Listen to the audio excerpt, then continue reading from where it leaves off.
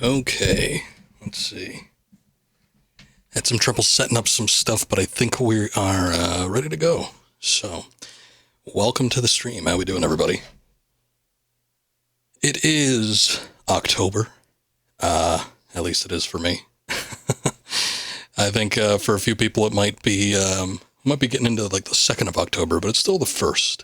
So I wanted to kick off the month with some horror games, and what better way to do that than with the old classic. We're going to get back into the Resident Evil series with Resident Evil Remake. I've streamed this game once before. I've streamed the original a few times. I guess it depends on what type of version you're looking at, but still, we've done the first Resident Evil in various forms, and we'll probably still keep doing the original for as many forms as there are, and as many runs as we can do. But we're going to get back into well, I guess I haven't done the, super original version of this, at least the remake. We're going to be doing the GameCube version. It's actually the Wii version. There's a slight difference with some of the mechanics and some of the video compression, but otherwise it's the same thing, so I'm just calling it the GameCube version. But we're going to be doing that as opposed to the HD edition, which is what I think I streamed last time. But there's some mild differences, and I think overall it should be fairly fine. Let's see if the capture card is actually working for it. Get into things here. Hey, there it is. One of these days I'm going to have to soft mod this thing, so I don't have to use the damn Wiimote to launch everything. The good thing is that we don't have to use the Wiimote in order to play the game. We can actually just do it via the GameCube controller, which I need to get. Hold on. It'll feel very familiar. I was half thinking about getting a GameCube version of this game, but it took a long time. I was talking about it on one of my other streams. I was trying to find definitively what are the differences between the GameCube version and the Wii version, and everybody had their own little version of an answer. Like, I think it's this, or I think it's that, or I think, but no one had really had like an actual, factual piece of information until I found a video on YouTube that actually talked about it. And, yeah, finally I got like a straight answer. Mostly it's the same thing. Obviously you don't have to use the 2 discs since it's all compressed onto one. There is mild video compression, which doesn't look as good as the GameCube version. And oh boy, there was something else. Something as part of the controls. I think just because of the different control methods, you could do a number of different things if you're using the modern controls with the Wiimote and the, I think, classic controller. Otherwise, if you're playing with the GameCube controller, it's completely the same. And it still uses the same video lighting and rendering, pre-rendered backgrounds, all that kind of stuff. So it's all pretty dang good. But yeah, let's go ahead and look at getting things all set up here. I could actually use this, I think, with OBS preview. I don't think it's going to make too much of a difference. I don't need that split-second reaction time like I needed for, like Prince of Persia earlier. So we should be able to have everything on one screen now. I get my chat up here with the pop out, and I think we are good. There we go. Very nice. Okay. Let's see if... Oh, look at that. I still have a clear file on here. So that's nifty. Maybe I'll just do this because at least we can get like the bonus costume or something. So let's see about loading up the clear file. Oh yeah, look at that. We have real survivor mode. I'm not going to be doing that. That's a little bit too much for me. I think that'll be, hey. See, that's why I went to the options earlier. I think it'll be a bit much, so let's hold off on that. Once again, though, I think it's basically New Game Plus, so let's see. Oh, there you go. We have hard difficulty unlocked, too. Resident Evil. I think I'll just do normal, because I don't remember what constitutes hard difficulty for this game. Or actually, the Real Survivor, I know, is the one that has, like, the weird... things in it, like the item box. Don't transfer items between them. Like you have to use, if you store something in an item box, you have to go to that specific item box to withdraw it. A couple other things. I think actually that was part of one of the game modes that was introduced in the director's cut too. It's been a while, I forget, but I remember that being a thing.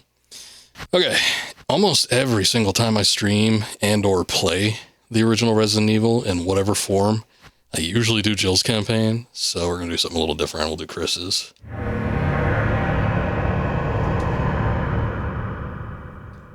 There we go. Alpha Team is flying around the forest zone, situated in northwest Raccoon City, where we are searching for the helicopter of our compatriots, Bravo Team. What's up, Desolate? Welcome in. Haven't found it yet? No. Already picked a game for the season. Bizarre. First one to do it, too. Occurred in Raccoon. We've got 3 more for the stream, and then we'll see what happens throughout the rest of the week, and if anybody else redeems for anything else.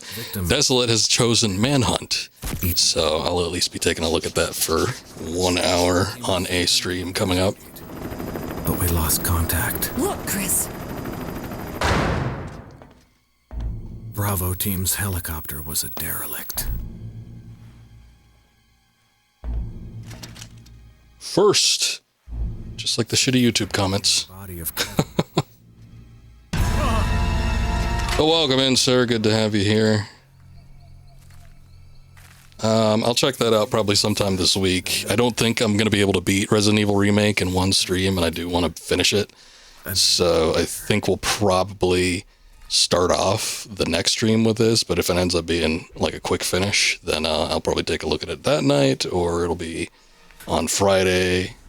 But we'll see if we can get that in this week. Take a look at something real quick. Hold on.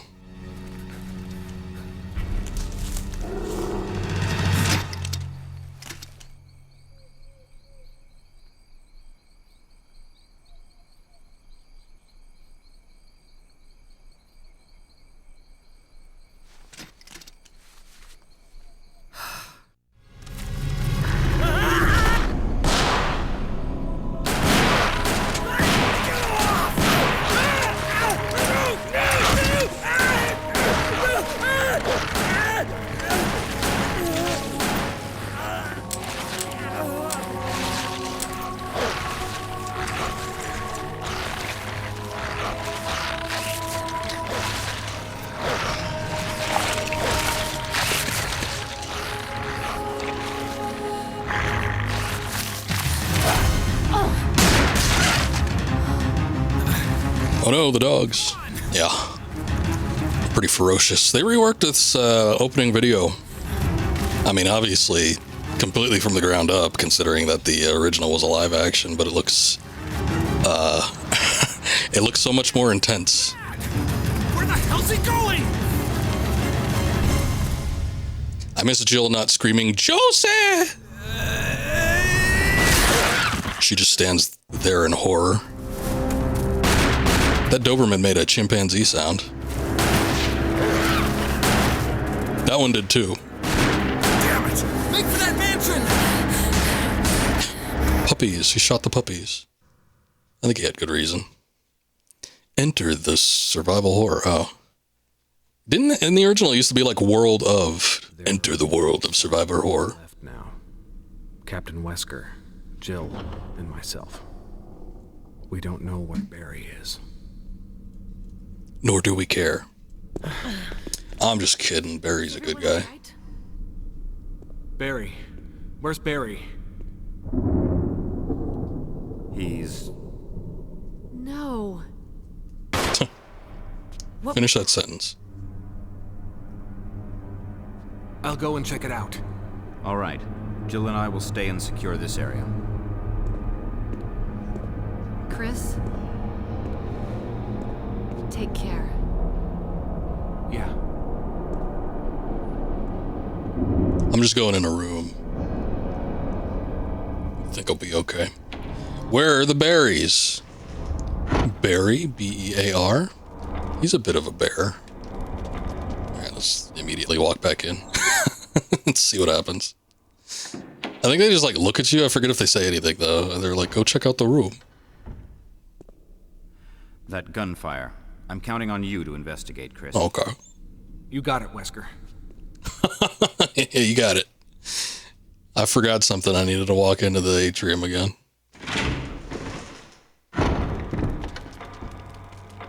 Better check this place out first. Need a tasty Jill sandwich. Unfortunately, we're not going to get that on Chris's campaign. All right. And we have entered the world of survival horror. And I noticed Chris only has a knife.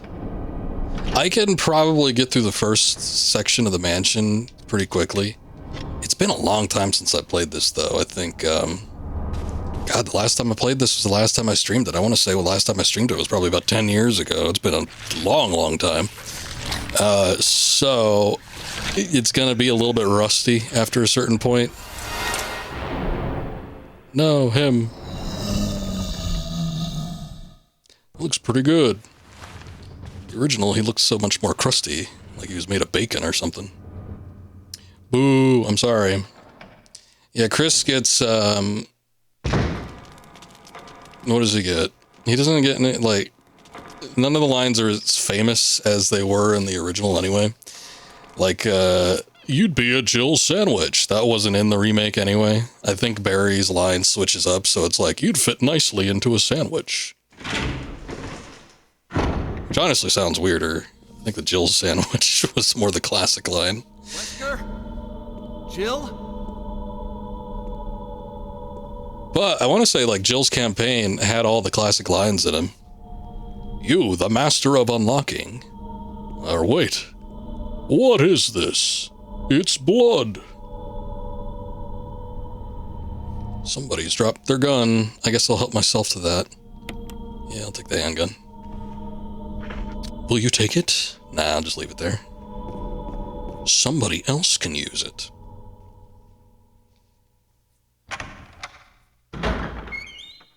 I think there is a secret room in here where we could do the costume change, but I think we need to get the key for the costume change first, so I'm not even going to go in there. Actually, I do have to go in there for a second to push this thing out. But I don't want to trigger that zombie. I know the zombie comes out if you go too deep into there. I don't think there's any other items outside of just accessing the costume change thing, so we'll check it out later, but right now I don't want to tempt any sort of fate. Hey, look at that. We got the mansion map for the first floor. Just in case something comes out.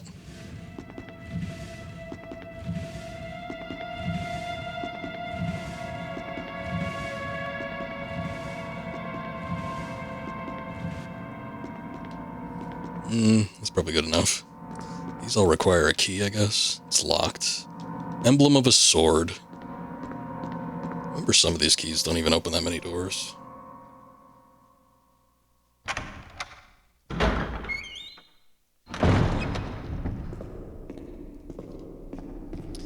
Alright, let's start taking a look around. Chinese style urn. Kind of sucks. Last time we played a Resident Evil game, I was doing the PC versions too. And the PC versions, you could skip the door cutscenes, which was so much better than not being able to do that. I liked it quite a bit.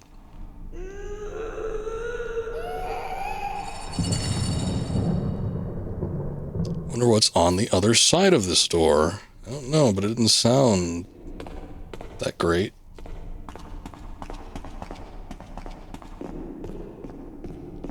Let's get in here. I don't think there's too much we can do just yet. We need to go through all the classic stuff. There should be an OG voice mod. There probably is. I wouldn't be surprised if that exists on PC. There is, this game has been ported to Steam, so. I don't think you can, yeah, you can't break these. It didn't start happening until Resident Evil 4. There's a number of things we can get here in this room, but I don't think we can interact with any of the puzzles that they correspond to. So no point in getting any of them. Look, there's that guy. Probably shouldn't have walked over there because I think that just set him off. corpse of something. Sorry. Was his name Kenneth? I forget. Looks like he's holding something. It's a film that belonged to Kenneth. Oh, it is Kenneth. I need a video player to see what's recorded on it. Looks like his throat's been torn out. That's no good.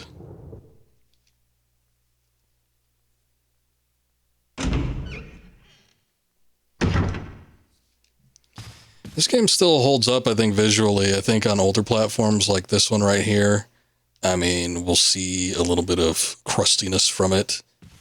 There's not a ton of anti-aliasing going on, but, you know, this game came out, I think, in 2001 originally, which wasn't that far removed. Nah, maybe it was like 2002. It wasn't that far removed from the original, which released, I think, in like 1990, God, like 7, 8, something like that. Corpse on the, there's a corpse collapsed on the floor. It was an instant death. What the hell happened in this mansion? Don't ask me, Chris. I don't know. A large bird cage. Dead raven inside. And when you do see it ported to more modern consoles and platforms, you do get to see like just like a lot of the work that got put into it. I mean, some of this is pre-rendered backgrounds, which still look pretty sharp. Although on the original versions of this game, or the, not the original versions, the ported versions of this game, they did upscale, I think, with AI, some of those, and they don't look great. Which is why the GameCube and the Wii versions are a little bit better. Just because they don't have that upscaling blurriness to them. See if that was worth doing. Oh, does he not get up? Oh, that just killed him. Okay, the knife is more powerful than I thought it was. I know there's another zombie around here somewhere. I heard him too, so I mean, that was, you know, a pretty big tip-off. On the status screen, select the item. Oh yeah, just examining. Sure, I guess we can do that. Arrowhead looks like it could be removed. Arrowhead. Arrowhead is made from peridot, sometimes referred to as a poor man's emerald. It's not very nice. Oh, shit. He's a little bit closer than I thought. I'm gonna see if I can lure him down here. If I can, I want to dispose of zombies through some high traffic areas. And this isn't like a super high traffic area, but you do end up coming down here a couple times. And I think after you go through the guest house or whatever, you need to come back through here. So I want to see if I can get rid of all these guys with minimal effort.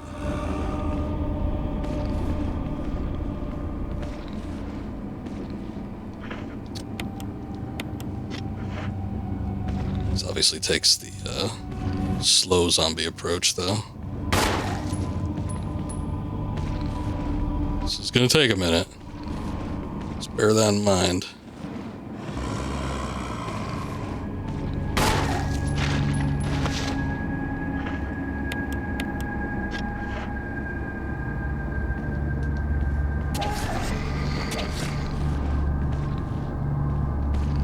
Damn, he's already gonna be moving.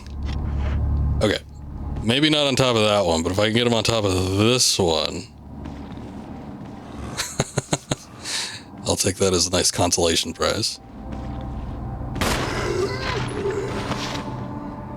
Close enough. I think that should work. Okay, there's actually a button for the map, isn't there? Yeah, there is. Okay.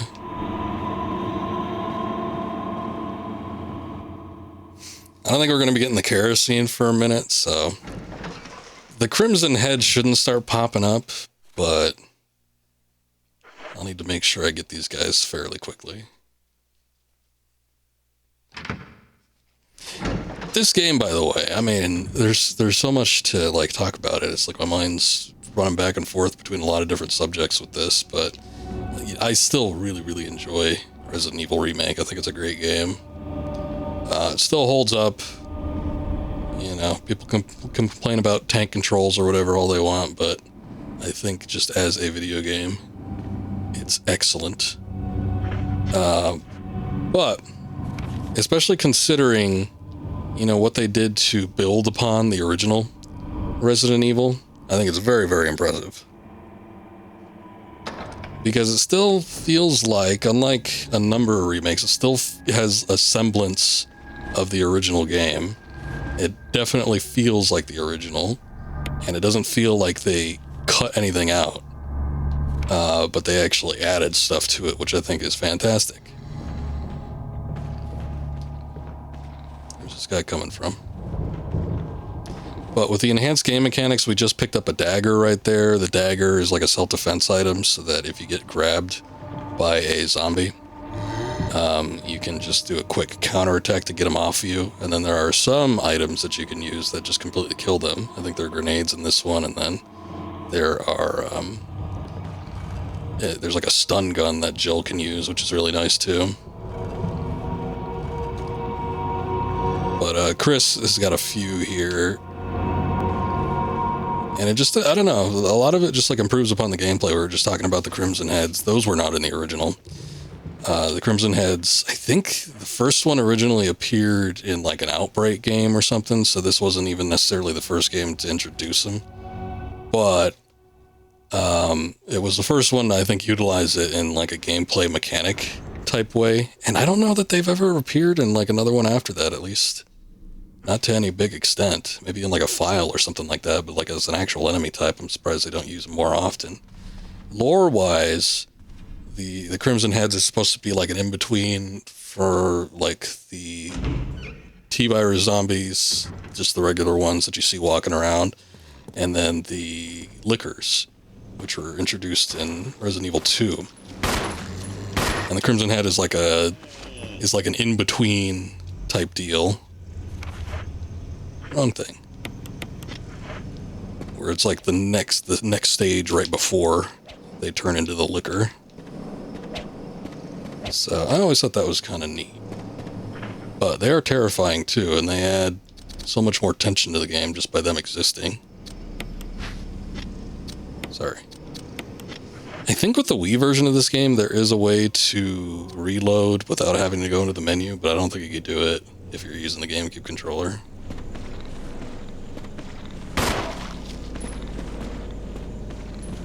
See if I can lure him over here. What I'm doing, what I did in the previous room and what I'm doing here is I'm trying to stack zombies, because you can stack them on top of each other when they die. Shit. Oh, he's a puker. That's interesting. And then eventually you get a kerosene, which, shit. Will completely wipe them from the map. Let's see, he doesn't look like he's down. And prevent them from becoming Crimson Heads.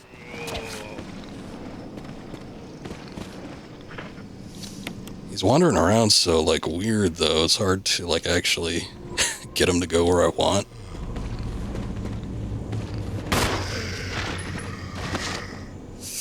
I might have to call that good enough. I don't know if that's actually going to work by the time we get him. By the time we get the kerosene to get him. And he's not getting back up here.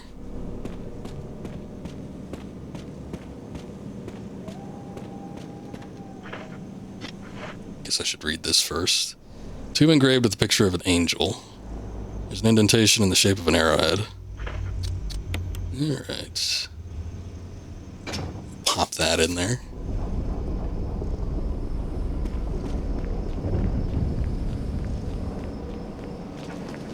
Come on.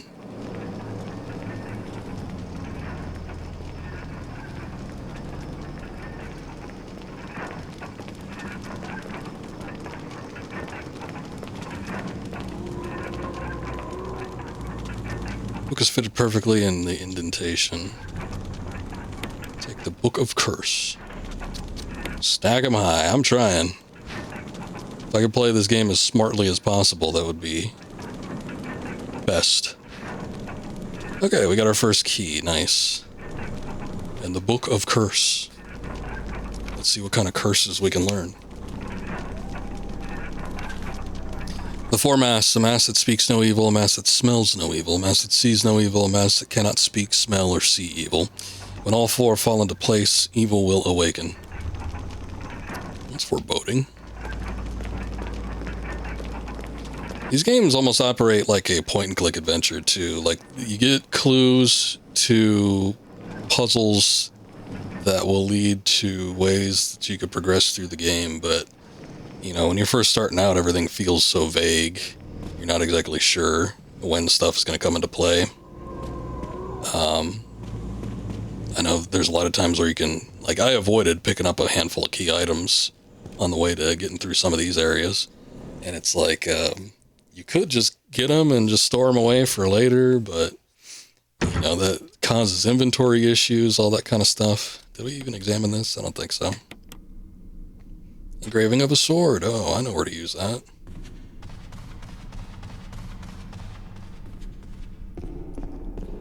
So, if you have a semblance of an idea of how things operate with this game, you usually don't want to pick up a key item unless you know where you're going to end up using it. Should I take that now? I don't know. I think there's going to be some ink ribbons by the time we get to the save room. Our first official save room should be kind of deep into this area. We might be able to do the one up top. I actually didn't investigate that room. I'm not sure. I don't know, like, the doors by heart, so I don't know which ones are, like, sword related and which aren't. I suppose since we're right next to it, I could go take a quick look, though. Although, like I said, I think that other save room, the other one I'm thinking of, I'm pretty sure that one's got the kerosene in it. Oh, shit. I forgot this guy was here. Okay, I actually don't want to kill that guy, though. It's much better just to have him as, like, a regular zombie. I just need to remember that he's there. Oh, that is the sword key one. Well, shit. Okay, here's the thing, though, like I was just talking about. I think you only get the kerosene from one spot. I don't think it's just going to unlock, like, at any given save room that you stop in.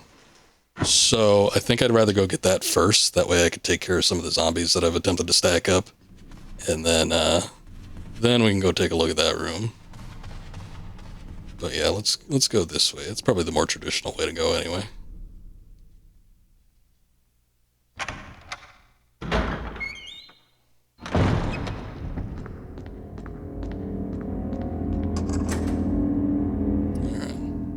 That's 2 doors down.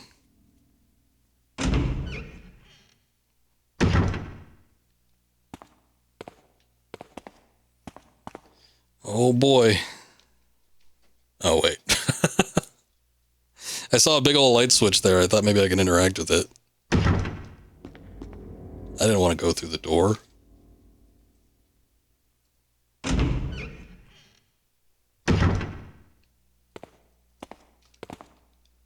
Alright. Various sculptures and bits of pottery. Oh. I wasn't even intending to do this, but yeah, sure. Let me go grab that. I could recuperate that dagger that we lost earlier.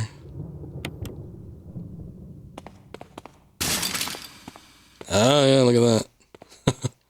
What could that have been? This hallway's a pain, but I think the way it operates is nothing will happen if you go this way, like you enter from the door I entered in. And then you just keep walking through. I think every time you just go through that route, nothing happens. But if you attempt to walk backwards, like if I turned around right now and went backwards through that hallway, I'm pretty sure we're going to deal with an encounter. Hello, Chris. Just standing there. Not what I wanted. I got to get used to the layout of the buttons. Okay, let's see. It's locked. Old-fashioned lock that's rather simple in mechanism. Pull that back out. Let's see what this is. I think this is just a bathroom. Doesn't look like it's been serviced in a while. I mean, it doesn't look great, but it doesn't look bad to me. Chris might be a little hoity-toity with this. Full of dirty water. Remove the plug? Sure.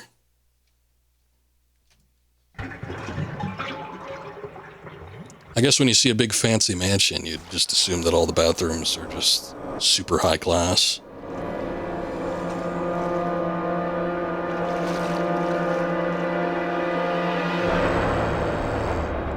Oh, it looks so big.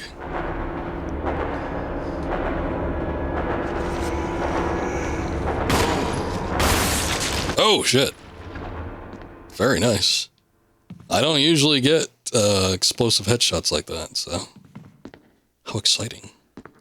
Although it almost feels kind of wasted because it's not like I'll be coming back in here. I think the only thing in here is that little key.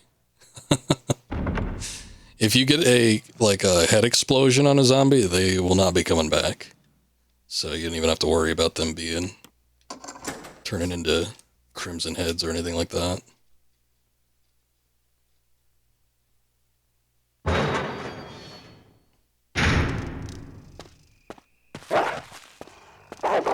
Oh yeah. There's dogs out here. Chemical. Okay. That is a key item we'll need somewhat soonish. So I'll go ahead and take that.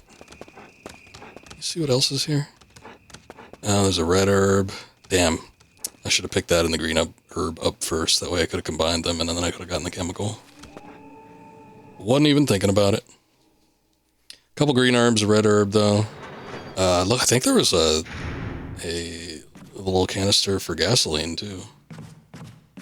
So that's a potential refill spot. You just gotta deal with dogs. I think they do jump over next time you get in there. I keep doing that. There is a map button. I think... Hold on.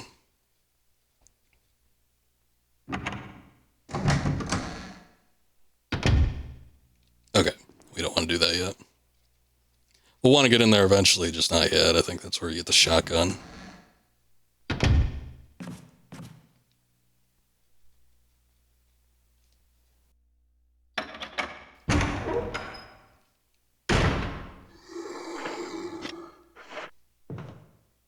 You know what? I don't think I'm going to worry about him.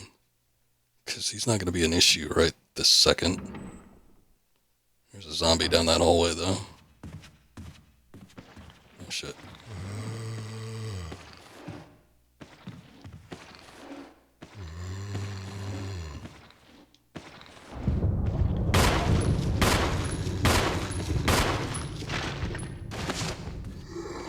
Oh, no. Oh, nice. Okay. Well, that worked out. Okay, well, you could also, if you don't just purely explode their heads, you could also do that. I don't think it always works like that, though. I feel like in the original, if you played as Jill, she could, like, kick their heads off, too. But it didn't exactly serve a purpose in there. Because you didn't have to worry about them becoming crimson heads. It was just, like, something that could happen. It's like a neat little animation.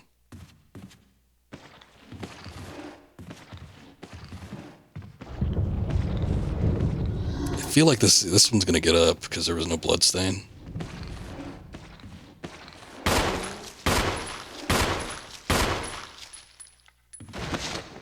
They're stacked though.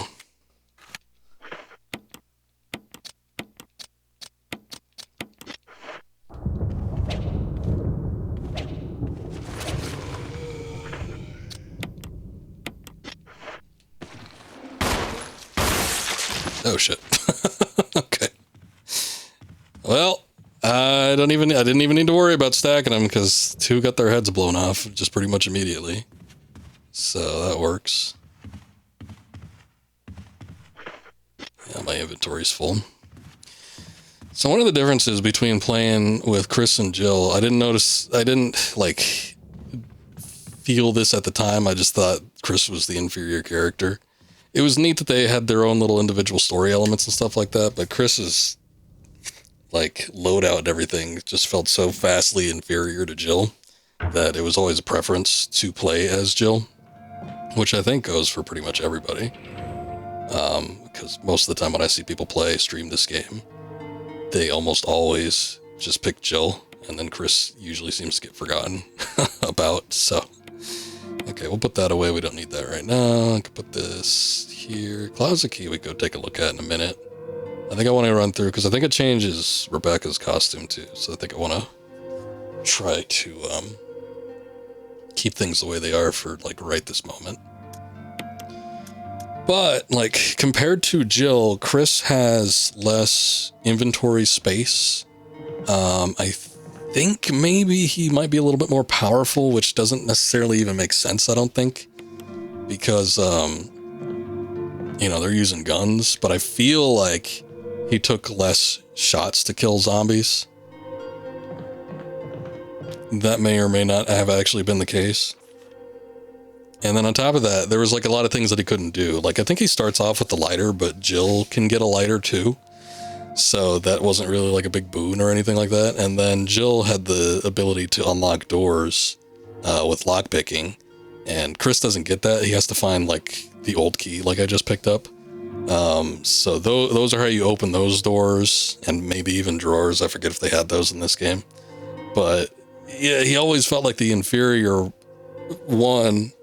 And then I came to realize, like, oh, you know what? Chris is kind of like the hard mode, if you could even classify it as that. But yeah, he always felt like he was a little bit more difficult. Oh, maybe it wasn't strength, but now that I think about it, it might have been that he had more health than Jill did.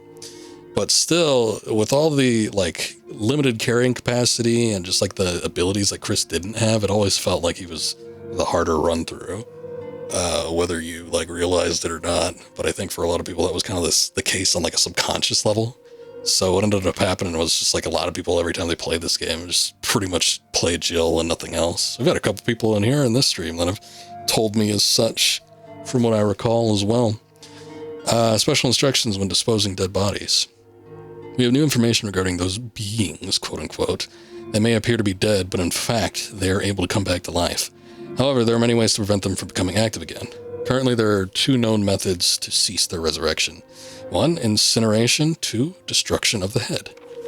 And if further methods are discovered, they will be notified immediately. Meanwhile, to those who still have the will to live, oil has been placed on the first floor of the mansion. Take as much as you need.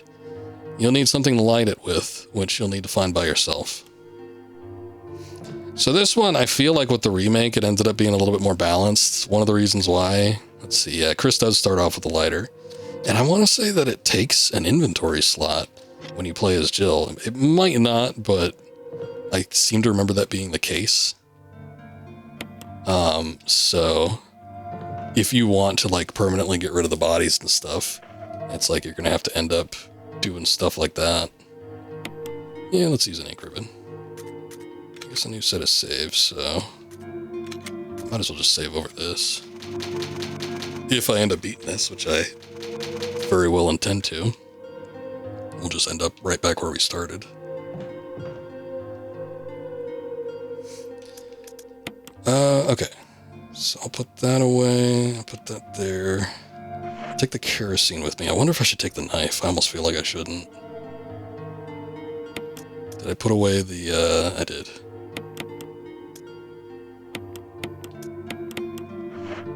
Okay. So instead of the knife, I'll take the handgun magazine. The knife is, I want to say it's a little bit handy. I do feel like getting a couple swings in on a zombie does help, but it might not be all that worth it in the long run.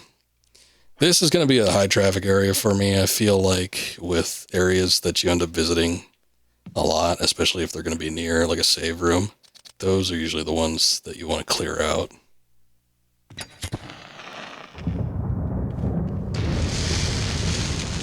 I seem to remember being able to take damage from the fire when you light it too, so kind of want to stay away from that.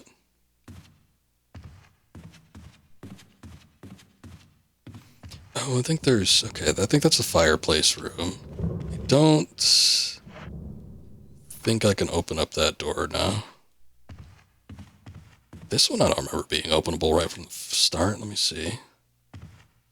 No knob on this door you can't go through. Oh, okay.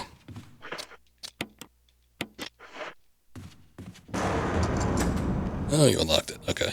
Yeah, I guess there would be rooms, some of them where you just like unlock it by hand. They don't necessarily need a key.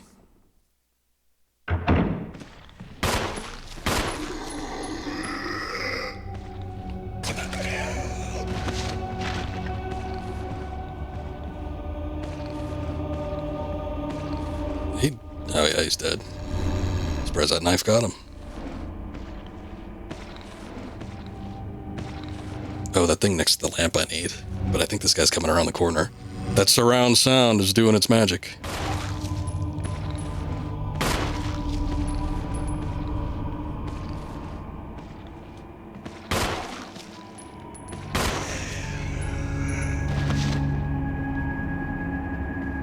Nice and stacked. Shit.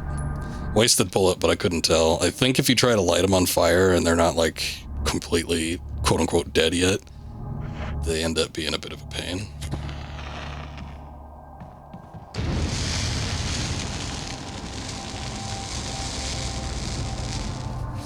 Alright.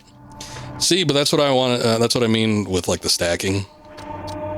Is that once they're on top of each other like that, it makes it so you don't have to use 2 kerosene lights. Wooden mount. This I think we need for the fireplace.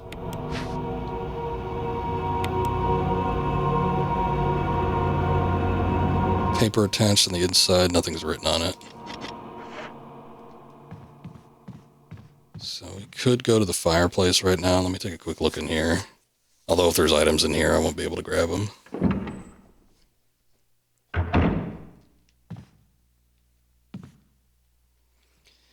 Old-fashioned gramophone. The record is Jupiter.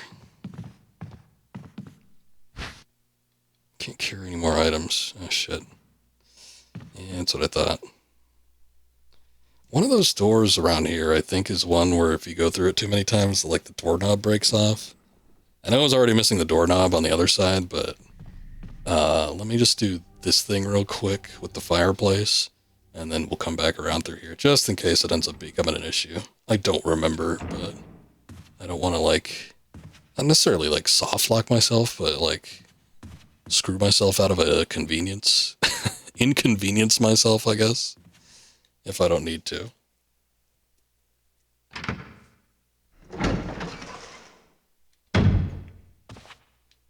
Little green herb there.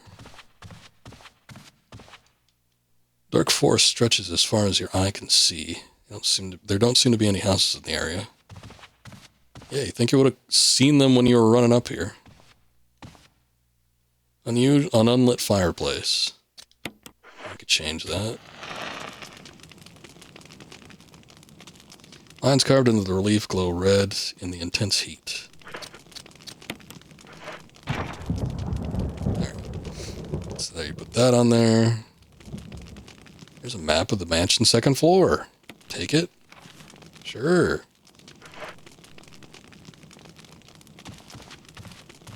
For now, I think that's all we can do. This is probably locked. Emblem of a helmet.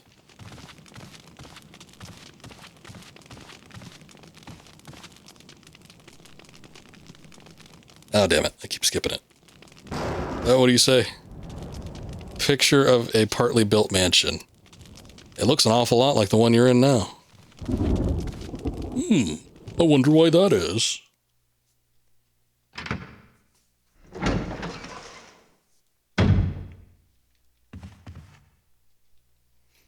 Actually, you know what?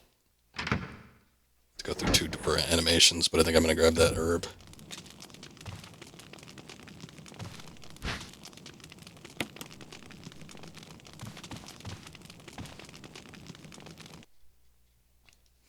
Okay.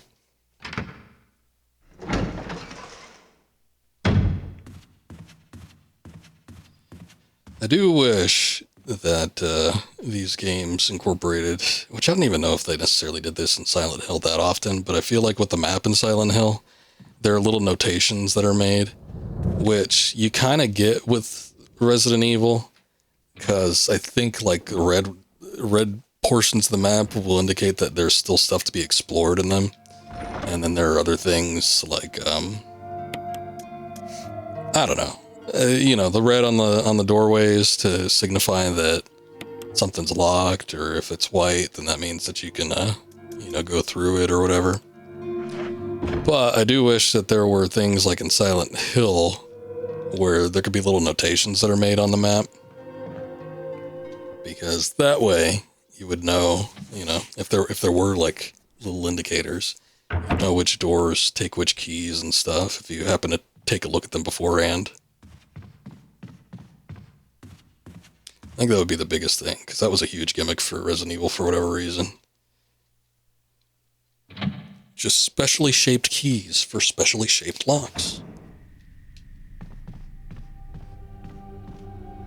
Alright, let's step back in the library and see what we got in here. We did see that there was a dog whistle. There it is. That there thing there.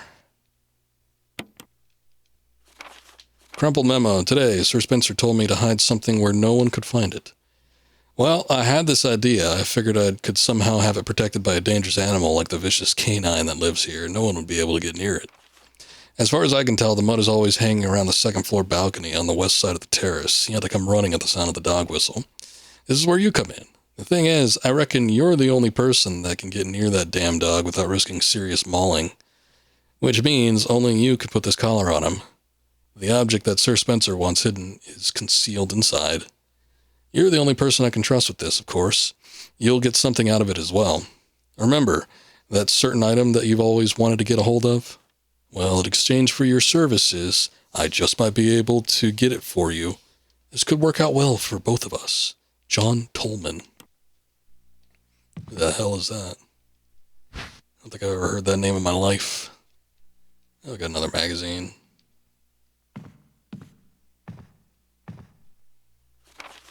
Botany, uses of medicinal herbs. It is a well-known fact that there exist many types of plants that are credited with medicinal healing powers. Since ancient times, mankind has been healing wounds and diseases using various plants. Yeah. That's a game mechanic in disguise. It's just telling you that you can combine herbs. An open journal, the pages are blank. Books on various peoples of the earth.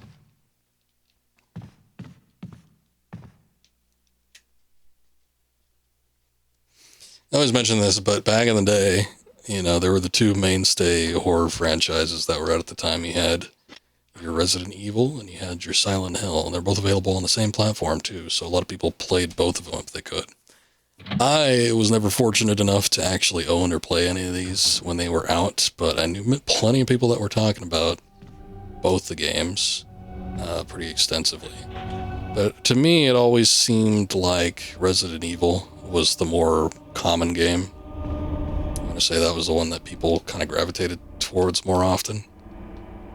So many armor keys.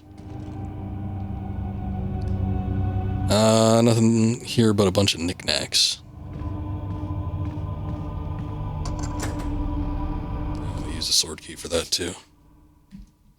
Interesting. I wonder if you could use it from the other side, because it almost seems like it defeats the purpose of going through the bottom way. I guess there's probably an issue with the lock or something like that. Emblem of an armor, once again. Armor is used a lot on the second floor.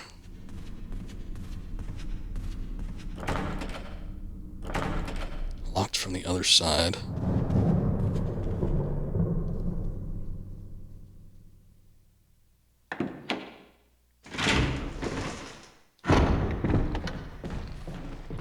Now I feel it's safer to go through here, though. Let's see.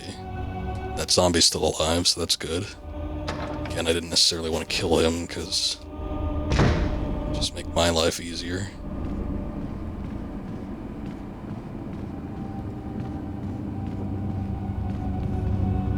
If you can go around zombies, that's usually the better bet. But, it's kind of a big if. Boy, these guys are kind of stacked on top of each other, but not really. I wonder if this will work. They're like side by side. Oh shit.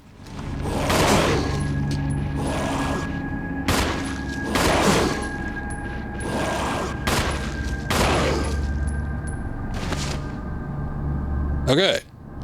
I didn't know that he already turns into a Crimson Head. God damn it.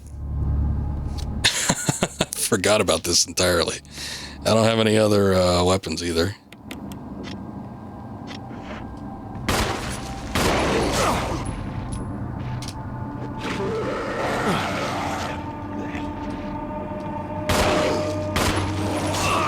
Shit. Can't believe it. I'm dead. Alright, well I wasn't saving like too frequently, so we're gonna have to do that upstairs section again.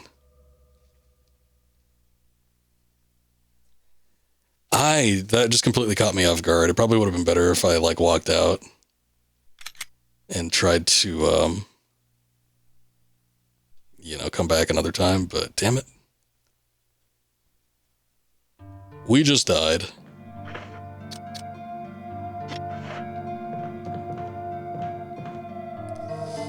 Okay, let me see. I'll try to redo what I had going on here. Get that in there. We're gonna need the sword key.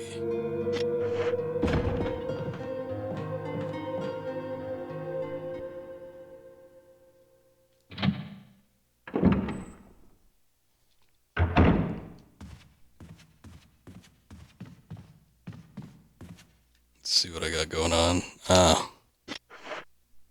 Hold on, let me back up a little bit. He's almost a little bit too hidden on the staircase there. It's hard to see. Not necessary. What do you mean? Maybe I'm like not close enough to him.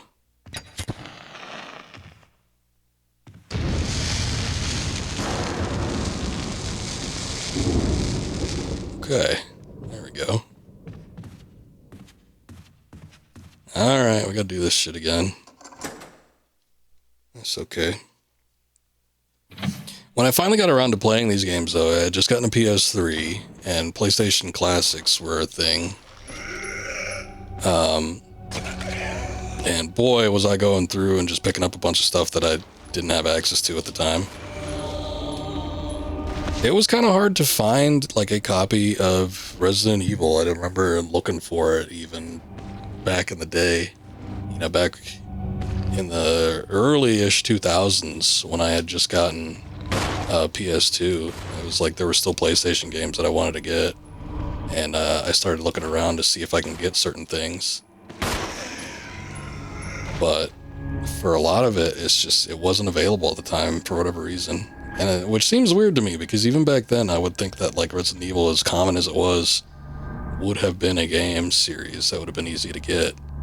But yeah, I didn't get around to it until the PS3 days with the PlayStation Classics.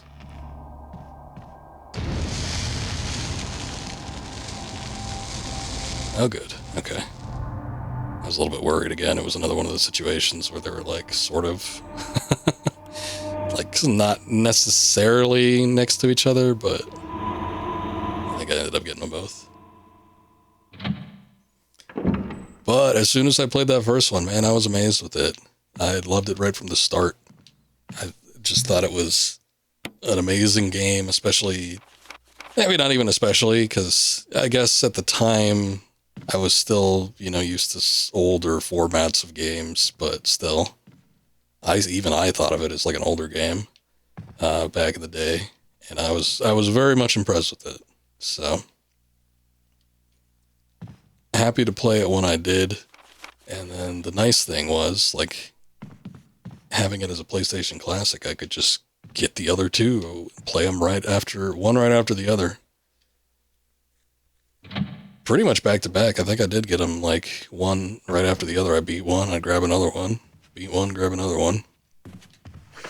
And they weren't like terribly expensive. One of the first things I remember getting when I first started working was that PlayStation 3, so, you know, 10, 15 bucks, something like that. Probably wasn't that much even back then.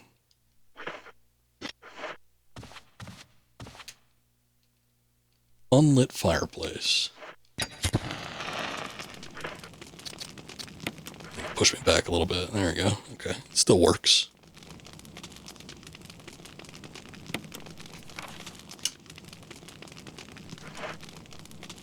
You know, it's kind of funny though. It's like it took so long for me to get to the original trilogy But they weren't the first Resident Evils I played. The first one I played was Resident Evil 4. I had the PS2 edition of it, which was so completely different from the original series. It still had some of the, the hallmarks of Resident Evil at the time, but it felt like such a different game. I mean, really, 4 was such a genre-defying, and the originals were kind of too, even though they were taking the gameplay from Alone in the Dark.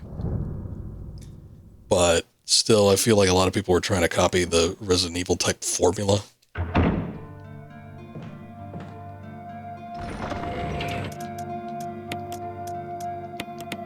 But yeah, when Resident Evil 4 came out, man, that was such a big game. It was hard to ignore. So I ended up getting it. I'm not gonna need that. And I thought that one was a great one. I was waiting for Resident Evil 5 to come out. But in the meantime, before that even happened, I ended up getting the original trilogy, which I think was probably better than 5 ended up being. I always say, I will always stand by 5. I think it's a great game. But yeah, boy, did it take a departure. For as much as 4 took a departure from the original trilogy, 5 was like so much more. I even remember back then, way back when, people used to rag on 4 for like being too action oriented and not feeling as tense and claustrophobic as the original games. But yeah, I don't remember what the reception was like with 5. I remember a lot of people liking it. I guess I do remember a little bit of some people ragging on it too, but yeah, it just seems like 5 was probably more deserving of that kind of criticism as opposed to 4. Again, with 4, it's like they're just like, as far as like third-person shooters go, there was none that were quite as refined as that one was at the time. It was pretty astounding.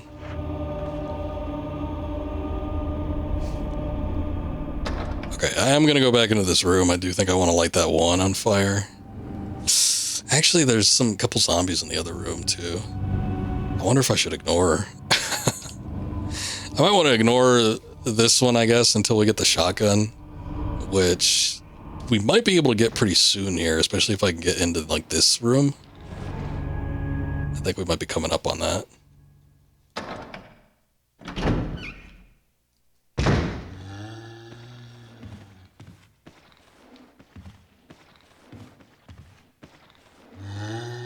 Where are you at? Oh, he's going up the stairs. Now, there's one in the other hallway, too. I could hear it with the surround sound.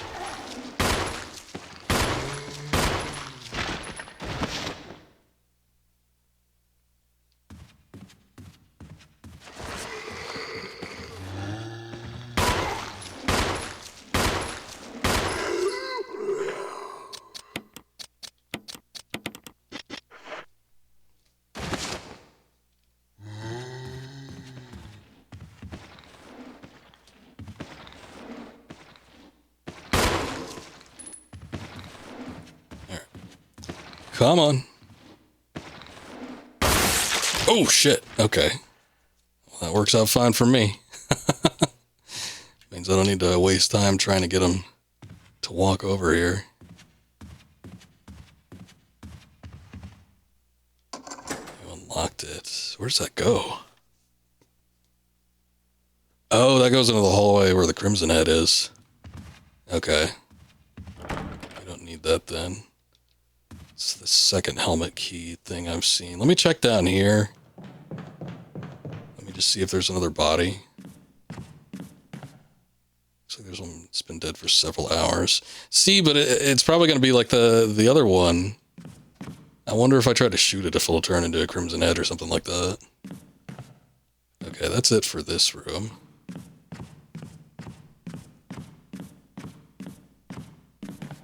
That door to the left is a save room. I think there's a gasoline tank in there as well. But this is definitely gonna be a high traffic area. So I want to make sure I keep this place as clean as possible.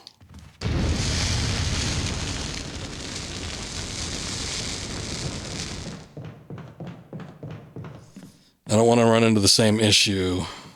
Actually, okay, if this guy wakes up, then I'm just going to run into the save room.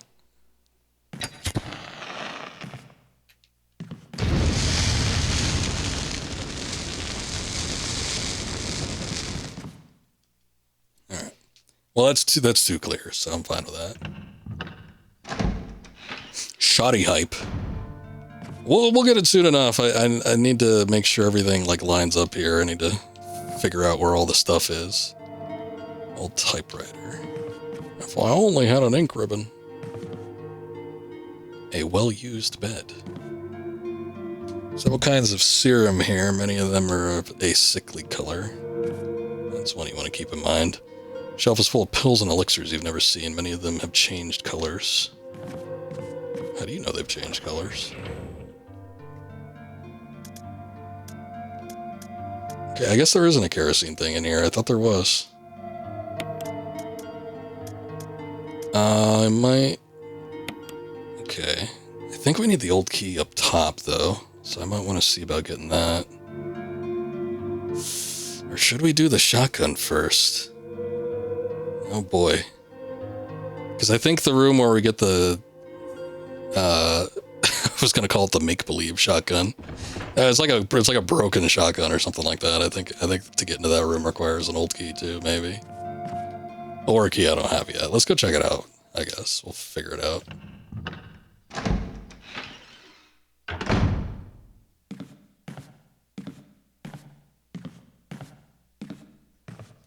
No zombies coming back out. You know, every time that they focus on a window like that, something's going to end up happening there. Okay, so this is an old key one. So this is where we get the broken shotgun. The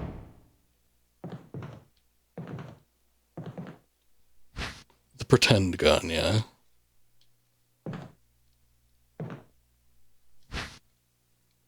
Okay, so that's the broken shotgun. We'll need that. Oh, there's a gasoline tank. Look at that. Still plenty of kerosene left. Some ink ribbons, not bad.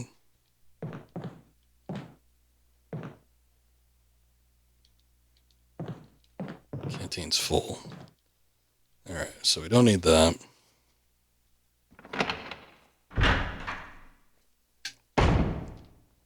Let's take a look here. I think I'm going to go ahead and save. Since we got some new ink ribbons.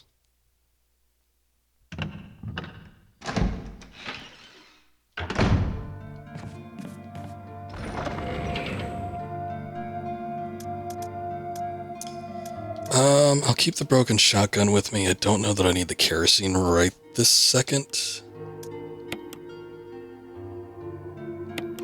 Just 2 bullets isn't going to help me out, so I might put that away too.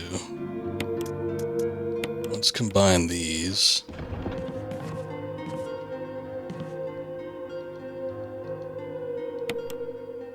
Oh, we're right next to the room, the spot where we can use the chemicals. So I might actually go do that.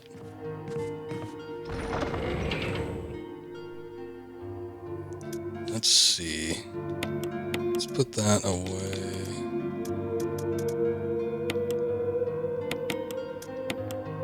I think there might be some zombies down in that area. Let me put the broken shotgun away for right now and just take the chemical. I don't know. We're so early in the game, though. It's like it might be a locked door. We'll see. Because I forget exactly how these end up working out.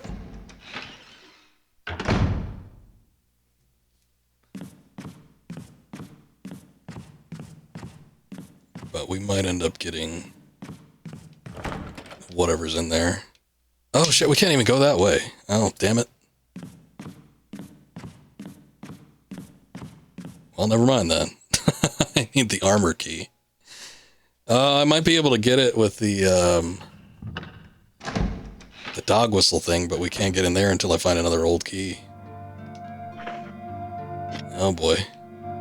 Hope I didn't screw myself out of anything. Alright, well, I guess we'll go back to plan A then. We'll just go back and try to get the broken shotgun stuff taken care of.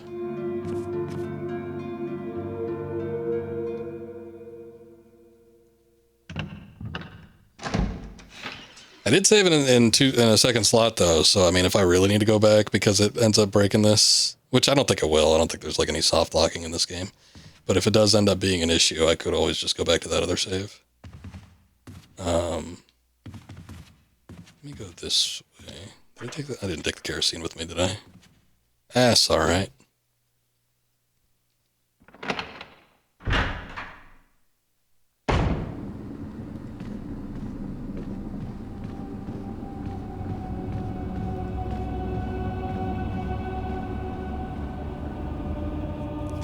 And I know the beginnings of this game pretty well, but we'll see how it goes. Oh, what the hell? He's in a different spot. Are there two of them now? Or is he just the same one? No, he must be the same one. He just moves spots. I wonder if that's just based on the door that you come out of, or if that's like over a period of time or something like that.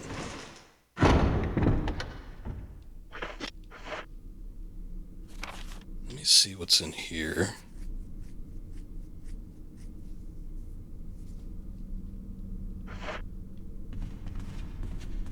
Did we check this door up top?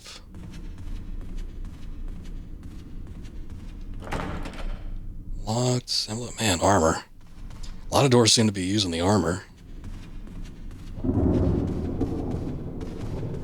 Armor and helmet, I feel like. I want to say that there's another one too. There's like a shield or something like that. But, I don't know where that one is. Or what door it unlocks. It might be like a very particular one because I haven't seen it yet.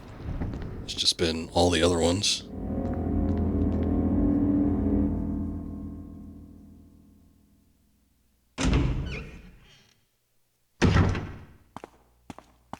Okay, I'm gonna go this way. We'll put that theory to the test. Let's see.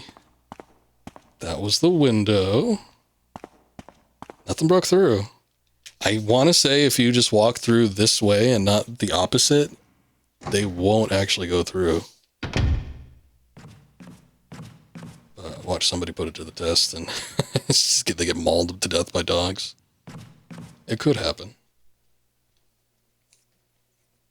Getting the shotgun's important though, so gotta make sure we try to do this as quickly as possible.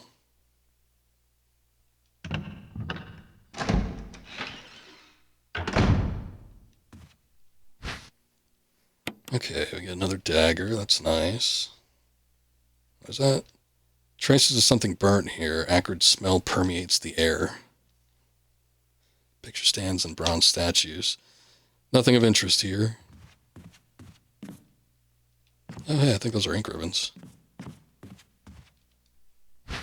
Yes, they are.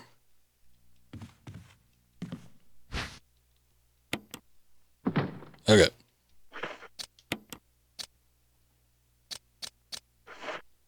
So we take the shotgun off the shelf. Obviously, it's attached to some type of lever. Put the broken shotgun on, and it's like nothing ever happened. And now we have a working shotgun. If you do this in Jill's campaign, I don't think she can get the broken shotgun, but like you have to just take it anyway if you want it. And then you come in here, and then the ceiling starts coming down on you, which is where the Jill sandwich line comes into play. But I think like you have to get it though. Like you can't get the broken shotgun that way. I'm pretty sure the broken shotgun is like a Chris only deal. Oh, there's a guy here. I thought I heard him too.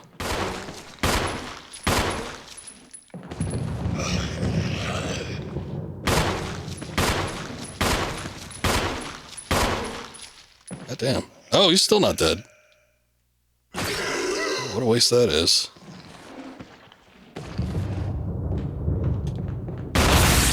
Oh, Jesus Christ. Oh, was that the grenade? Oh, I didn't even realize it. Yeah, I think I had a grenade equipped. That was even a bigger waste. I mean, I would have wanted to kill him permanently, but still. It's a bit overkill because I had already pumped in like 10 shots into him. Emblem of Armor once again. Alright, Armor's the big one. That's the key that we need to go find. What's this?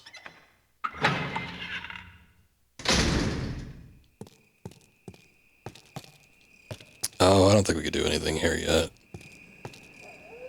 Yeah, I already see it. There's something that you need to set in place there.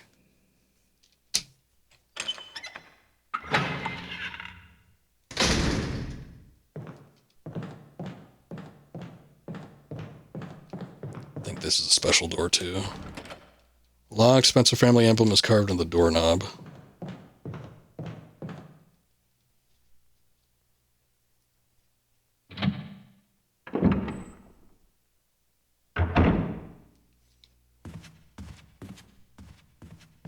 At least he blew up. You're right about that.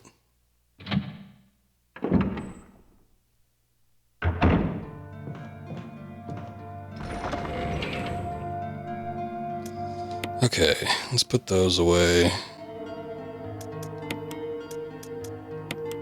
Let's try to keep things organized here and get my guns up top.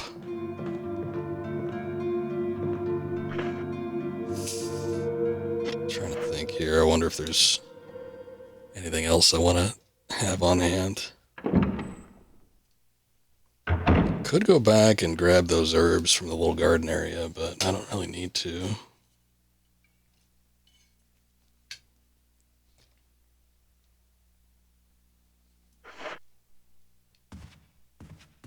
Alright. I'm going to start utilizing the map a little bit more, because now I'm starting to like wonder where it is I need to go. There's another armor lock. That's a big one. Once you get the armor key, you practically have the whole mansion to yourself. I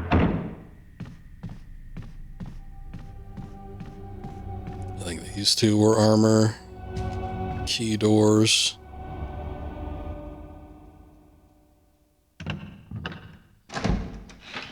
So I think we need to find an old key, because I think the old key will get us into the one area that has where we could use the dog whistle. Just came through there. That's an armor. That's locked on the other side. Through that side way. I don't think there's a way we can get in through there. We have the first floor map too, right? Oh, there is the, hold on. So from like the dining area, there's a little hallway down there.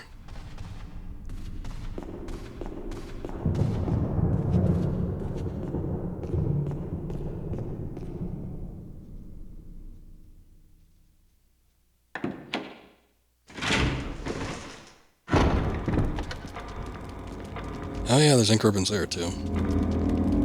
Have a few more saves than I thought.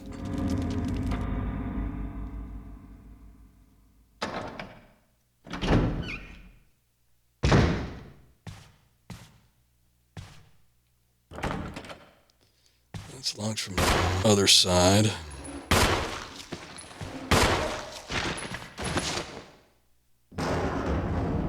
I feel like you're gonna get up. I only got 3 shots left, actually.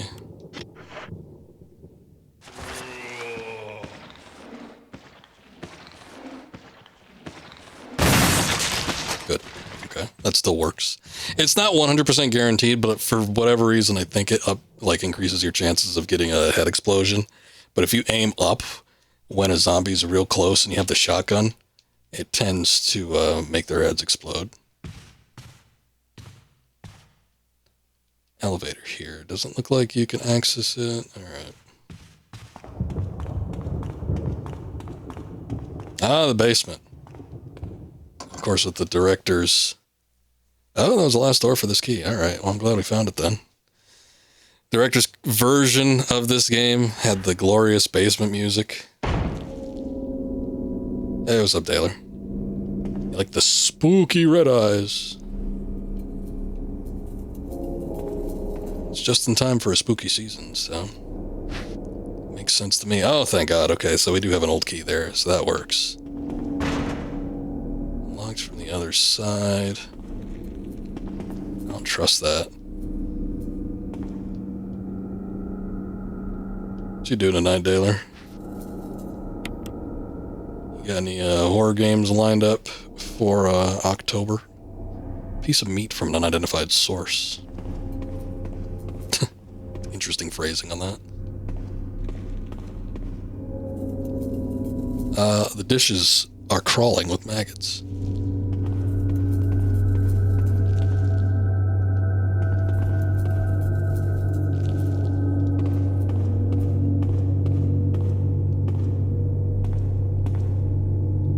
Power doesn't seem to be turned on. Of course it isn't.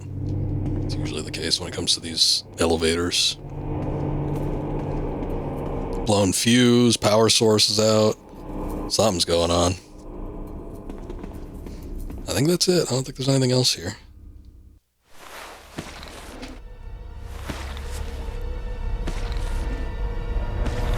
Oh no.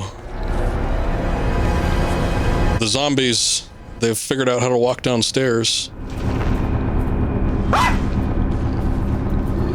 Oh shit. Okay, I'm just gonna leave because I don't think I'm gonna be coming back down here at any point. Well, okay, I think we're forced to go in there at some point, but just like for right now, I don't care. You look like a guy with a plan? Well, it doesn't necessarily need to be you don't need to be planning it. No streams or anything like that. You could just be playing horror games for the sake of playing horror games in October. You know, you roll with it. Roll with the seasons. What's my inventory looking like? Okay. I'm actually going to go in here. We get up top anyway, and then we'll be in the room that we need to be in. Let's see, but I wanted to get these since they're just sitting here.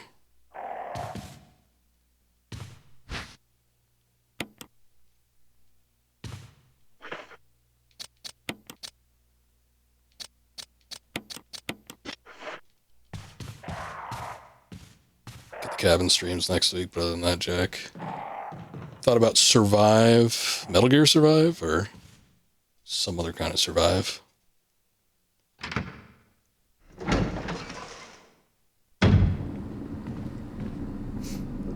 Boy, I almost want to see if I can take this guy on. I mean, I think I should be able to, but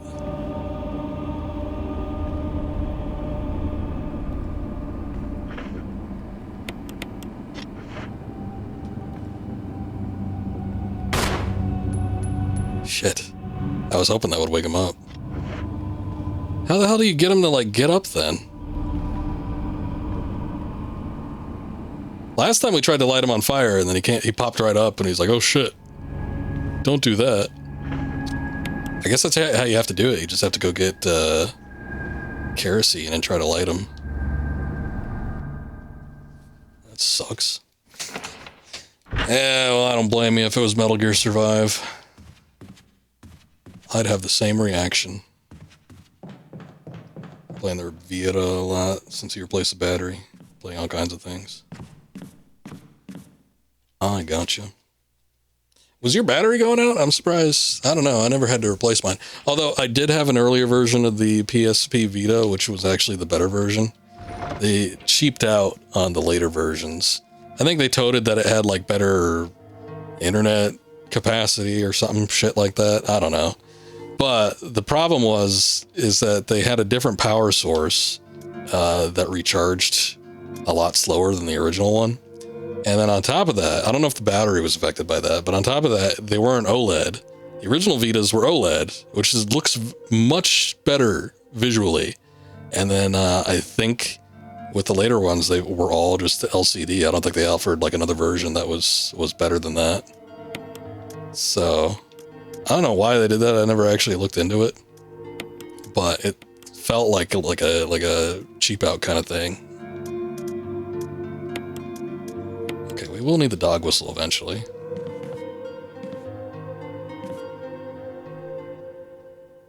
$2,000 were, I think, the original PSPs. I don't know if they had that designation for the Vitas. But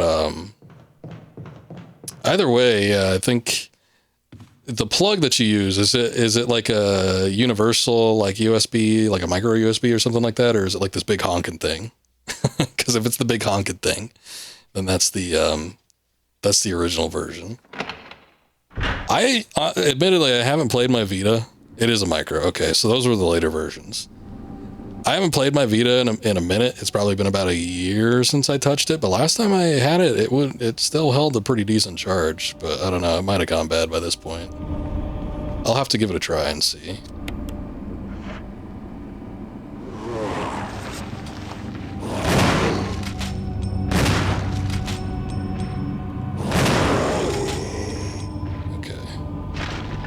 Time's a charm, I'd have to guess. I don't think that if you kill them as a Crimson Head, I don't think they come back. So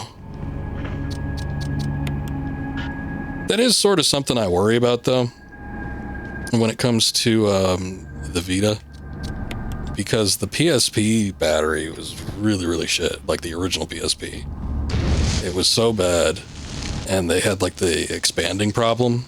Which, you know, a lot of electronics that have rechargeable batteries do have that problem over time. I've seen it happen just as frequently with Nintendo products, like DS. I think some of those original DS and DS Lites started getting the expanding battery thing. But I feel like I've had the Vita for a long time, and it still hasn't been an issue. And again, last time I attempted to use it, I think the charge was still pretty decent on it.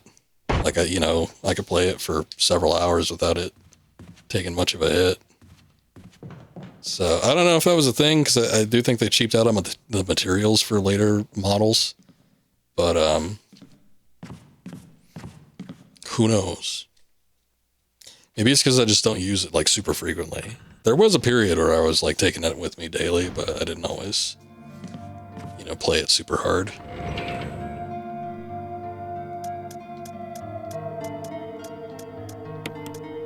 But when you said you were replacing your battery, I started getting a little worried. I'm like, oh shit, I might have to look into that myself. Oh boy. I'm kind of wondering what I should do here, because we do need to take out the dog thing. But I'm a little bit low on ammunition. Oh. Does that actually have an effect on stuff? I've heard sometimes that people don't like to leave things on chargers because it like shortens the lifespan of batteries, but I've never looked into that to see if that was like actually the case. Okay, so we use the old key here. I'm going to see if I can walk all the way to the other end though and get to the outside door, and then maybe get into that spot where the headstones are at. Because I think there should be some shotgun ammo over in that spot. Let's just hope I don't get attacked here. I don't think I can, but we'll see. Okay, so this is the one that was locked from the other side, so we should be able to get into the main entryway here.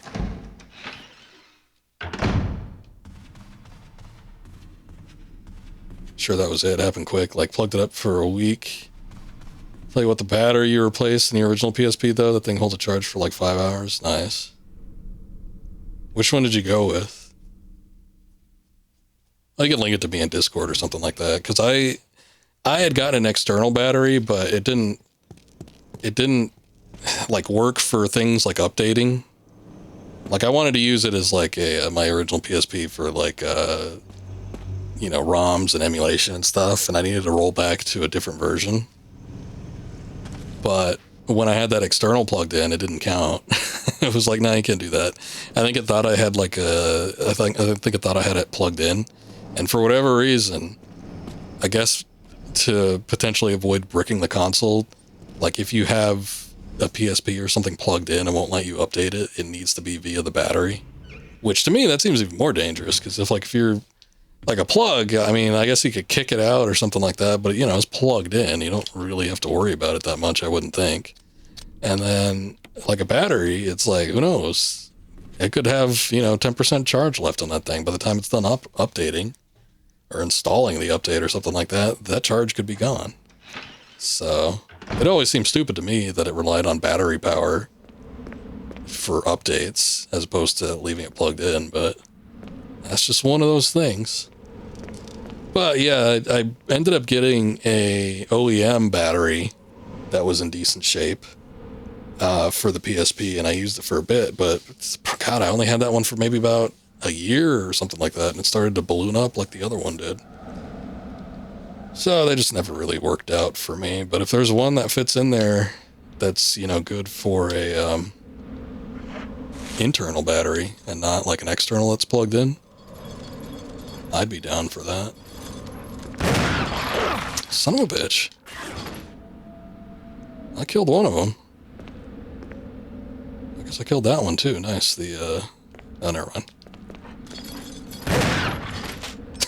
He was down for a second. And then he got back up. Okay, now I get the color. We're doing fine, but there are these green herbs here. I did technically take a hit. Green herbs growing here, but only enough for a few uses. Use them? Why not? I don't think I'll be coming out here that often. Well, let's take a look. Oh, so that is an internal battery. Interesting. Okay. Well, I might end up getting that because I never actually ended up doing what I wanted to do with the original PSP, which was turn it into a little emulation thing. I don't need to do that now that I have a Steam Deck, but still, it would be nice to use it because there are actually a couple PSP games that I wouldn't mind playing. Let's take a look at what we just got. Actually, let's combine that with that. That way we save an inventory space. Sure.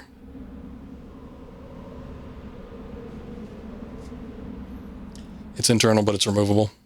Well, yeah, no, the original PSP batteries were always relatively easy to remove. I mean, it was kind of just like taking out a battery pack. Like, well, I guess you don't have an Xbox, but like with modern Xbox controllers, it's kind of the same thing. It's just like a battery pack that you could take out, and I think you can charge them independently if you have a specific charger for it. There's a coin hidden. Wait a second, that ain't no coin. Oh, that's the imitation key. Okay. Cool. Shaped like a key, but lacks the rigidity to be used as one. So we can use that in the that room that I neglected to go too deep into that had the suit armor in it. I think so. Yeah, I think they all were. I will say that I didn't have the early models of the PSP. I don't know if you got yours like on launch or close to it. So I had one of the later ones, but I am pretty sure that the battery just needed to be, it just had a little flip off thing in the back, and you just pop that off, and you had access to the battery. You just pop it out.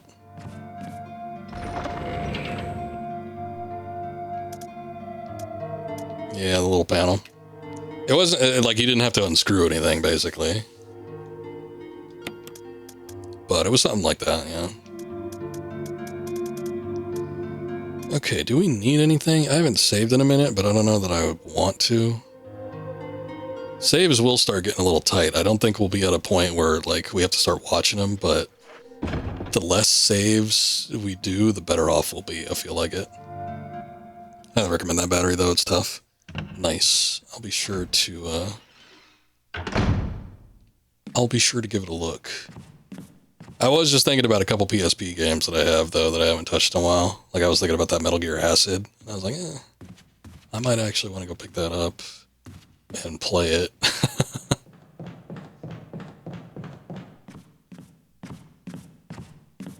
The original version of Peace Walker on the PSP has some features that were absent in the HD editions, too.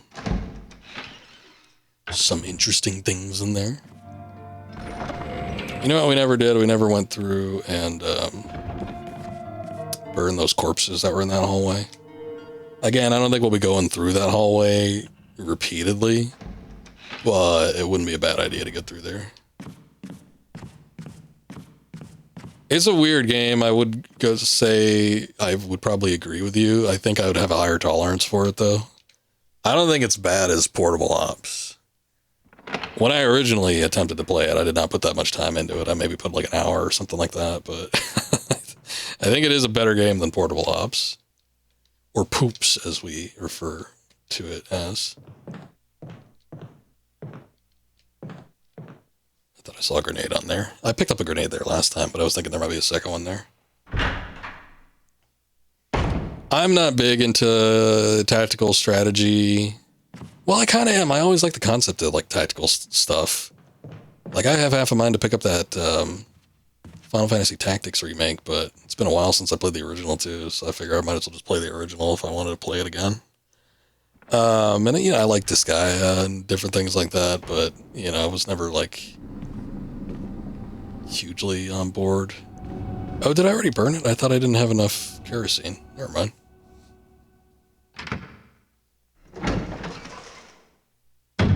Acid 2 is a little bit better, yeah.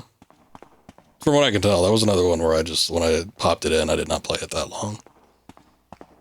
But I did think it was better than the original. But yeah, those, I mean, those games were experimental and a little bit on the odd side. So, you know, definitely not everyone's cup of tea.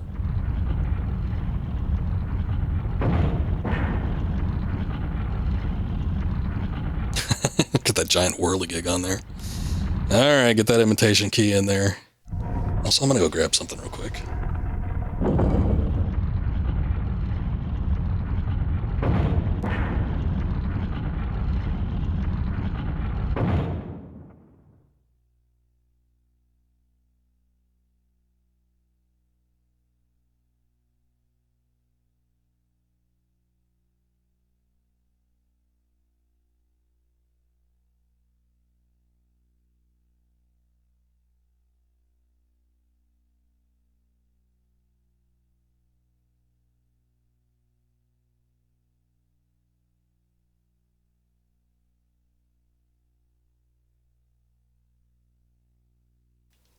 Nose is itching like crazy. I don't know why, but put a little lotion on it, see if that stops. Alright, this better be the armor key. Hold on. I think the imitation key was the armor key. Oh, it is. Good. Okay. That'll unlock, like, most of the doors.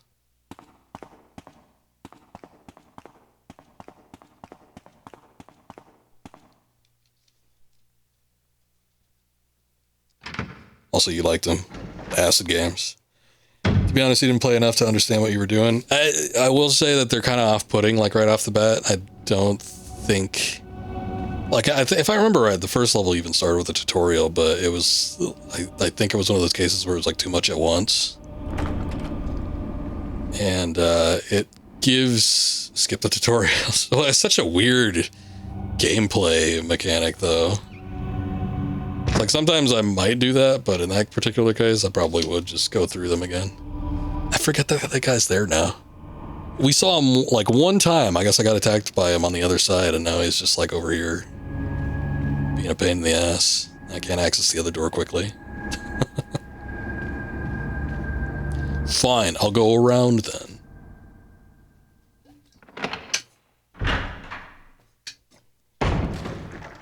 But I do think it is a, it's a little bit off-putting, like right off the bat. Oh, that's a helmet door. What the hell's going on? Oh, is somebody coming through here? You son of a bitch.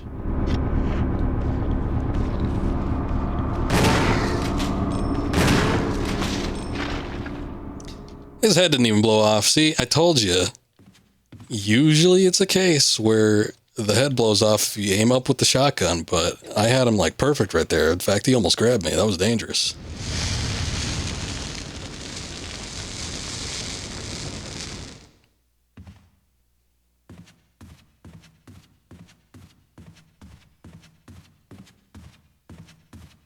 Pain in my ass.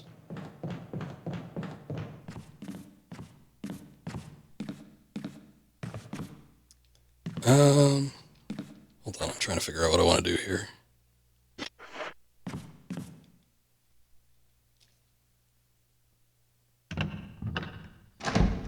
Did I have... I actually should probably save. It's been a long time. Did I have more handgun ammunition? I guess I don't see anything over there. Alright. Let's make a save.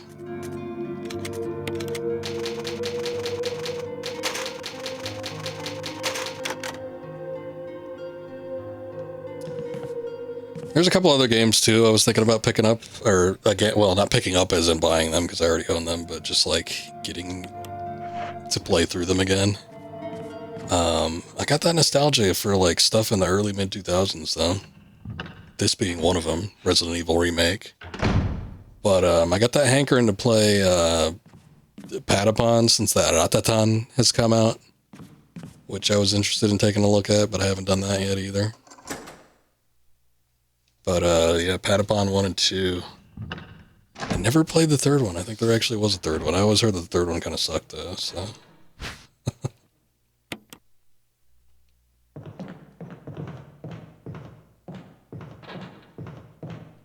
Let's go through here and read one of the greatest logs in game history.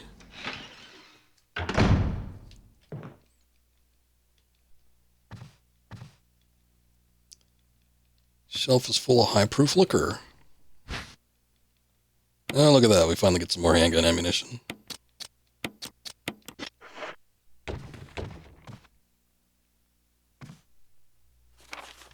Keeper's Diary. May 9th, 1998. Played poker tonight with Scott and... Is that Alias? I guess it's Elias. I've never seen Elias spelled with an A, though, from security, because that would just be Alias. It's not Elias. And Steve from Research. Steve was a big winner, but I think he was cheating. Scumbag. May 10th. One of the higher-ups assigned me to take care of the new creature. It looks like a skinned gorilla. Feeding instructions were to give it live animals. When I threw in a pig, the creature seemed to play with it, tearing off the pig's legs and pulling out the guts before it actually started eating. May 11th. Around 5 a.m., Scott woke me up and scared the shit out of me, too.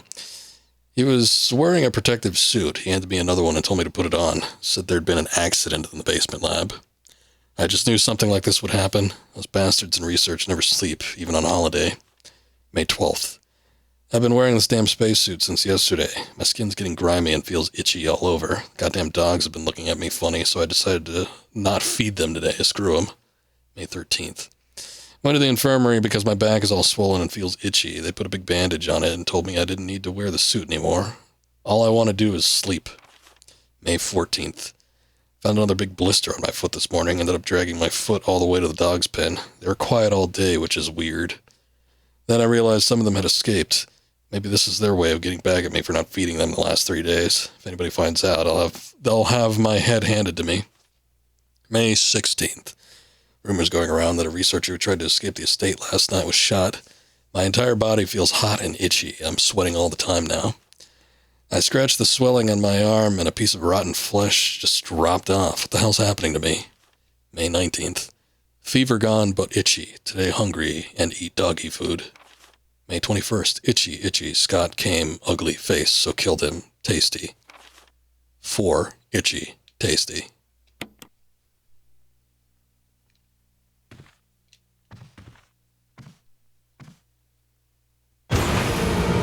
Oh my god!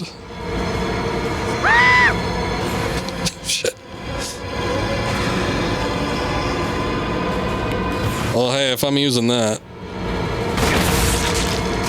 Oh, did that actually injure me?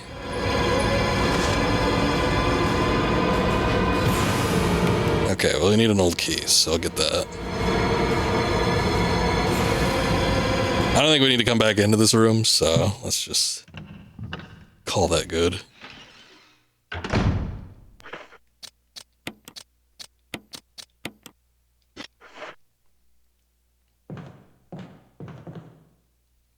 I think this room... Okay, I pushed a statue from the second floor to the first floor earlier. I think I need to go get the item that's in there if I want to utilize that room.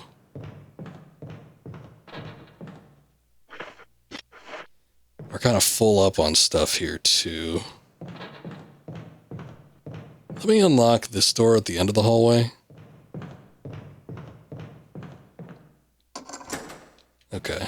That was just one that I think was unlocked from the other side, or locked from the other side. So I didn't even utilize a key.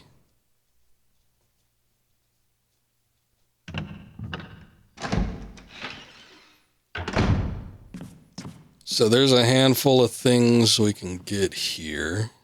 I think I'll probably want to put away most stuff.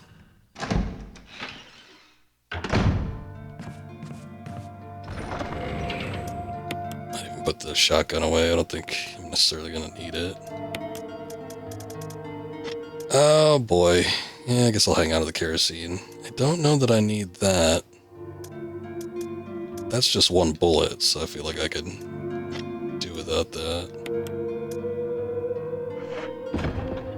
Let me take a look at the map real quick.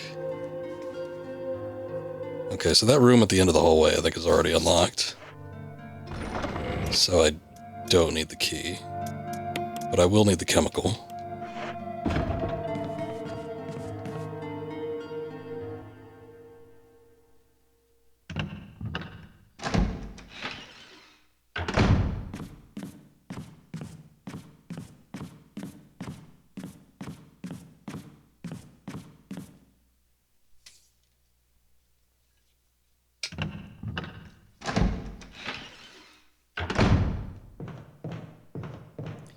Big old shadow. Kind of freaky.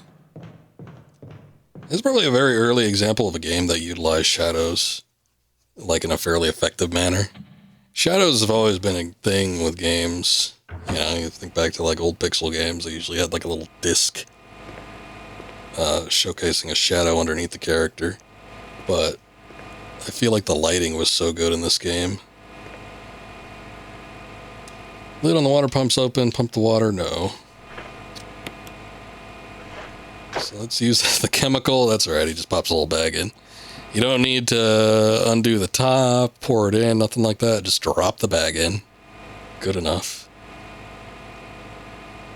Pump the water? Yeah. Oh yeah. No, we undo the red.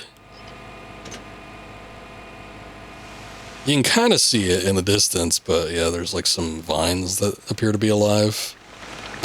So I'll make sure you take care of those first. Ah, we get a death mask for that. It's our first one.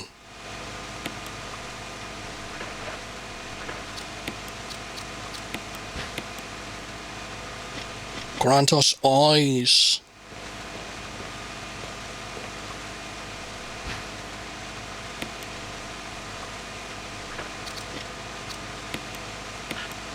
I think by the end of this game, if you're prudent about picking up herbs, you're never going to have to worry about health.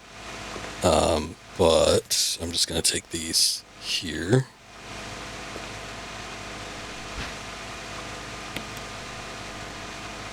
You know what? I probably should just combine these. There are instances where having just a singular green herb is handy, especially if you end up getting a red herb or something like that, but I think just to conserve on space probably wouldn't be a bad idea.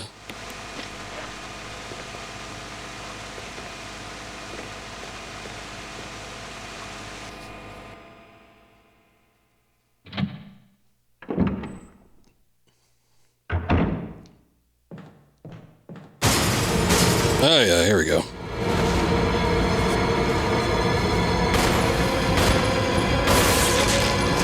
Hey, not bad.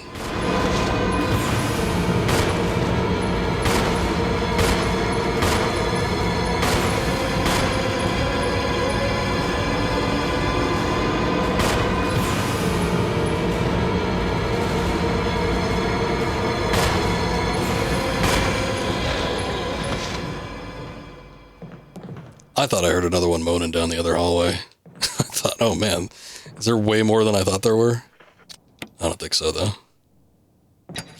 This is kind of a hallway that we can come down somewhat repeatedly, so this one wouldn't be a bad idea to keep clear. I only have one kerosene thing left anyway, so I might as well use it there. Okay, so we'll have access, since this is the first floor, to that gem that came out of the statue.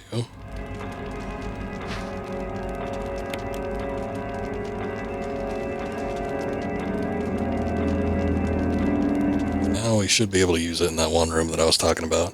Again, I'm pretty familiar with the first part of this game. I think by the time we start getting into like the guest house and everything, it's going to start being a lot more like confusing. Probably. I probably won't have as clear of an idea of where things are and where I need to get stuff at.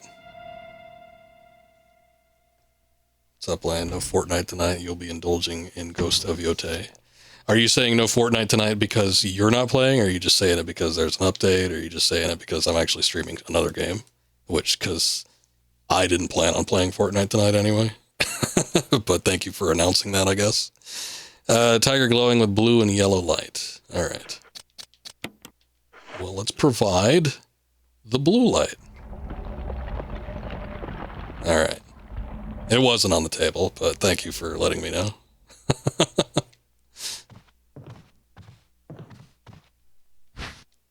Okay, so I take the shotgun shells. Is there actually an update tonight? I forget. There's supposed to be either an update this week or next week. Which is weird, though, because I think there was an update last week, too, and there was an update the week before that. So if there's an update tonight, then that's 3 update weeks in a row, which is highly unusual. So, okay, this week and next week. So there's 4 updates in a row. That's very, very strange.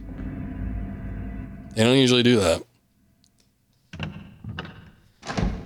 K-pop Demon Hunters update. I mean, what? Are they actually turning it into an event, or is that going to be, is it just the skins? Usually if it's, I think there's already been, I've already seen footage of like one of the skins in action, so I feel like it's already in the game. There's a horde rush mode, okay. So there is an actual new gameplay thing. All right. Put that in. Put that there. We're not going to need the mass for a minute. Although it wouldn't be a bad idea, I guess, just to plant one of them now and get rid of it, but I don't know that I feel like doing that.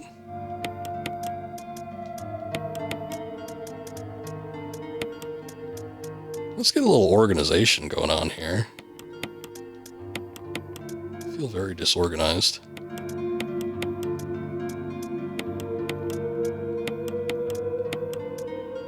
Okay. Running a little bit low on ammunition. I don't know where I can use an old key at the moment, so... Fuel canteen, I don't think I'm going to end up using. Let's put that in for now.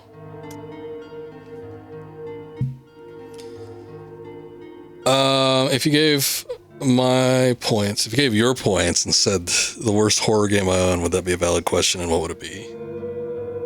Boy, the worst horror game I own. Like, personally own physically. Not the worst one I could play, because that opens it up a lot more. Which I think we might have done a couple of them last year when we did the Suffering and the Alone in the Dark on the Game Boy. I don't know. These days I haven't been buying like shitty games. Like when I got shitty games a lot, it was usually when I was a kid and I picked something up for super cheap. And I do have a lot of those games still, but I don't know what it would be. Sturgis Cerberus count as a horror game? Because that game's pretty shitty. Wouldn't want me to, well, I could just emulate. If there's because like we just had a redemption for Manhunt, which that might be a bad game. I haven't really ever heard too many great things about it. Desolate, is that a good game or a bad game if you're still here? But anyway.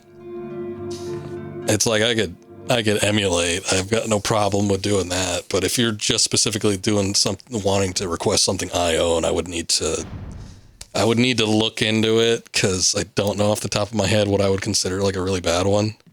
Usually, like if I do have a really bad horror game, it's probably something I forgot about.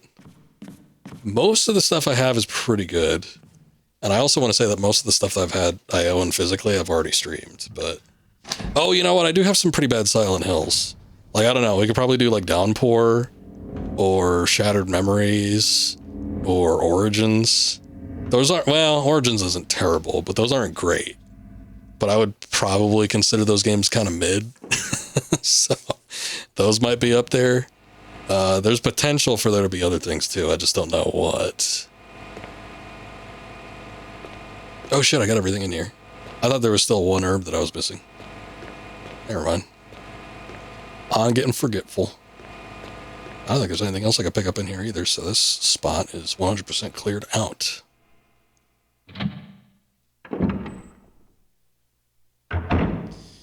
Okay, so... oh boy.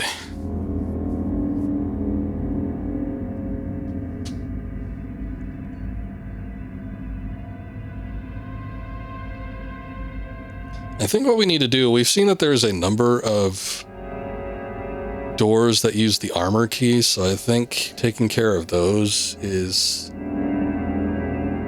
most of the priority, and I feel like the other wing I haven't touched all that much, so I might go do that. I might go down the bottom hallway again and see if I can clear out that one like little side area where the dogs were. I'm gonna get attacked by the dogs though, that's the only thing. Oh shit, I didn't actually. Guys, that guy's coming through.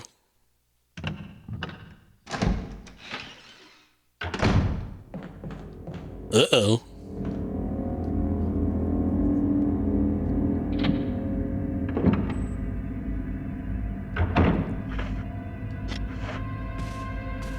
I don't have the kerosene either, which I might want.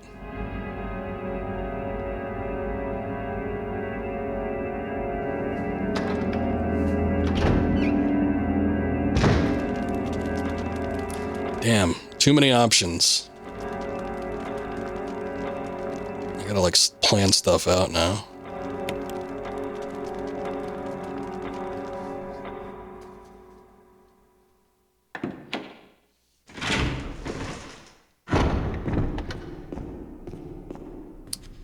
Definitely no speedrunner when it comes to these games, so especially me being like scatterbrained about where I need to go and what I need to do is gonna be a bit of an issue as well.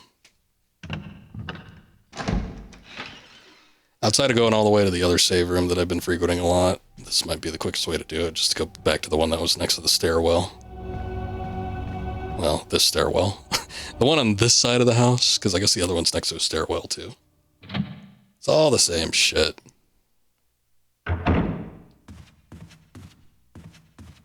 But yeah, I think this hallway and then the part at the end of the other one that's attached to this spot, it's like there's all sorts of little things that we can unlock with the armor key.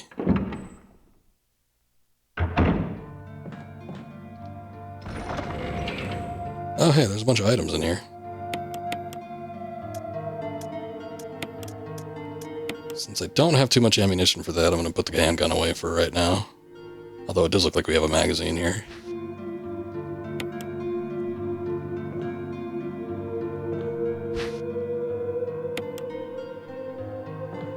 Shotgun shells is nice. I don't want to overuse the shotgun. That's the only thing I'm slightly worried about, because I definitely want to make sure I have shells for later on in the game. Okay, so since I ended up getting some more handgun ammunition, maybe I'll swap it back out.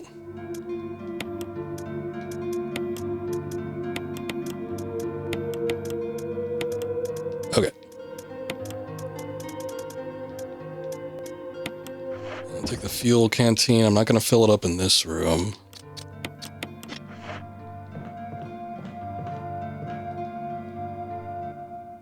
There was a door, or there was a door. There was a note outside the door.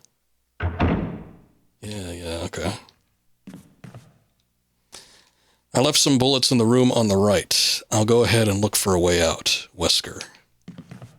Good old Wesker, always thinking about me.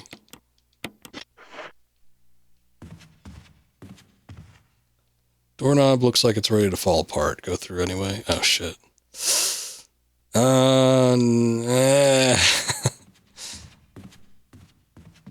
I'm going to say no, even though it's probably inconsequential at this point in time. I think there's a point where we would want to go through there. I don't remember if it blocks you from entering on the other side, though. So I'm just going to go around. I'm going to go down the hallway, though, from the bottom.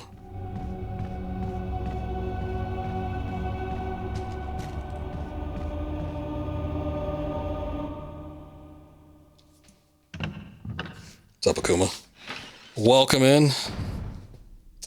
I told you I was going to start trying to stream a little early. It's been, yeah, I guess it has been about 2 hours. I was trying to start actually an hour earlier than I started, but it just wasn't on the cards.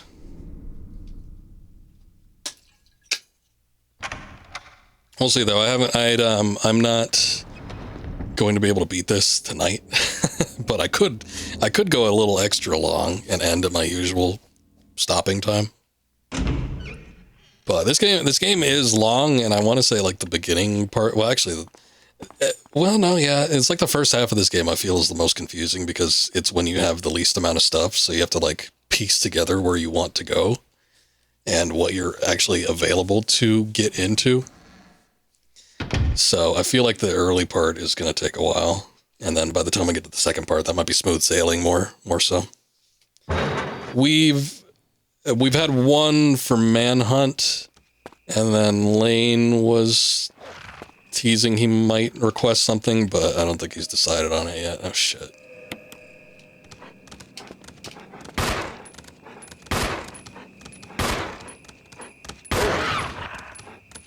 Oh, I think when they make the chimpanzee sound, that means they're dead.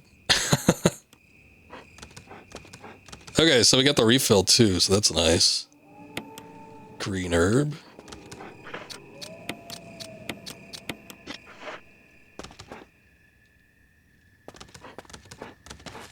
But since this is the first night, I am taking at least 3. If somebody wants to make another request, so if you got something in mind, go ahead and do it now so you can get queued. It's on cooldown? That's weird. It should be on cooldown per person, but not... Hold on. Hold on, let me take a look at something. Let me pause the recording real quick.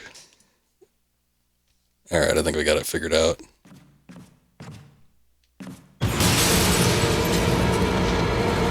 Oh shit. Okay, I do not remember that happening. Well, hopefully we don't, God damn. I don't think we need anything else in that whole block there, so we're good. I don't remember the zombies coming out there, though. It's crazy. But I think it's safe to say that we won't be going down the, the lower route.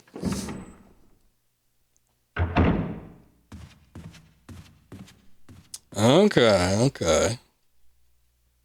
Gonna be playing one of those deals, huh?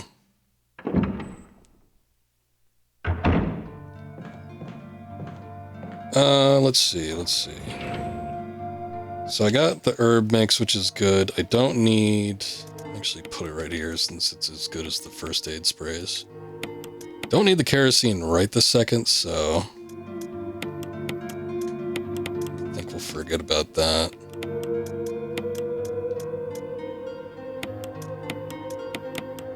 Just combine that since I didn't have it combined already. I'm gonna hold off on the shotgun for right now. Get the armor key out. You know what? I'm gonna make a save here too. We do have 9 ink ribbons, so I think that should be good enough.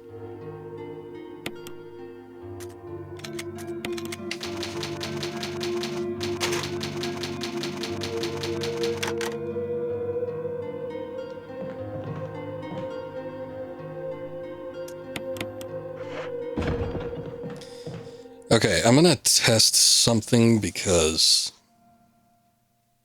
God, I hope it doesn't break it, because I don't want to go down that other hallway again and waste a bunch of ammunition trying to clear out all those zombies. There was like 3 of them.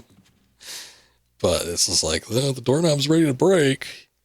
I'll go through it once, and hopefully that means we can go through it again. But if we can do this, then this will create a decent shortcut.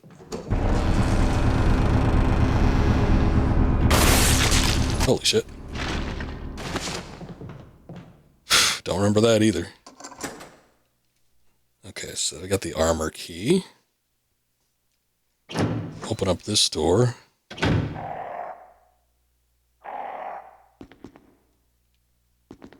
Got one more game, but you're waiting for later to redeem it. Okay. Title written as follows: Bring the light of truth to the 3 spirits.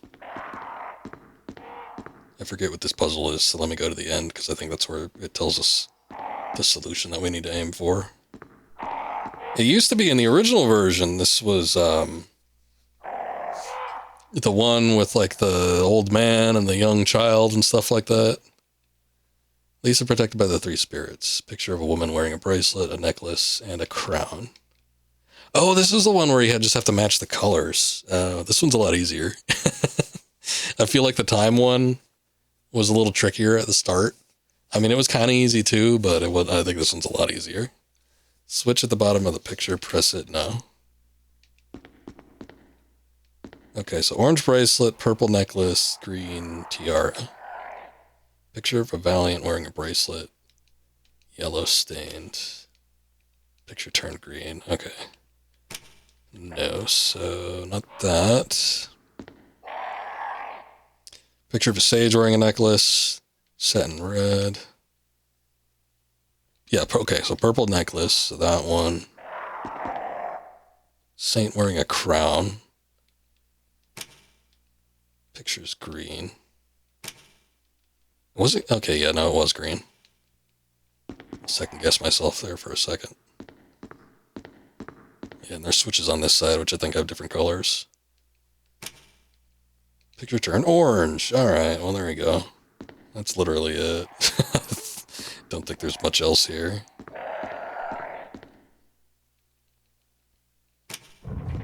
And there it goes. There's the door.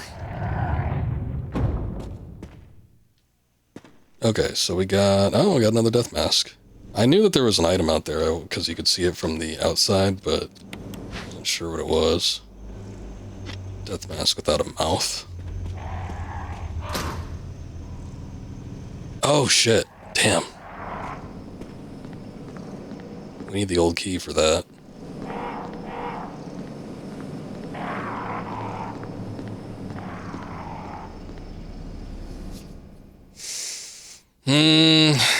I do need that door open. You know what, okay. It's a little unorthodox, but I did just save a little bit earlier. I don't want to risk the doorknob falling off. I'm pretty sure you could go through it once without there being a problem, but I don't know about a second time. And then I don't want to go through that that hallway that has all the zombies in it. I might screw myself here because we did just like one-shot that one zombie, which is pretty nice. Hopefully it happens again, I don't know. But I do need that old key.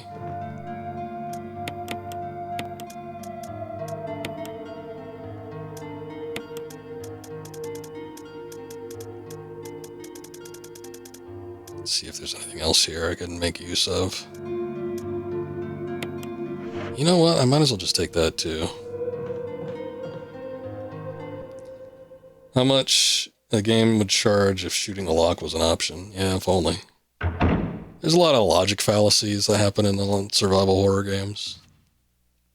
I was talking about the most egregious one, which I don't even remember what it was for. I think it was a Silent Hill game, but I'm not 100% certain. But there was like, a bookcase that was slightly turned on its side that was blocking a hallway. And then it was like, oh, can't walk through the hallway. The bookcase is here. And it's like, you can just crawl under that. Okay, I think that one is scripted to just explode on headshot. So that's good.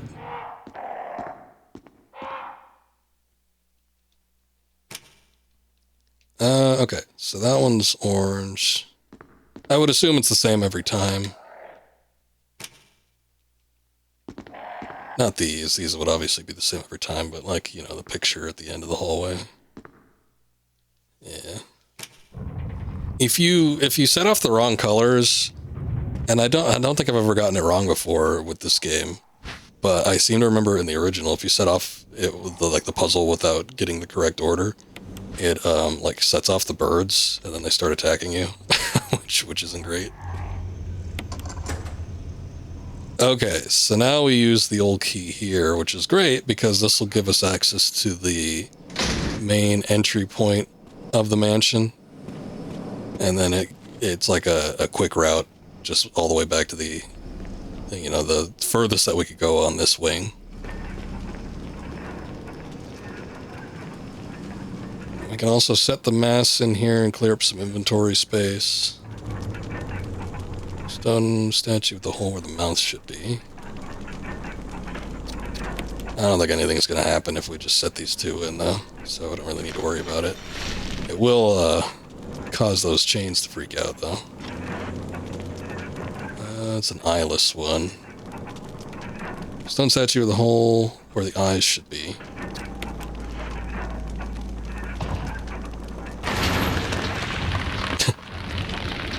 That was just freely hanging up there.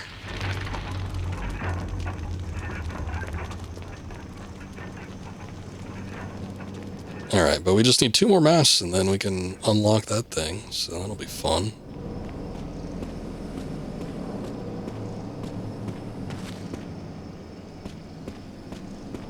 So now that that's taken care of, we still have some other doors up and around this area that we can access.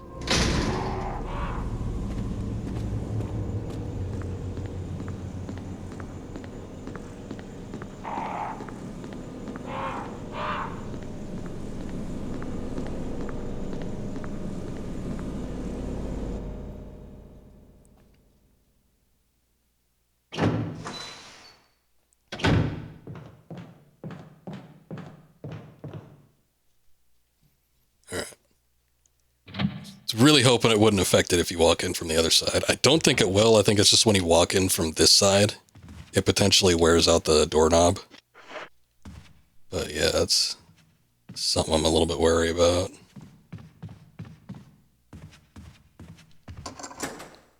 It's another armor key one. I'm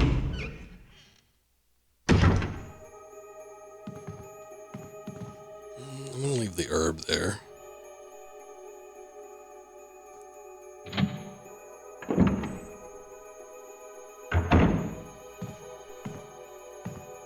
First aid there. Nothing in the drawers or on the shelves. Well, we got our old key back. Oh, some ink ribbons too, nice. Looks like someone took something and then left in a hurry.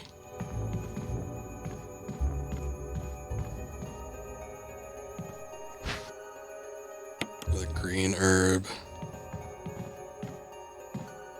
There is a first aid kit.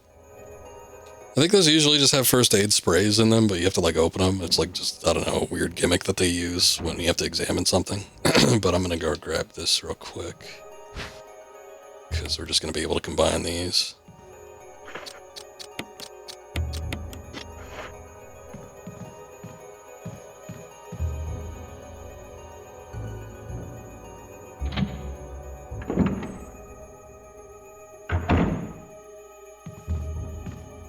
Get a little music too, which is nice. Resident Evil Remake's soundtrack is almost kind of like a Silent Hill soundtrack, where it's very, very atmospheric. But you don't really get a whole lot of like composed, well, I guess they would all be composed, but you know, stuff that actually has like melodies. A lot of the tracks in this game are just like very fit to the environment. Might be able to unlock it using an old key. Oh. Well, that's why we got it. I do think if that's the B puzzle, I think I might need 2 inventory spaces. So I gotta go drop off some stuff.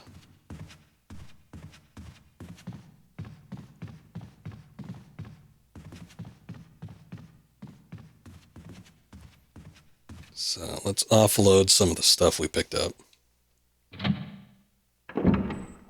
Need a music mod for this game. Well, I don't remember if they did it for this one. They might have done it with the remastered versions of these games.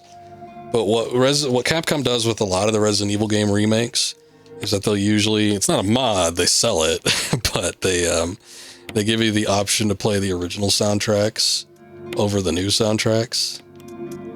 However, that being said, I actually like the soundtrack for this game. In particular, I do like the save room music that we're just listening to right here. I think it's one of the better pieces of music in the series. But I do like the atmospheric music. It's kind of why I like Silent Hill's atmospheric music too. I think it makes it feel very tense. Like a House of the Dead movie soundtrack. Well, maybe.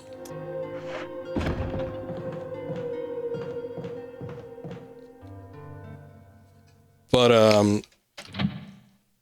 the original Resident Evil had like such an odd soundtrack about it. The original one, like if you got the long box copy on the PlayStation 1, it had a pretty good soundtrack. I like a lot of the tracks on it, but it's very traditional. It does sound like something that would come out of Capcom's in-house music department at the time.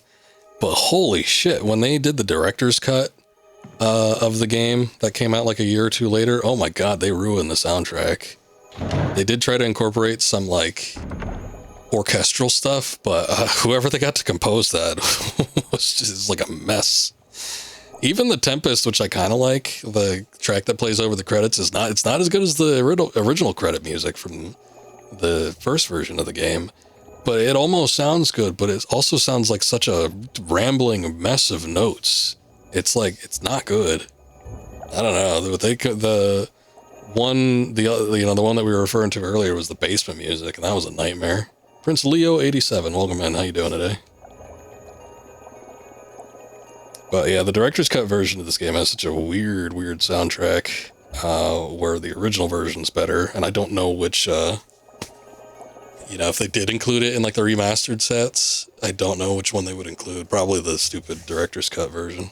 It's one of your favorite games? Nice. Mine too. Researcher's Will, there's a letter. June 3rd, 1998. My dearest Alma, let me first apologize for not being able to call you. A man wearing sunglasses didn't permit any phone calls. Sorry, Alma. I sit here trying to think of where to begin, of how to explain in a few simple words all that's happened in my life since we last spoke, and I already fail. I hope this letter finds you well, and that you'll forgive the tangents of my pen. This isn't easy for me. Even as I write, I can feel the simplest concepts slipping away and lost to feelings of despair and confusion. But I have to tell you what's in my heart before I can rest, Alma. Please believe that what I am telling you is the truth. The entire story would take hours for me to tell you. This letter's already taken hours for him to get this much out, and time is short. So accept these things as fact. Last month there was an accident at the lab, and the virus we were studying leaked.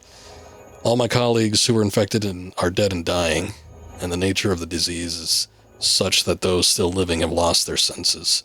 This virus robs victims of their humanity, forcing them in their sickness to seek out and destroy life. Even as I write these words, I can hear them pressing against the door like mindless, hungry animals. Alma, I have tried to survive only to see you again, but my efforts only delayed the inevitable. I am infected, and there is no cure for what will follow, except to end my life before I lose the only thing that separates me from them. My love for you. In an hour, I'll have entered my eternal sleep, where there is peace. Please understand. Please know that I am sorry. Martin Crackhorn. Doing good here, doing good. See, while you're reading this note, think of the song All My Friends Are Dead. That really set the mood. Can't say the artist for that for that particular song there. But yeah, I'm familiar with it. Will you take the B specimen? Damn straight. Fish hook, various types of fish hooks. And the lure of a bee.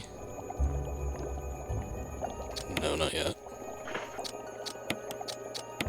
Okay, so this is the lure thing I was talking about before. just have to switch it. I seem to remember this being confusing in the original version of this game. I don't remember the remake being all that much of a challenge. Oh. Leave it there. For all to enjoy. Water tank smells like something once lived in there. Perhaps someone was using it to raise some kind of creature. You know what? I think that was it. There was something you needed to do where it emptied out the fish tank and then you had to push the fish tank around or something like that. I don't remember the specifics, but I seem to remember that being the case. You got your fiance through this game the first time. She loved it. I'm going to go through Resident Evil 2 next. Nice, nice. Did you play this kind of originally when it came out, or did you play it when the remaster came out, or... Collection of insect specimens. Switch underneath, press it. Sure. Wow, look at that. Oh no, not the bees! The fact that he's able to grab it like that.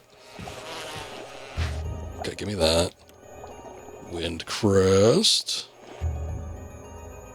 Played on the GameCube. Okay, so you did play the original version of the remake. Nice. Did you play the original version? You played RE2 on the PS1. Nice. So when you're doing when you're playing the Resident Evil 2, are you going to play the original Resident Evil 2, or are you doing the remake as well? Let's take a look. There's an icon depicting wind. So that, I don't think is going to come into play for a while, so we're not going to need to worry about this for right now. I could probably just pop this in here, and we'll call it good.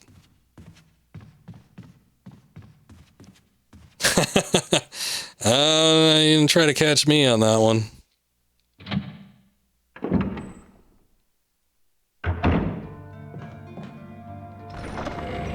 It's like when the kids were playing, what was it, Rainbow Six or something like that. And they're like, hey guys, what's Cartman's superhero name? And then people would say it and then they would report them. And then the thing is that they'd get reported and then they would get banned.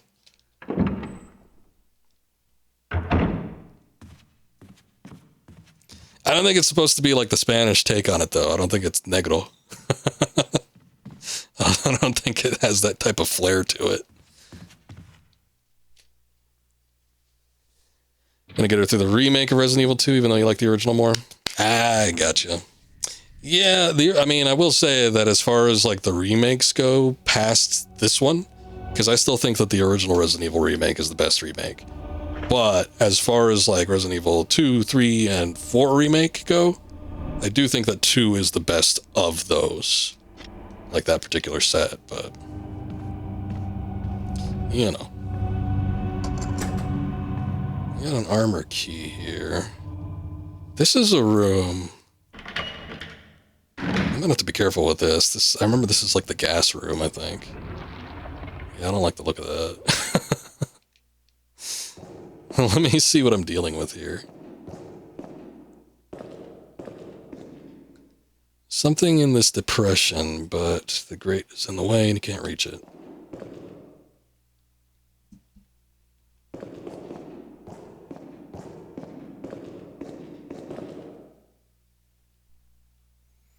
Woe to those who disturb my sleep. No, let's not press that just yet. Oh man. I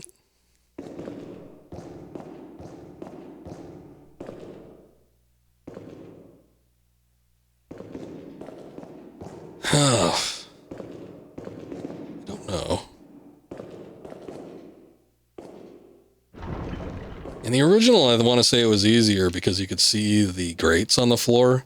Because, yeah, I think what happens here is that there's, like, gas that releases.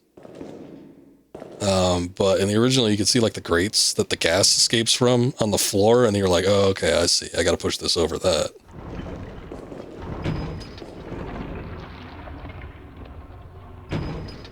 That activated it. It's the only difference is that, like, that one in the corner there had his weapon up. And the rest of them had, it looked like the weapon's down. So I don't know if that made a difference or not. Let's press it though. Let's see.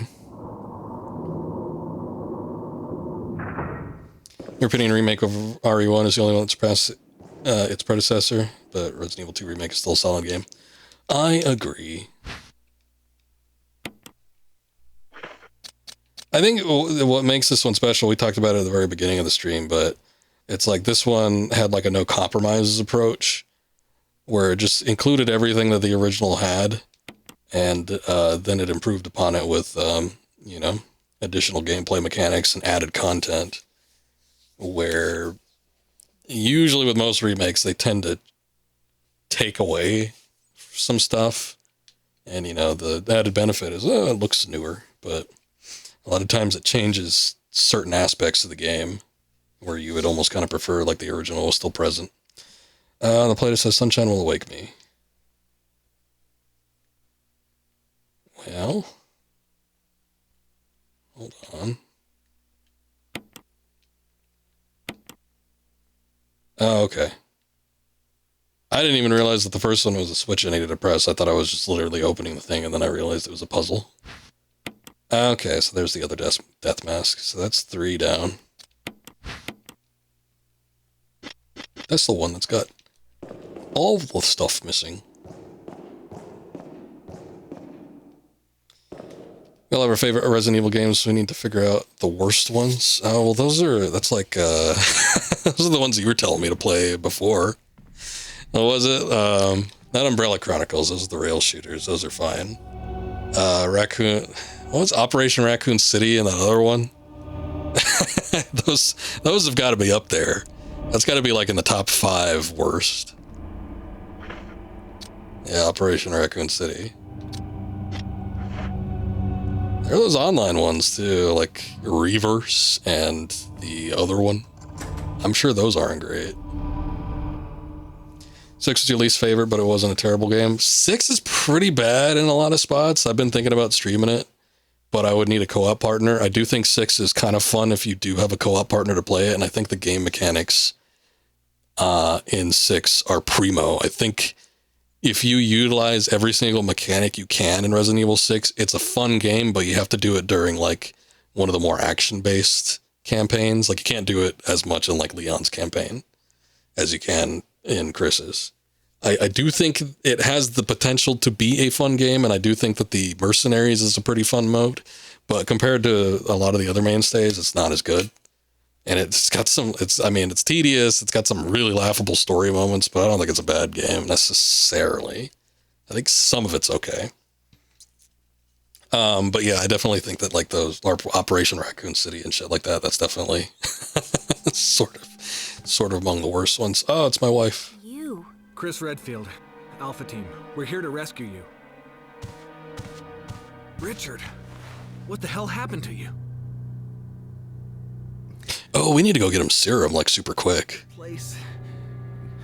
Get your team out of here. Demons everywhere. Don't talk. He seems to have been bitten by a poisonous snake, but the size of the bite mark is huge. It's not just any ordinary snake. Take my word for it. He needs serum. I left it in another room. I'll go get it. Please hurry. Hold on. I'll be back. Left it in the other room. It's like on the other wing.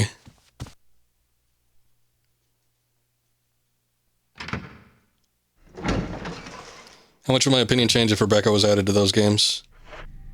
As a main character, I mean, depending on how it played mechanically.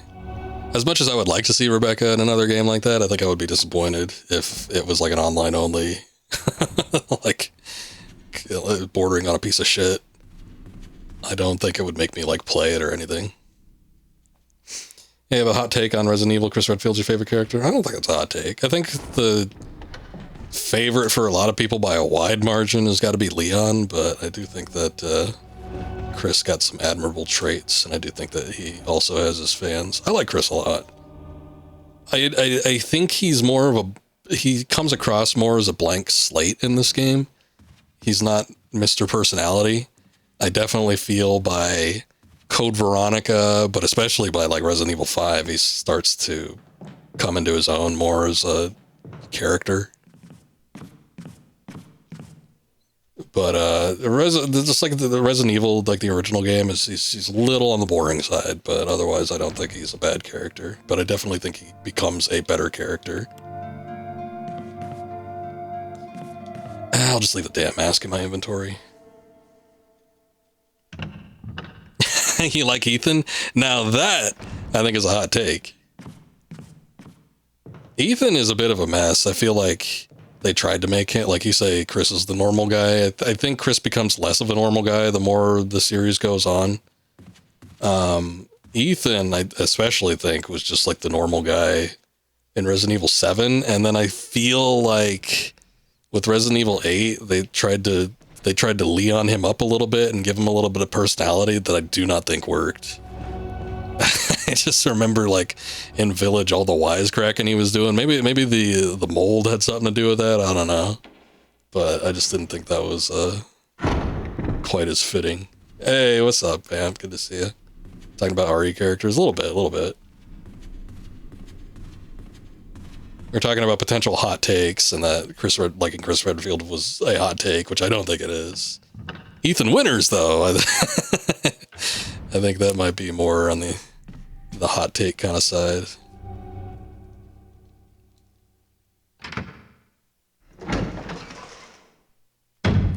I definitely think that there was something to be said about like the atmosphere and stuff taking precedent over the characters, but I still think the characters sort of shone through. This one is a little bit hard to judge in the original version, though, just because of that voice acting and script and the live action sequences. It's a radio. Take care of yourself, Rebecca. Richard. He sounded annoyed by him. Richard! Rebecca, it's not safe here. Let's get Richard to a safer place. Right.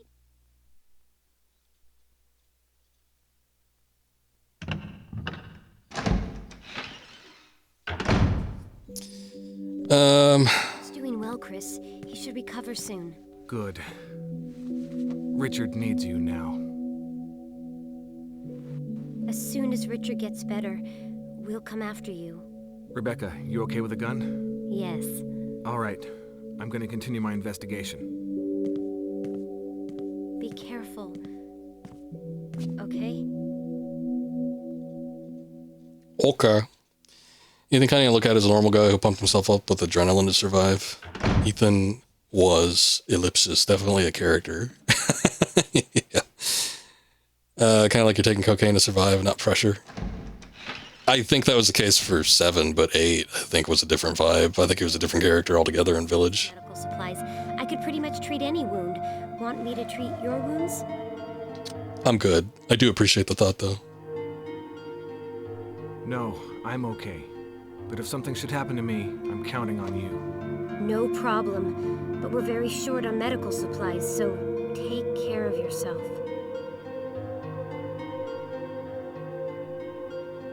Voice acting was just amazing. Yeah, we were just talking about the voice acting at the beginning of the game. They did a great job remaking the cutscenes from like the ground up, but I did miss like those stilted dialogue from a lot of the characters, and I don't even think Jill's actress could like speak English. I remember when she was supposed to say Joseph, she's like Joseph. But I think that there was like the story had come out. I remember watching the documentary that had come out. Like there was some people that tracked down all the people that were part of the original Resident Evil live action segments, and they brought them all together and they pulled them in for interviews and were like, so what was that? And, you know, they all had, I think were in Japan at the time for something, and, you know, they had got pulled in by Capcom, and I think the Jill actress, who only went by the name Inez, which I don't think was even her name. She was like a Russian transfer student or something like that. I don't know. It's been a minute since I've watched it, but like she didn't speak, I don't think she spoke Japanese. She didn't speak English. She probably just spoke Russian. But yeah, all those were great. I mean, it definitely made a mood for the game because they were trying to get that like B movie feel, which I think they accomplished, but you know, again, just talking character-wise, it was like archetypes. It wasn't necessarily like characters back in the original game. I feel like the remake sort of elevates that a little bit. You get more of the characters bleeding through. But nothing major. Honestly, I don't even feel like the main characters had much of a character to speak of. I feel like it was the side characters. Like, I thought Barry and Rebecca had elements that had shown through more than, you know, the actual main characters of the game.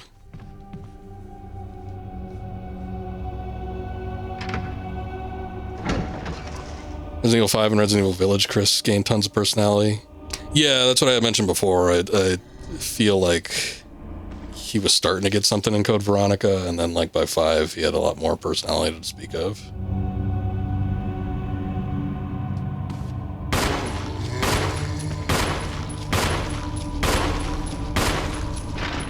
Come on, dude. Oh, shit. Stop him, Chris. Stop him. There you go.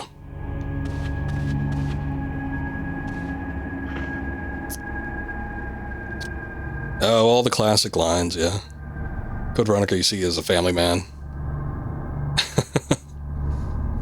And the scene in the original Resident Evil 1 where Chris goes, "No, don't go." Yeah, that's when the chopper is taken off. That's like my favorite, like physical acting, because he's like, "No, don't go," and then he gets really disappointed. Like he shuts his eyes and then he hangs his head like almost in shame, while his arm that was outstretched towards the chopper starts to like wilt.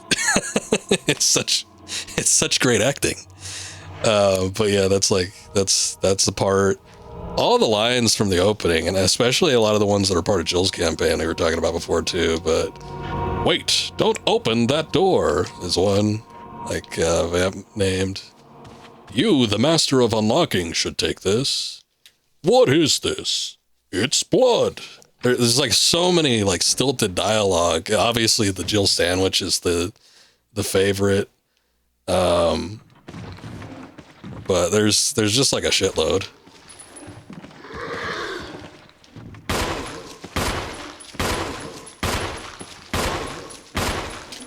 Shit. I'm out of bullets. Oh, this guy's a puker. There might be some bullets in here. I don't know. I think we need to light this thing, though. Oh, there is. Unlit candlestick. It's a good thing we have this.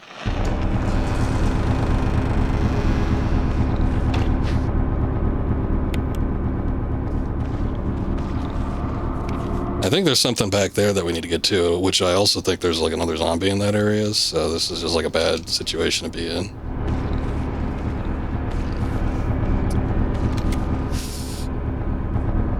You're right. Thanks for saving my life. Yeah. There's that one.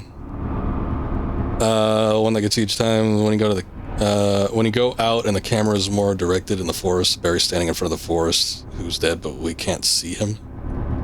Barry just goes, "Just take a look at this. It's forest." I don't remember that one. Got the Jill sandwich on Nike. Pulled her 2 times in one pull. Yeah, I saw that. Got lucky. Need to get her in that BSAA uniform. So wait, if he walks in through there, does that mean he's no longer in the hallway here? Because I might want to avoid... I think there is something in there I need. I just don't remember what it is. Yeah, Rebecca's sitcom. That was always a joke between me and a friend of mine when we originally played that game together. Used to have friends over on the weekend. It was basically like streaming. We just like sit back and run through a campaign, single player through a game. And, you know, the only difference outside of streaming was I'd, you know, pass the controller to the friend every once in a while. We'd switch between. But anyway, we were playing that game and we just got the biggest kick out of that live action cutscene. But yeah, Rebecca tying her headband, and then she got the little dimply smile and puts her hands on her hips. It is like a sitcom opening.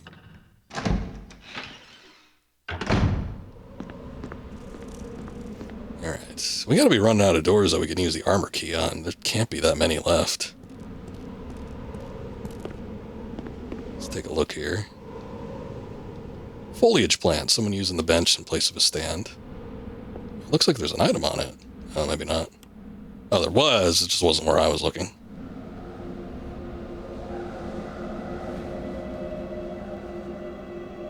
Did he have a comb? No. Oh, this isn't voice. There are deep wounds all over his body. What could have torn him up like this? Probably the same things that were trying to tear you up, Chris. I don't know. I just have a sneaking suspicion.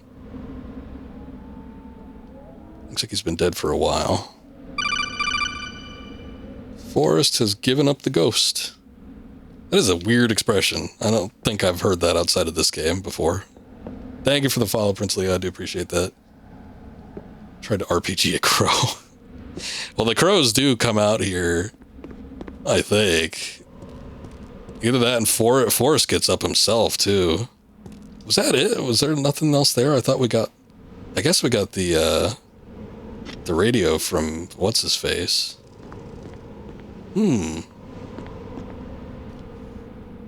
You're big fans of Metal Gear on this stream. When I first started streaming, Resident Evil and Metal Gear were the games that I primarily went to. Those are like my big staples. Okay, so we can go into the room, I think, where Jan is. What the hell is that up there? Oh, that's the other room. That requires the helmet key. We can't get into that wing. I'm looking at stuff on the left here. That one's another helmet key. Oh, downstairs.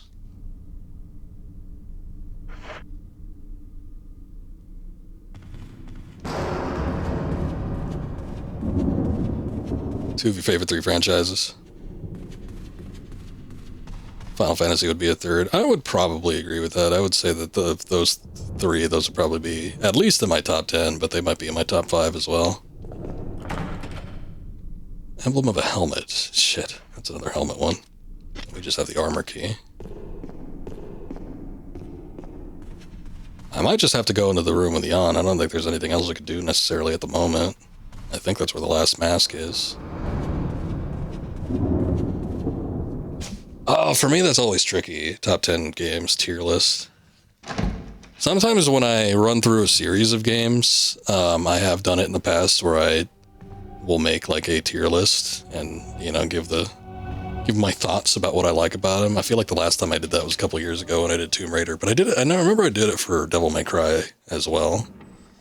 But there are a lot of series that just take way too damn long because they have so many entries in them. Stuff like Resident Evil and Metal Gear, especially Final Fantasy, those would take way too damn long. I am sort of working my way through the series on kind of all of those. I mean, I've done all the main Metal Gears for sure. The only main Resident Evil I haven't played is 6 on stream. I guess if you count Code Veronica, I haven't done that one on stream either. And then Final Fantasy, I mean, I'm slowly getting through it, but I've only got so much time. Okay, I don't know how many items are going to be there, but I'm actually going to... Wait, oh shit. Hold on, I'm all messed up. There we go. Take that out. You know what, I guess we haven't saved in a minute. I'll go ahead and save too. We got 11 saves, why not?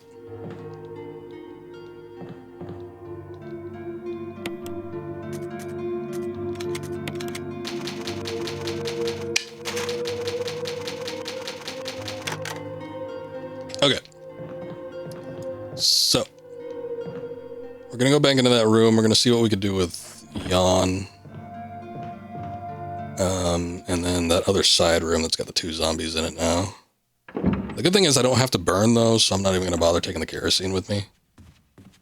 Since they're just both contained into that one room. I don't even think I need to step into that hallway after the fact. There is a couple herbs on the one before it, so if I can't grab those, then I might just get that there, but I don't know. but I feel like we can clear this up pretty good.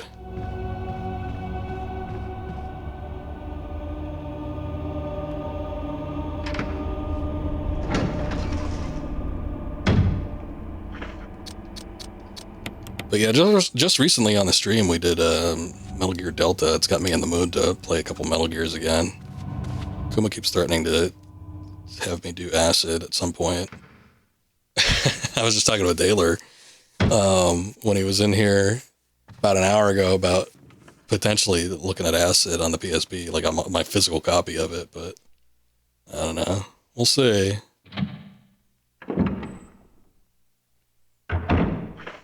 Gotta get a battery in that there PSP, though. Where is this song? Oh, there he is. You're just standing there, man. Hey, the head came off. Nice.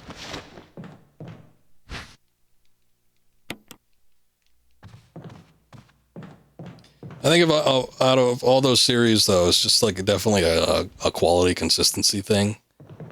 They've all had their ups and downs, too, so it's not like super consistent throughout, like, yeah, but when you have a series that long, it's like nothing is ever just going to be 100% quality the entire way through.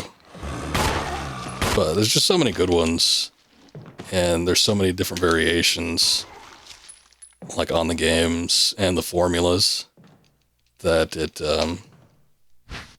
you know, will make even people that aren't a fan of maybe like the general genre that they might occupy, there are going to be people that find something that they like. God, that might be it.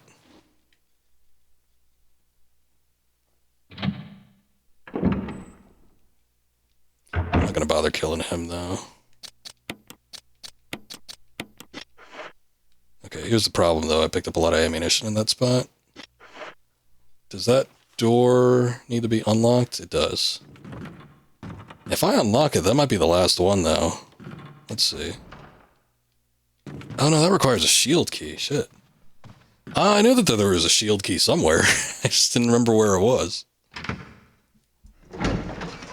Shield key door in and around these parts. So, okay, we got the music thing then. So I guess we need to go down there. To that first floor.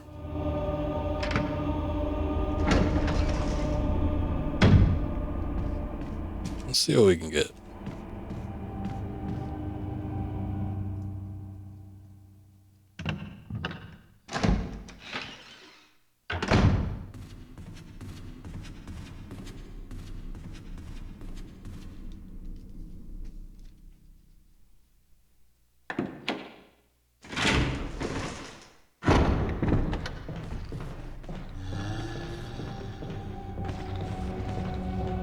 I'm gonna step down in here first.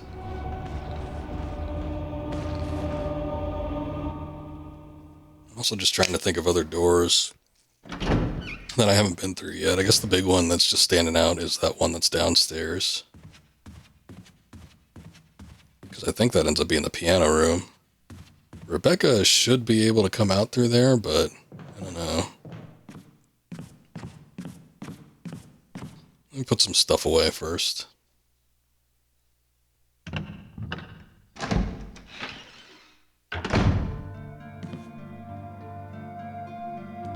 Are you okay?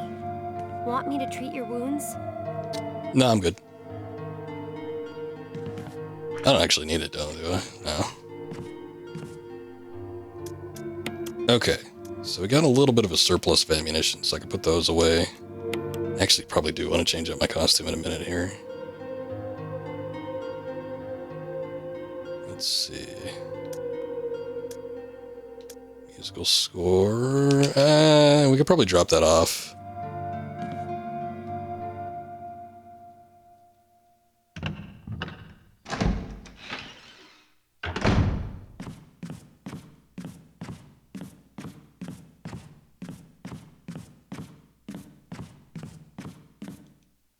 I don't like my stream elements notifications. I don't think that one has popped up in a while. There's like 3 or 4 different ones. There's one for game redemption. There's one to win a game. There's one for something else. I don't remember what it is, though. Oh, Rebecca. It's been so long since we've seen her. She's just checking up. Oh, that was the last door. Okay. So we're all good on that. So this is the piano room. Play us a song, piano man. Expensive looking grand piano. Wooden counter made of oak. Gives off a pleasant aroma like fine wine. It's probably not the... it's not the wood. Anything on this side?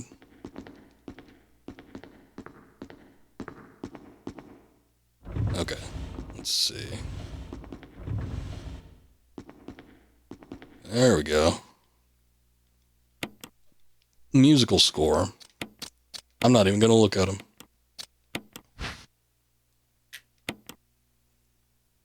What is it? Complete musical score for Moonlight Sonata.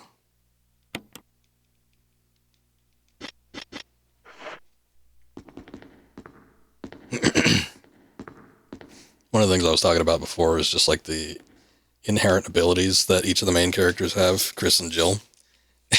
And I think there's one thing that got lost from the original to this one, which I'm kind of disappointed by. I'll probably talk about it when we actually get to that part. But the other one is that, like, you have this Moonlight Sonata here, and it's like Jill can play the piano, no problem. She knows how to play piano. She just sets this up, and she's like, oh, yeah, look at this. And then Chris, I think he actually attempts to play it. It's like shit.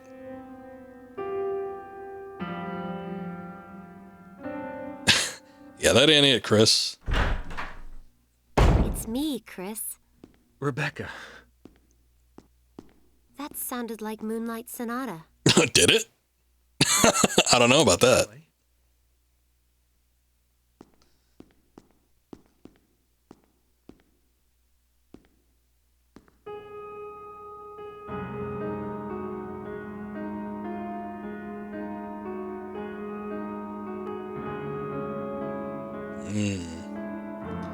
A couple off notes on there, but it did a better job than Chris did.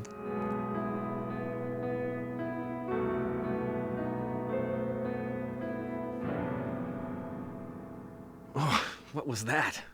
It's better than you. Station is off a little. Let me practice for a while. Let Rebecca practice? No. Yeah, okay. Sure. But don't get too carried away. Oh, I won't.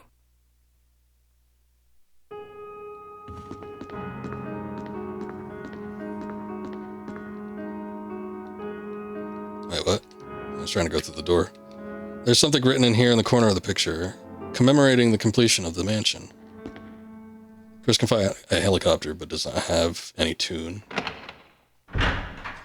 Yeah, I guess there's only so much you could do for him, though. But isn't there a man dying, you know, just the whole way down?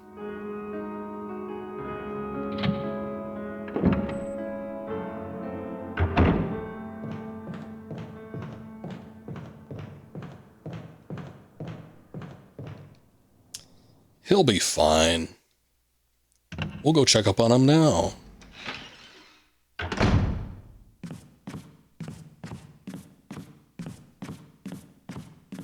wonder where the helmet key is then.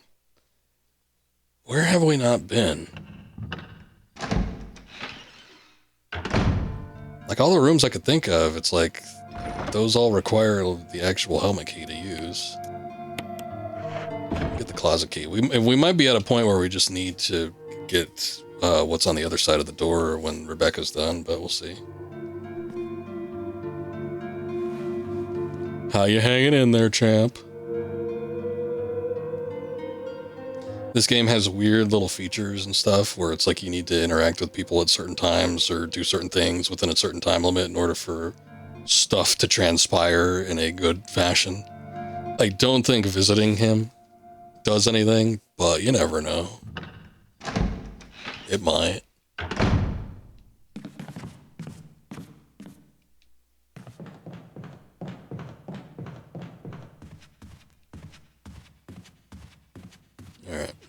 I'll take the long way around. I think by the time we get back from the closet, Rebecca probably should have perfected the song. I think you only need to walk out. Like, I don't know what the official thing is, but I don't think there's any specific thing to trigger it outside of just going through a few rooms. And then I think by the time you get back, she should be done. But we could use this as an opportunity to change the costume.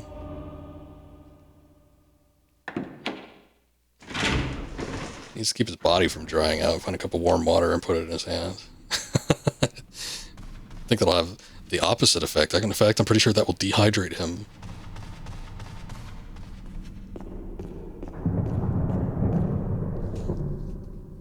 That will just cause liquids to escape his body. Okay. Yeah, look at that. You can see the little red door at the end of this thing. I'm pretty sure that's where the secret closet is.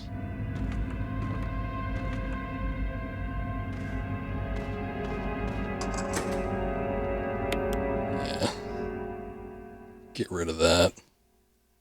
And then we can see, I don't remember what the costume is. I know one of them is very lame for Chris. I think one of them in the original one anyway. I don't know if they changed it with the remake, but in the original one, he like switches to a leather jacket, which is fine. It's a little bit boring, but whatever. But then one of them was it was like the exact same outfit. It's just like darker.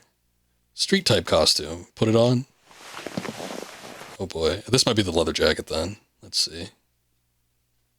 But I'm pretty sure when you change costumes for Chris, it does change Rebecca's costume too. What the hell are you wearing? What the hell is that?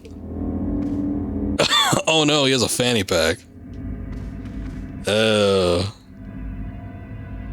He's got a little beanie and some sunglasses. He does kind of look like he came right out of the like early 2000s, 90s. I was going to say we could go to that one hallway and see him like real good up close, but then I'd have to backtrack and get attacked by the dogs, so I guess that wouldn't be worth it. We'll just go check on Rebecca and we can see him in the cutscene. Is he wearing pink shoes? All the clothes in there, Chris, and that's what you pick out? Alright. I guess. I mean, you know.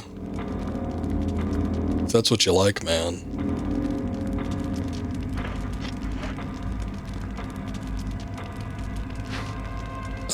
Let's take the emblem, because if she's going to be done with the piano, then we're going to need that.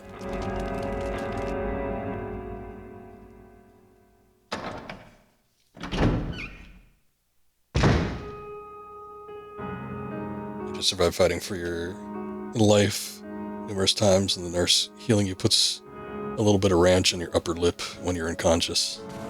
Ew. Sounds like she's kind of getting it, but I don't think she got it 100% yet. She might not be ready.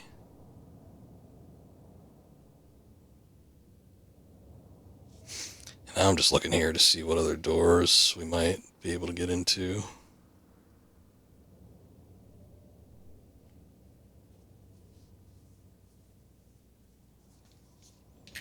All those with the red on them are stuff that we won't be able to unlock because we don't have a key for them. Oh boy. I guess apparently on that hallway, it's the second floor one. I haven't seen everything in there yet. Oh, but the one where Forrest was dead at, that was just, I think those are just like, there's like some inconsequential item up there. I don't remember what it is though.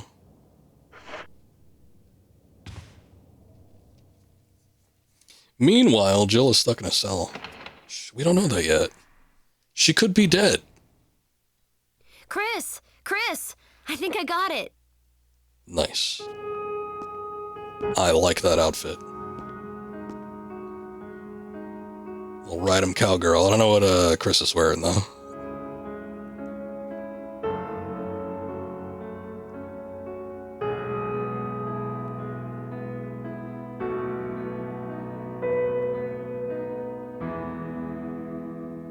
Practice makes perfect. Yes, it does.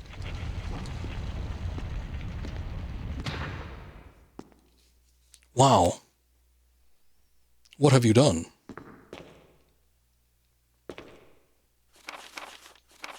Trevor's diary. Oh, Trevor. November 24th, 1967. 11 days have passed since arriving on this estate. How did I end up like this? A guy in a lab coat came with a plate of skimpy meal and said to me, "Sorry to put you through this, but it's for security reasons." That's when it hit me. It all makes sense now. There are only two people that know the secret of this mansion, Sir Spencer and myself. If they kill me, Sir Spencer will be the only person that knows the secret. But for what purpose? It doesn't matter now. It's too dangerous here. My family, I hope they're all right. I've decided to escape. Jessica, Lisa, I pray for your safety. November 26th. How could I be so careless? I lost my favorite lighter, the one that Jessica gave me for my birthday, and now it's going to be much harder to get out of this dark place. November 13th. The date when my fate was sealed. My aunt was hospitalized, and just 3 days before that, Jessica and Lisa said they were going to visit her. I wish I could be there with them. But wait, even as I'm writing, my memory is coming back to me more vividly. Just before I passed out, I remember the man in the lab coat said something like, "Most likely your family is already..." I pray for their safety. November 27th. Somehow I managed to get out of this room, but getting out of the mansion won't be easy. I have to get past all the booby traps, tiger eyes, gold emblem. I have to try to remember for my own sake. Booby traps.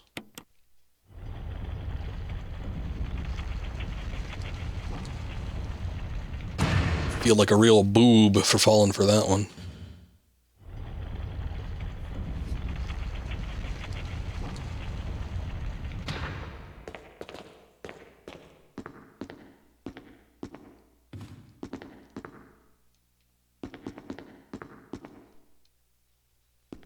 Were you all right in there? Yeah. Oh. Not much more to that, huh? Well, we got a nice shot of Rebecca, I guess. That's its own reward. Okay. So, we can have the gold crest now. We put that in the room over here.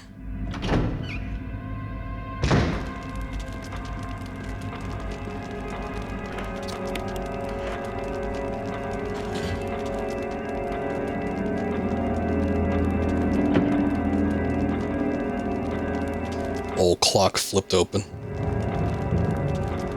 Let's look at the painting because it corresponds. Picture of two knights striking each other. The short sword has been thrust into the breast of one knight while the long sword has pierced the head of the other. I think one got the better deal on that end. Although in the chest, he might have maybe hit his heart, but you never know. Something Destiny's will open. Looks like you can turn the gears inside the clock. Try it. Turn which gear? Large. Right. Oh. Large, right. No.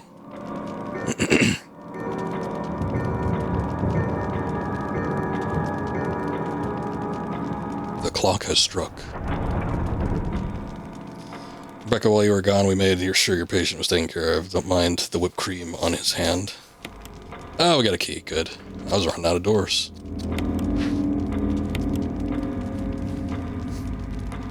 Little whipped cream, little pepper on the nose.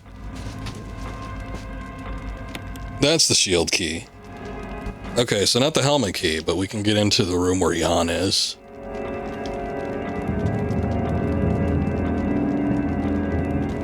We can get into the room where Yanni is, and he can serenade us with his ethnic music.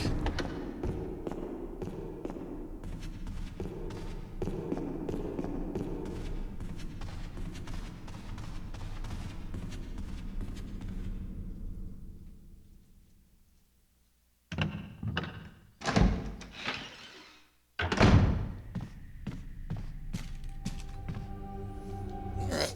I probably should say it before this, but I'm feeling fierce and confident. So I don't think I'm going to.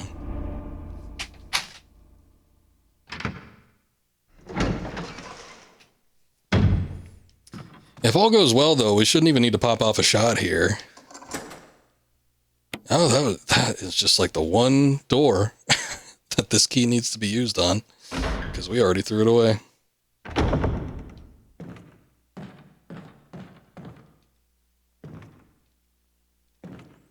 Nothing on that table, I guess. Got something up there, shotgun shells. Nothing catches your interest in particular. Nothing tickles your fancy. Oh my god. Chris looking like a tourist here.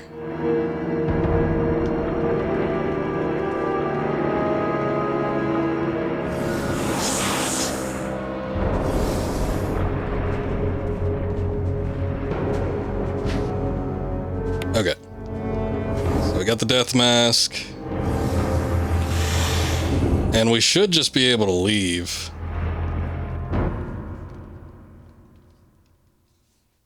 Nice. I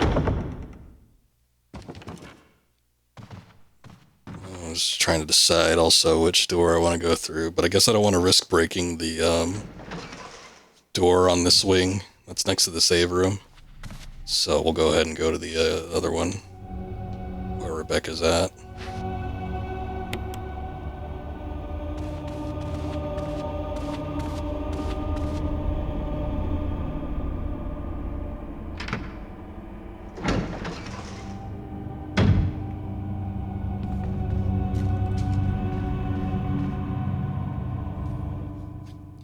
Okay.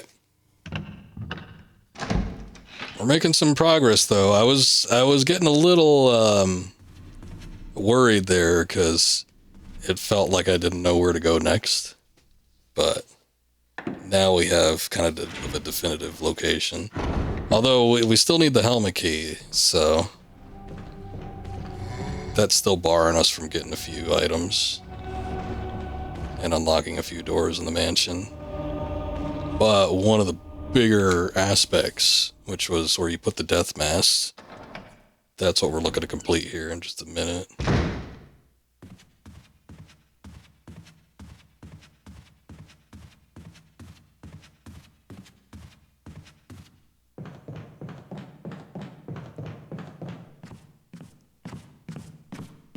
No, too far.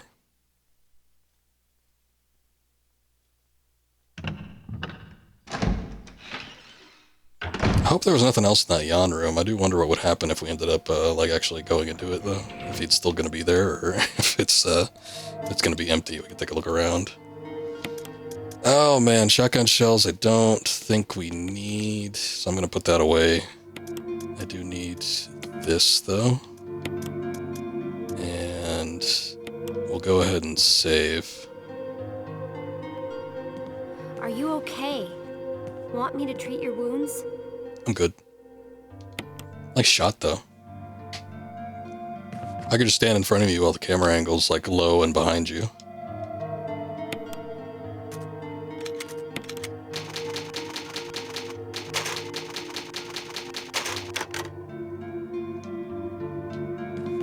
Alright.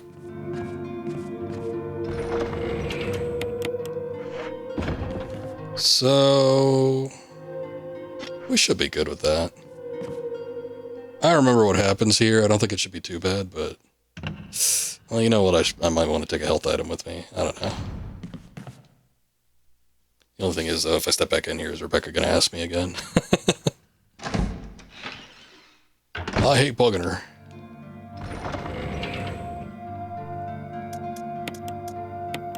Just in case. You never know when you might need it.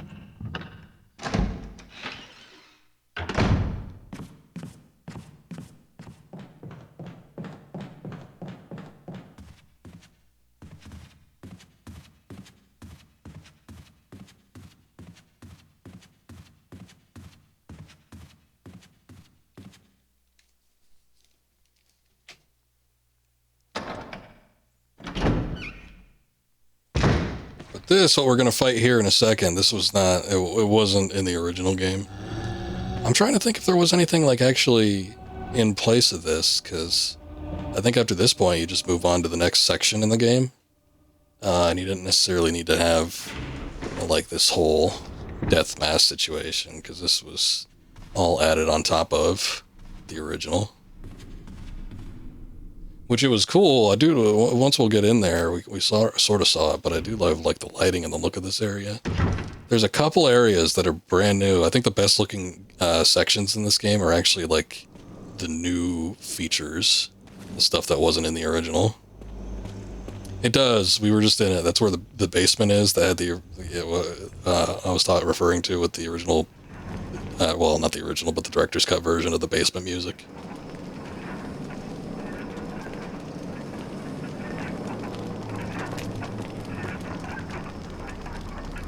That's all the holes.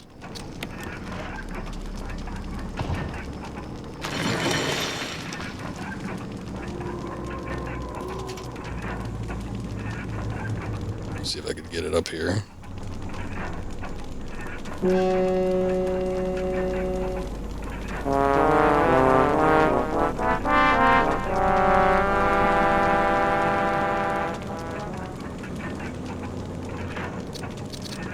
Wait, why did it like quieted down all the way? Oh, this is the fixed version. Okay. So yeah, the original version, I just clicked on the first one, but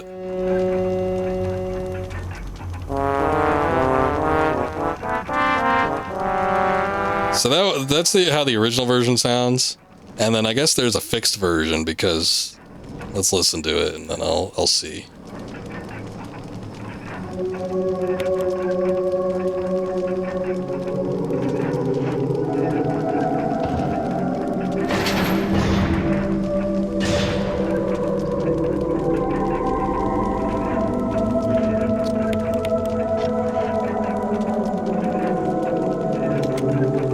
So I guess that's okay. So that's the fixed version. Apparently, what the issue was they had used the wrong synth instrument for the composition, and they had put it on like trumpet, and it just sounded like, I don't know, some fat man wobbling down the sidewalk. It's the images that it conjures up in your mind, or waiting on you looking for in a freezer, you get the frozen bag of pizza rolls in there. Yeah, something like that. So it was just like this music that it was awful and it sounded lumbering and it doesn't sound great, but when you put it on like, I don't know what that was, if that was like a Moog synth or something, but when you put it on like a different instrument track, it sounds better. It still doesn't sound great. Again, I mean, even at its best, I think the director's cut version of the original Resident Evil soundtrack is pretty bad. But I mean, it's better than whatever the hell that other thing was.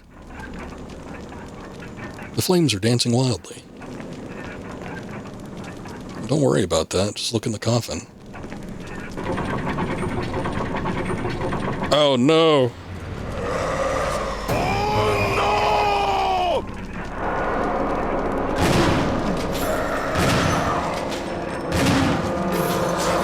Shit. 4 damn shots.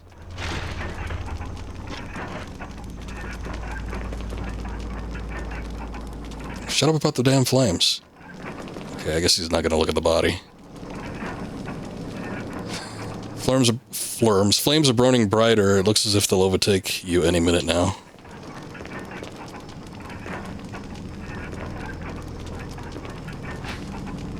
I got some shotgun shells.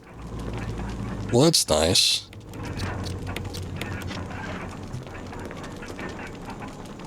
There's a switch. Press it. Something in here. Ah, the stone and metal object.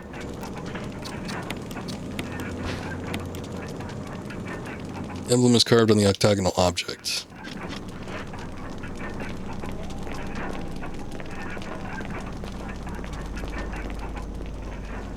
Okay. Well, we got that taken care of. It's Chris wearing this outfit, holding that shit. He looks like a... he looks like a school shooter or something. I was just thinking Columbine, but I guess he doesn't have the trench coat. Yeah, I don't think I like this outfit for him. But I mean, I guess it's the sacrifice we have to make if we want Rebecca wearing the cowgirl get up. So we had gone through that. Oh, wait, no, we don't need to go through here. Hold on. We had gone through that gate earlier. And it was the one where I remarked, oh, yeah, I could see it from here. There's like this little thing where you have to set something into it. So we need to go back there, which we unlocked the shortcut through the portrait section where the ravens are. So we could just walk through that. Looks like the mercenary who gets shot in the first action scene. I mean, I would say he looks like a henchman for like a low-level bank robbing unit. But there's something about like the skull cap and the shades. Is he wearing fingerless gloves? Like, I feel like he is. I think he is. He's got it all. And the fanny pack is just the icing on the cake.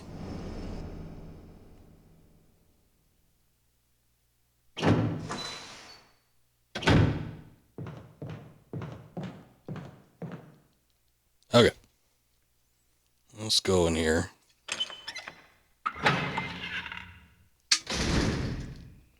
Hopefully we won't get too mauled to death.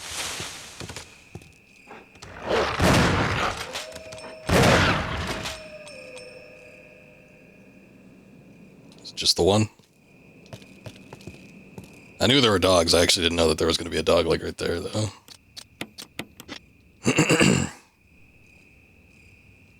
The defiler of the accursed coffin.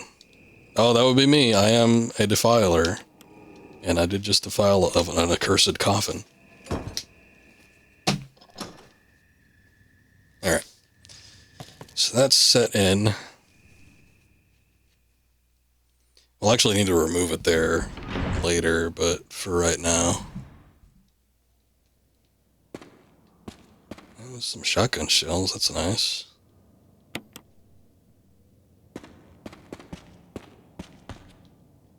What is this? Oh, it's a grenade. That didn't even take up an inventory slot, so yeah, I'll take that. I'll hold off on the first aid for right now.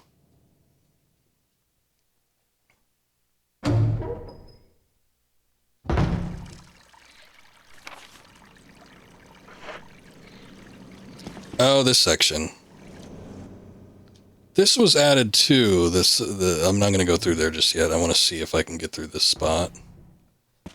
So, but that section over there, that was added to the new game as well. When they remastered it, it was not part of the original.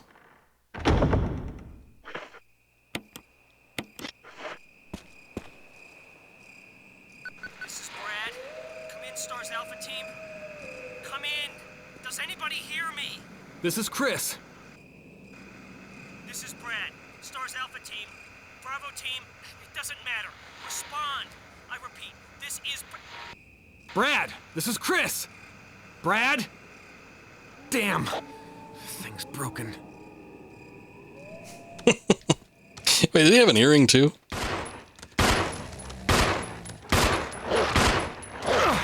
Shit. Okay, I didn't know that there was going to be 3 of them.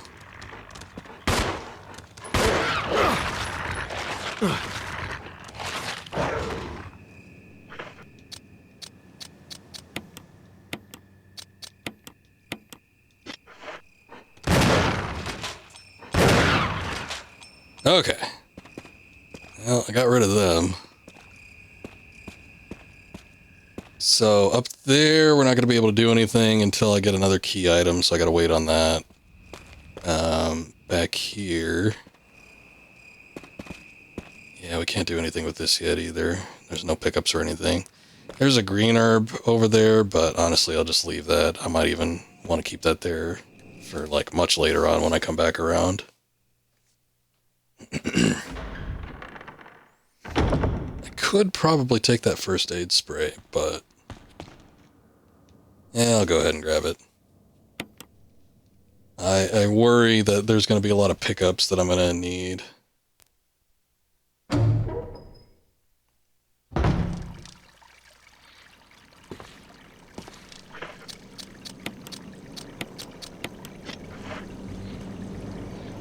Oh, there's actually a pickup over here. Oh, I need the wind crest. Shit. I forgot about that. Seems to be some kind of signpost. Each direction is accompanied by a corresponding destination. North, Valley of Destruction. South, Cave of Hatred. East, Summit of Madness. West, Path of Revenge.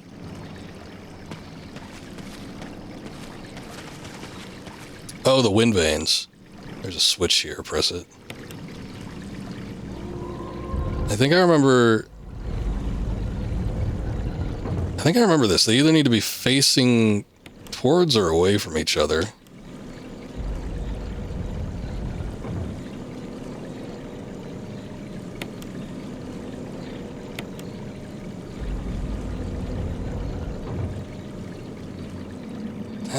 I don't remember. That seems right, though. Oh, look, we're gonna... we just got a signal from him. Now we get another one. Chains. Tree. None exist. Wave. Woods outside the net. Oh, wait a second. That's not from Brad. That's from something else entirely. Hey, get off this frequency. This is for Stars business only.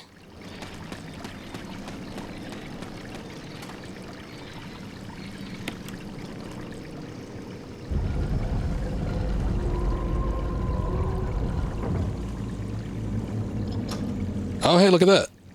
I didn't even stop it on, I think it was on North necessarily because I knew that was going to be it. I just wanted to see where it was going to go. Statue of the Blue Eyes, and the description reads, the last gasps of destruction. Claw. Oh. I thought there was a sign on one of those pillars there. Oh, you just flung that open. I guess not. So there is a grave there that we'll need to get into, but I need the wind crest. I think there's a save box coming up, so I'll need to grab it and come back. That's not good.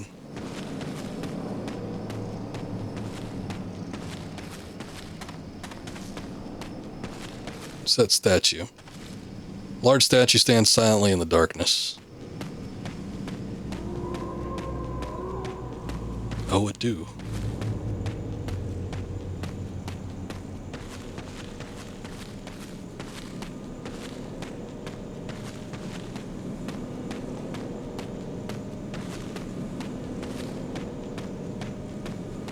I don't think there's anything out here. I almost feel like I'm kind of like half-heartedly pressing A around these parts. Oh, that's an entirely different area.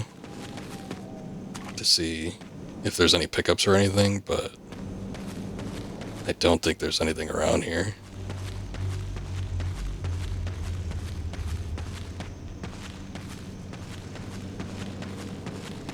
I think for an area like this dense that has like all this foliage and stuff, they would probably have like a glint going on if there was an item. But, I mean, there have been other areas. There was like that one spot where I knew that there was shotgun ammunition there. Faint light shines through the crack. Maybe it's a sign of life. Or a sign of death. But yeah, where all the headstones were, where you need to place the death mass, like right outside of that. It's like, I knew there was shotgun shells there, but I don't think there was like a glint or anything showing that they were there. I think it was just one of those things where you just have to keep pressing it and then you find it.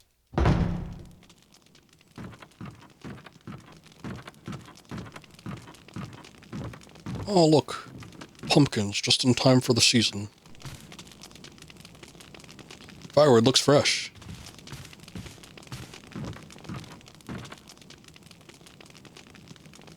A number of bandages have been hung up. Could these brown stains be blood?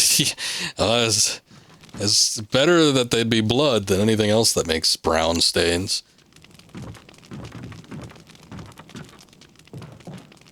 Glinting randomly in the sky to annoy the player. Courtyard map. Yeah, let's take that.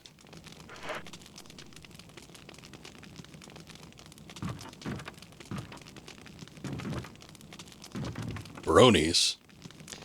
Crude bed. I was wondering if you say brownies, but I think, I don't know, brownies could be something else too.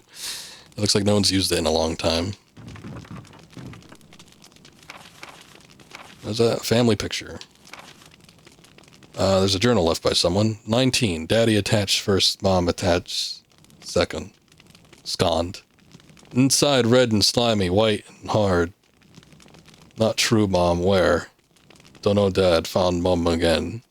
When attacked Mommy, she moved no more, she's screaming, why? Just want to be with her. 4. Mom, where? I miss y'all.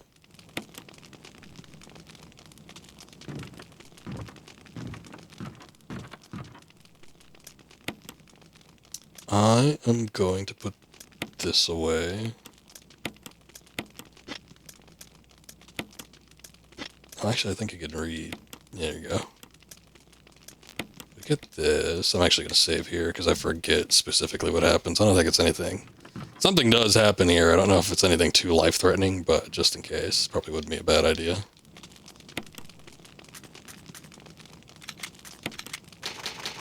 Someone could be using the fireplace for brownies.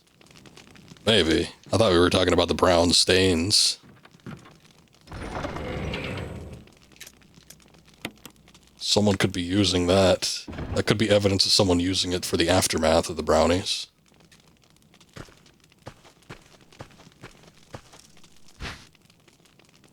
Will you take the crank? I'm an upstanding gentleman. No crank will be had here.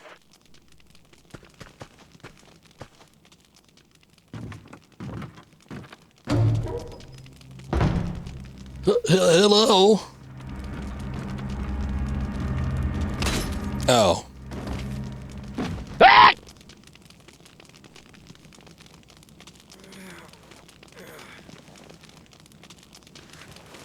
Get up, Chris. You're too cool to die.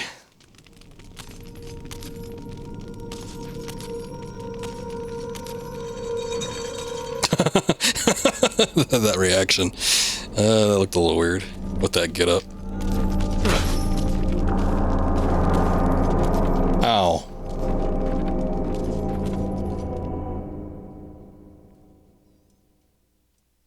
Nah, as long as he's still got his fanny pack, I think he's good. Okay, she didn't hit me too hard. Oh, what? Zambino's out here?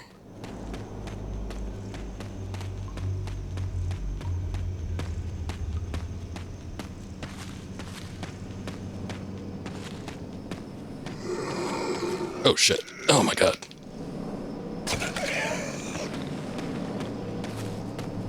I didn't even realize he was there. Snuck up on me.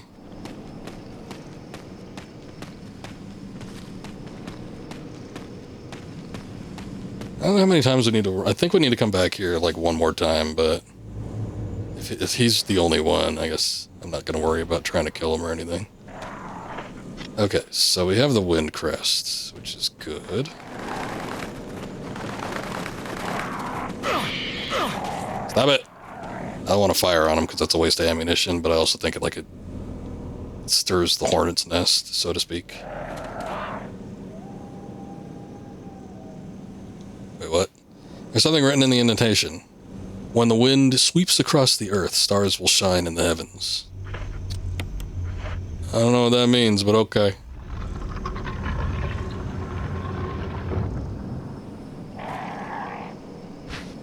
Crests. Taking the moon crest. Taking the star crest. Taking the sun crest. Okay, so now we gotta do this. Let's see, they all have little things on them. Oh, there's buttons too. I just thought he'd make a comment on him. No, no, no, no. I remember thinking about it now. I do remember that being like a thing where I thought I was doing something wrong. And I think I ended up storing them because I'm like, well, I guess they need to be added to something in order to get them to work. But no, you just had to like examine them and press the thing on the back. Kinda messed me up. 2 vertical lines cross, 3 horizontal lines. Could be some kind of symbol. Wonder if it needs to be used in that order.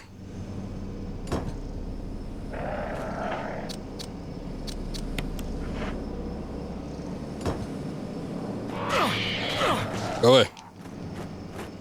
Did I get hit twice? Son of a bitch.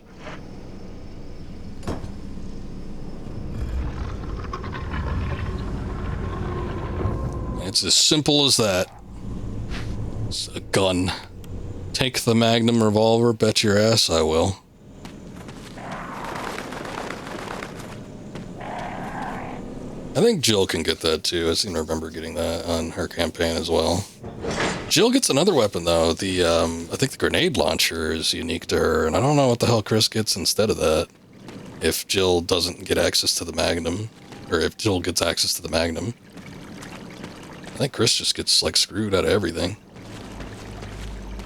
Shoot a crow with it. Ah, yes. I didn't want to waste a shotgun shell on a crow. But a Magnum, you know, bullet, why not?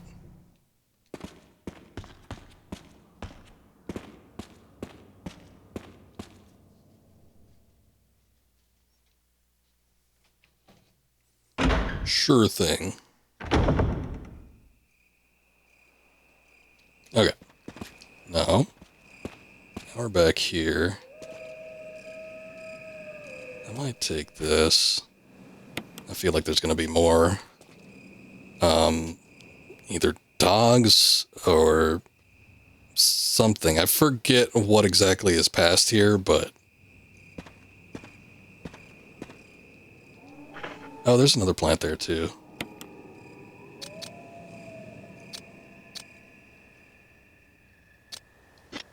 Okay. Just wondering if I should go back to a box or something. I don't think I need to. Good use of ammunition, yes.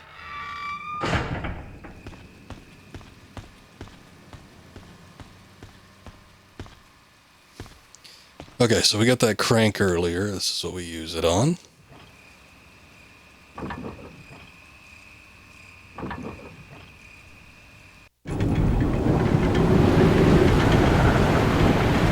Hey, look at that.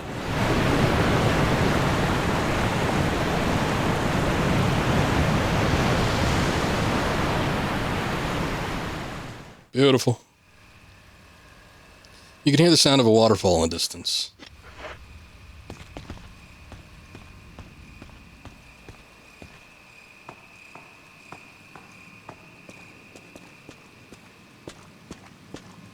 I forget if it happens like it does in the original, but in the original, like, there's just like these snakes that start dropping out of the sky. I think they're supposed to be dropping from the trees. Oh, it didn't even happen. I guess I thought that was too unrealistic. I think they're supposed to be dropping from the trees, but there's like, I don't know, there's like a dozen of them that just drop from the sky, seemingly. I think the water's drinkable if you put it in a filter. I don't know, considering how many zombies and shit are around here, I'm not sure if I'd be willing to give it a try. But maybe, if it's a good filter. If it's, you know, one of them Brito ones. I'm sure that'll take out zombie viruses.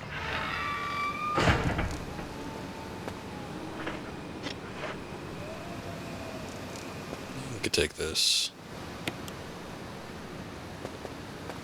Alright, well, we got through the first part of the mansion. Now we're on our way to the guest house. Oh, there are the snakes. Look at that. Ah!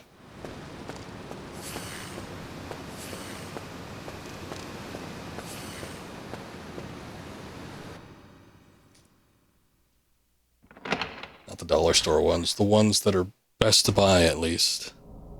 Yeah, look at that. Look how badass he is.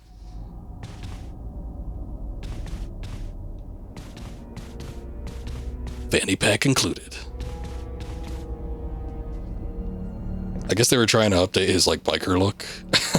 Would be my guess.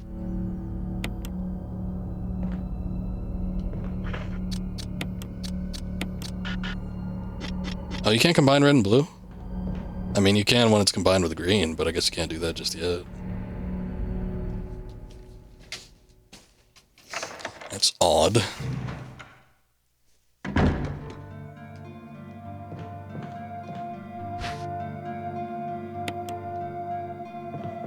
Okay. Let's see. Oh, new kerosene tank. I don't know how many zombies are going to be fighting in here, but that's good. You know, I don't know that speaking of that, I don't know that the handgun's going to be terribly handy here either. We're not going to need the crank for a minute, so I can put that away. I'm going to combine a green herb with the rest of these.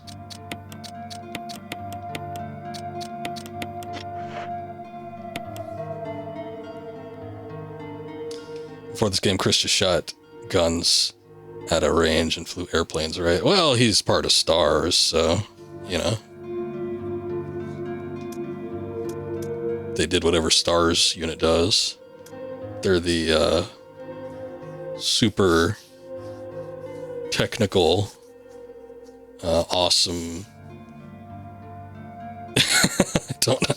I'm trying to come up with something. No, it's a special tactics and recon squad, right? Something like that. I think that's what it is. They were, I guess, it was kind of like a SWAT team or something, so I'm sure he had some kind of experience. But yeah, I think Chris and Wesker, I think, were the two best shots. Barry might have been up there, I don't know.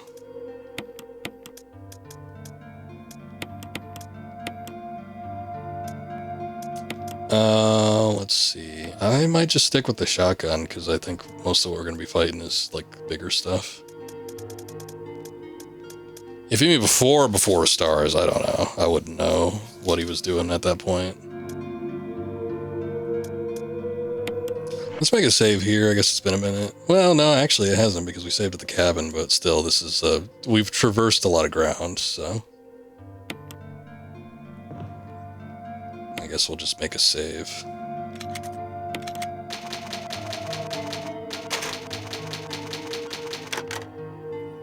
I don't know what his capability is with any sort of flight equipment, though.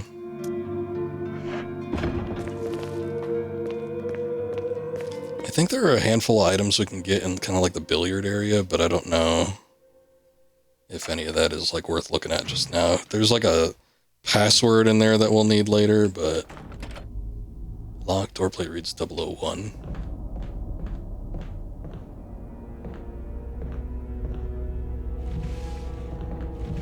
I think all the other stuff in there isn't necessarily something that we need to get.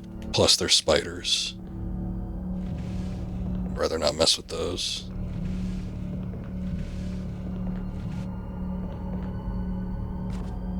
So let's see what's over this way.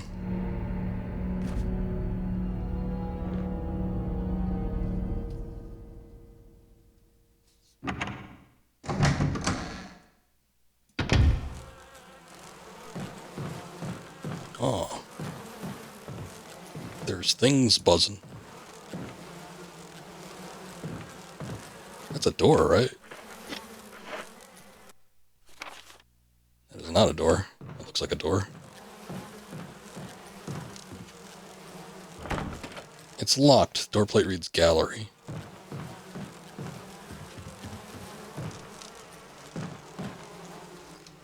There's a map of the residence. You got the map of the residence. There's a hole in the wall here. Okay, you don't want to look in the hole because that just sets off the bees. Just looking at them makes them angry.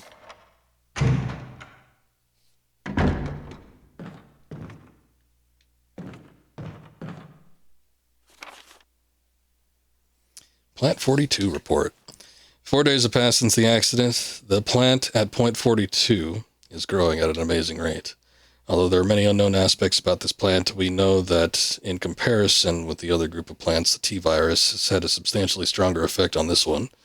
T-virus has drastically morphed its host's anatomy as well as its size. Looking at its current state, it's difficult to imagine its original appearance. Nowhere on Earth will you find anything like it. We've also found that Plant 42 has two main sources of acquiring its necessary nutrients. One source is through its root. Somehow, it's rooted itself into the basement. Immediately after the accident, scientists went mad and destroyed the aqua ring. Ever since, the basement has been like a pool. There's a high possibility that it's one of the chemicals in the water that's promoting Plant 42's rapid growth. However, we have yet to determine the specific chemical. Bulb-like body of the Plant 42 has been sighted hanging from the ceiling and from the first floor. We are sure that it has used the air ducts to reach the first floor. Numerous long tentacle-like vines are protruding from the bulb. We believe that the vines are the second means of acquiring nutrients. When Plant 42 senses prey, it uses the tentacle-like vines to capture its prey. After doing so, suckers on the vine drain the prey of its blood. Also notice that it has some intelligence. When it captures its prey, or when it's inactive, the vines twine around the door to stop possible intruders. Unfortunately, several of our scientists have already fallen victim to this Plant 42. When we heard the stories from the survivors, they all observed one thing in common. When the uniform petal-like flaps open and reveal its vital internals, it has a tendency to become more aggressive. One witness reported that it was as if it was trying to protect itself. Why it behaves the way it does is still unknown. May 21st, 1998. Henry Sarton. I looked it up when he retired from the Air Force, followed Barry to the STARS unit at 23. That's pretty young to be retiring from the Air Force, but I guess he's somewhat of a prodigy. Old newspapers and magazines lie on top of the bed. Someone appears to have vomited blood on some of the newspapers. It's gross. Nothing special. Oh, there should be a bathroom here, I think. Hold on. Let's look in here real quick, and then we'll mess around with those bookcases.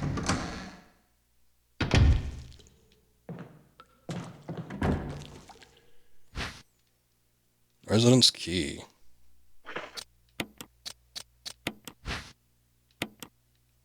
.001. Alright, so that's back at the start.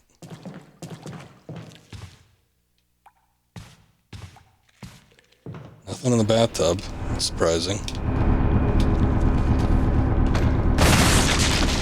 Shit. Normally this game auto-aims. I think if you do like the hardcore mode or whatever, it doesn't. But I pressed it twice and like Chris wasn't even aware that there was something behind him. Despite that massive musical sting.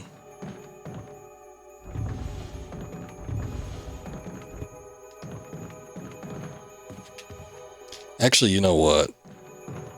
I don't know if we can actually get into that section. It might just be a waste of time. I can move those bookcases, but I think by the time we get down there, there might be something blocking me. Because we just got the key to 001. So I think I want to do that first.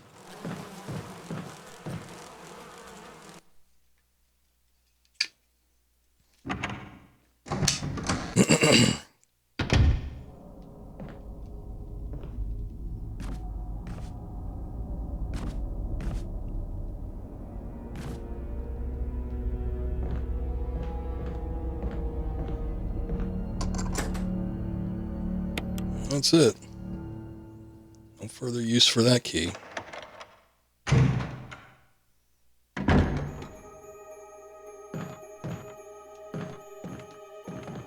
one's just hung himself. Handgun magazine, sure. Oh yeah, there's another item there.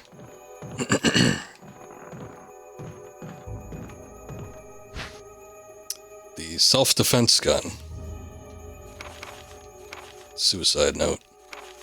June 22nd, 1998. I had to do it. We ran from those things, helping each other to survive, but Robert started to show the symptoms. I had to do it. Those damn things are pure evil. There was no other way. He would have done the same if it were the other way around. After I put him out of his misery, I just had to leave him in the bathroom. Now I'm probably the last one. How could this happen? I'll never forgive myself for being part of this project. Eventually, I'll get what's coming to me, though. There's no way to escape from this house. From this nut house, excuse me. It's just a matter of time now. Everything is set. All I need is a little courage to get it done. Knowing that I'll leave many things undone is regret beyond words. But this is better than just waiting to turn into one of them. Please understand, and at least let me end my life as a person. Message on the back. Linda, please forgive me.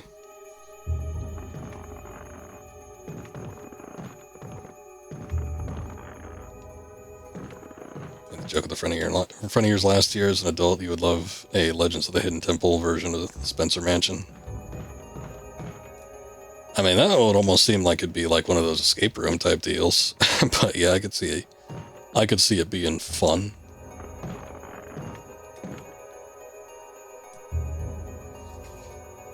It'd probably be pretty cool. Oh, there he is, the friend he was talking about. A well-polished mirror. Toilet papers, they're heavily discolored.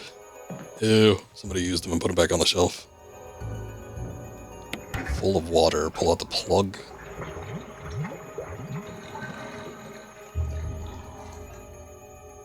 There's something inside the bathtub. Oh yeah, I knew it. No. You stay right where you are.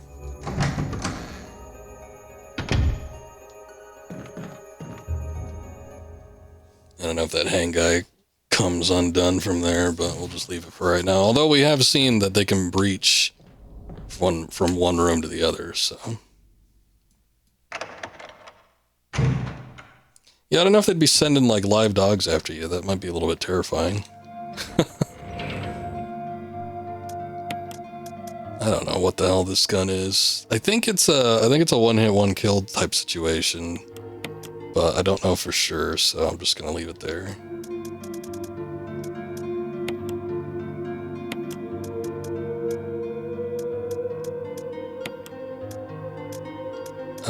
Let's see.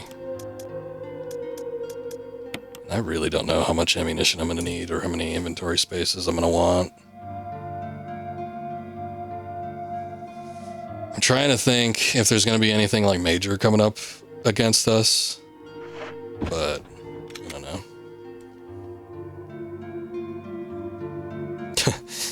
You just keep, I mean, I think the main entrance of the mansion would probably be the hub or whatever.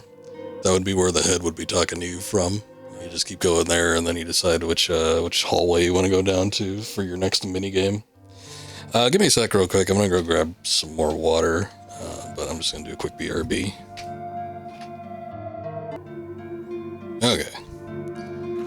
Back at it. Let's see.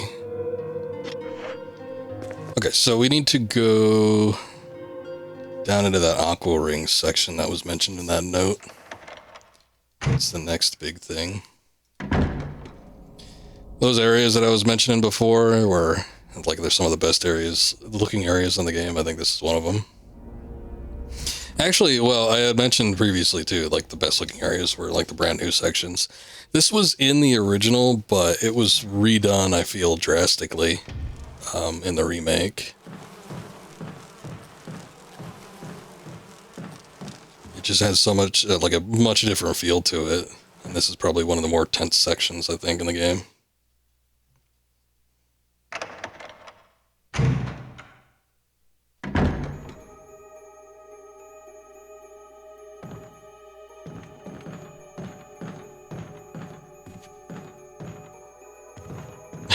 Okay, but if we're doing like Legends of the Hidden Temple with the Resident Evil theme, why would there still be a silver monkey?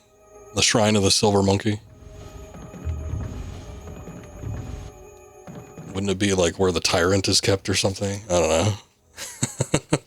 It's where they're storing the T-virus in the underground laboratory.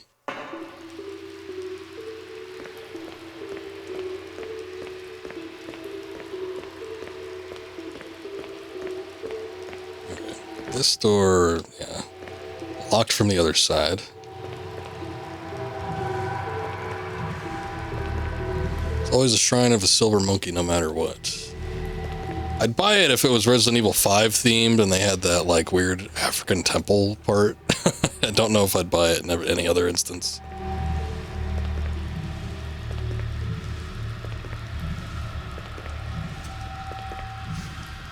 I also didn't have, I've seen a little bit of Legends of the Hidden Temple since the age of the internet, but I did not have cable growing up as a child. I think that was a Nickelodeon show, so I never got to see it in its heyday.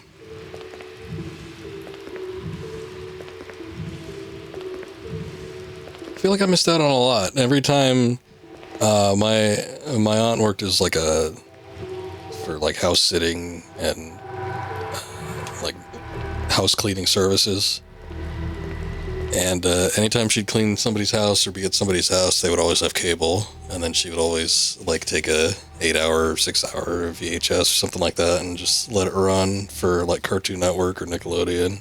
It was usually Cartoon Network, and then she'd give it to me after the fact, and that was the only way I could keep up with anything that was going on cable, but I could not consistently like watch things.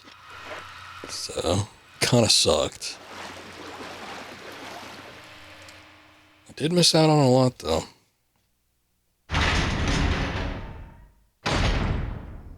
Alright, let's see what we got. Richard! Everything's normal here. Richard, what are you doing here? Chris! Chris, stop! Oh, shit. Okay. Richard. Chris didn't seem that broken up about it at first. He's like, eh. That's a shame. Time to run.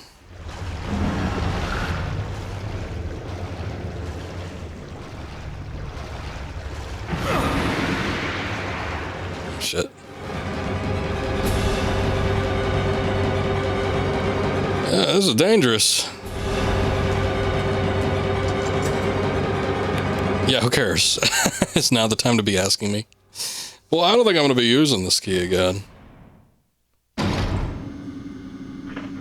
Oh boy. Caution, but yellow caution. Warning lamp indicates that there's an emergency. Oh, gee, I wonder why. Might have something to do with the broken water tank and the bunch of sharks swimming around outside, but then again, maybe not. Caution, in case of the drop in oil pressure control, open valve number 1. Huh. Okay. Map of the Aqua Ring. Not too big here.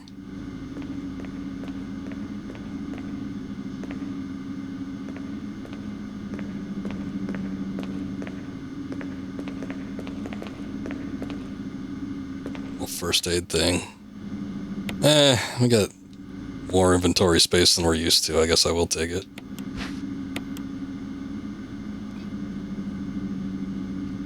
Two green herbs.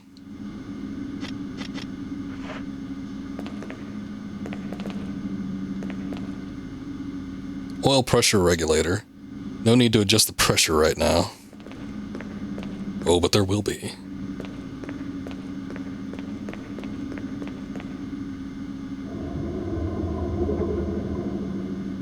The door is held tightly shut by the pressure of the water. Well, hopefully it's held shut by other factors too, like a locking mechanism or something, but... Pressure shelter.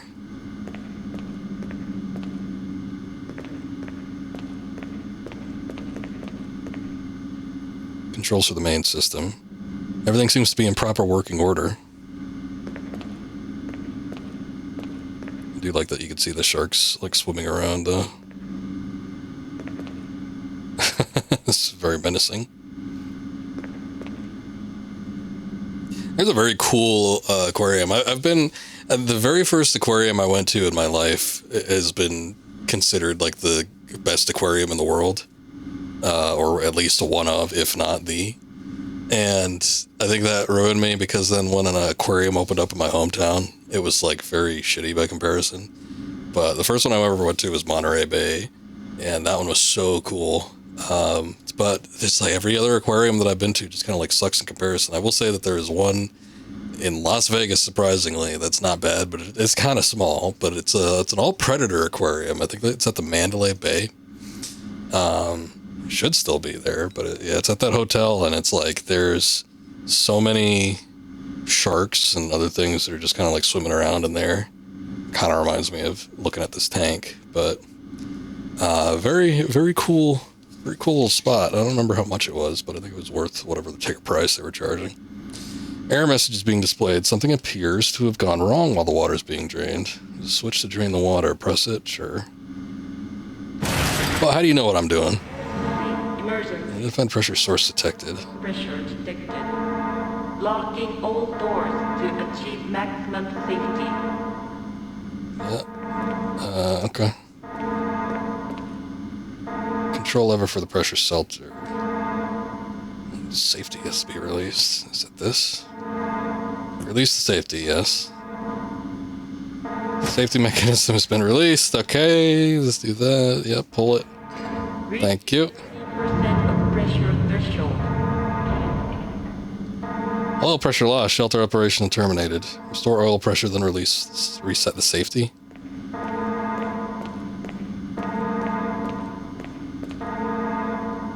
Okay. They said number 1 on the thing. Reaching 50% of pressure threshold. Activate emergency drainage system immediately. Oh shit, yeah, we have to do the safety thing again, god damn it. Yeah, release the safety. Safety mechanism pressure has been released. Stop doing that.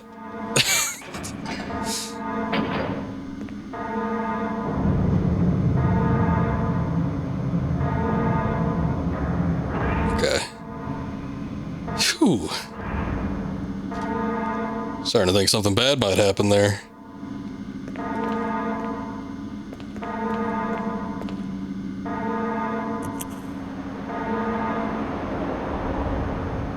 Okay. Water has been completely drained. Thank God for that.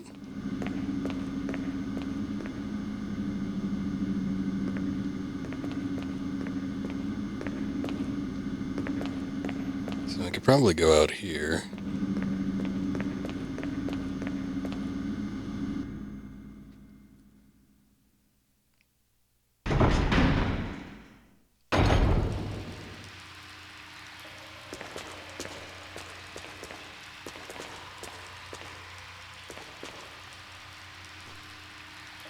It's like a few separate doors. I don't know which one goes to which. Oh, this is the main tank area. Up there, shark over there. Experiment monitor looks like it was being used to gather data on the sharks.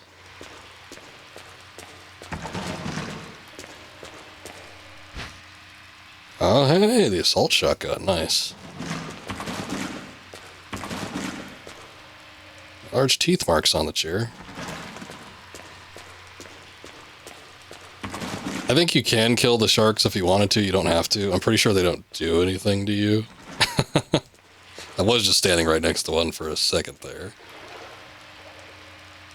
Various types of machinery. I have no idea what they're used for. I bet Jill would know.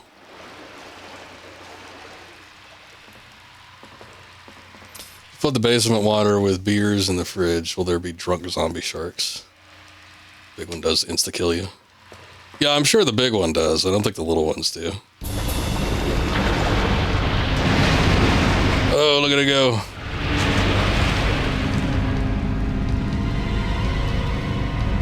This is weird because you don't necessarily know. Like, I know because I've done this a lot that you need to do that, but it doesn't look like there's really anything else to do. Generate a unit for the water flow control system. Pull the lever down? Sure.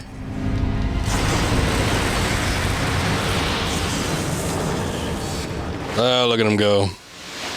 Old Neptune. Generator unit for the water flow control system. It's toasted. So is he. You'd almost think it probably wouldn't be safe to step into the water here, but lo and behold, that's what I'm doing. I will take that residence key.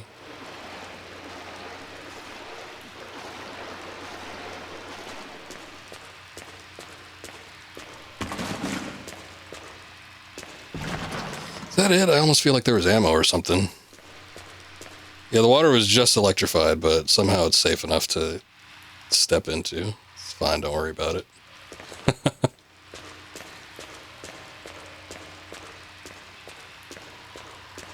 Maybe I was just thinking about the shotgun, but I could have sworn I remember there being like magnum ammo or something. Maybe it was one of the previous areas. That could have been it.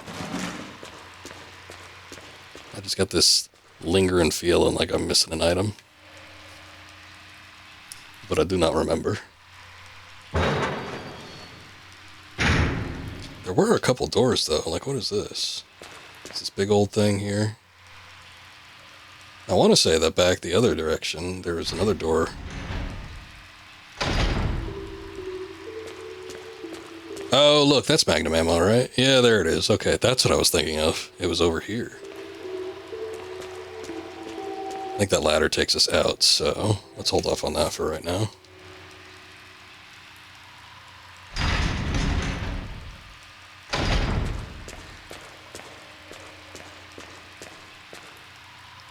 Materials are labeled dynamite.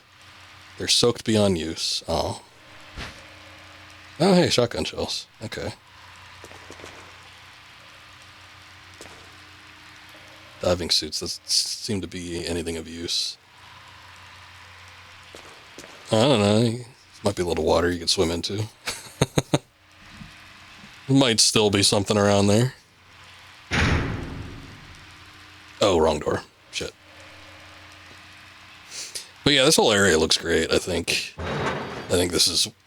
I mean, everything pretty much looks stepped up from the original in this game, but I think this one really shines. And while I do remember in the original game, when I first played it, it being, you know, pretty tense, a little bit scary, I think this one just kind of elevates it a lot more. So I always liked the Aqua Ring, comparatively speaking. Looks like garbage. Probably because it is.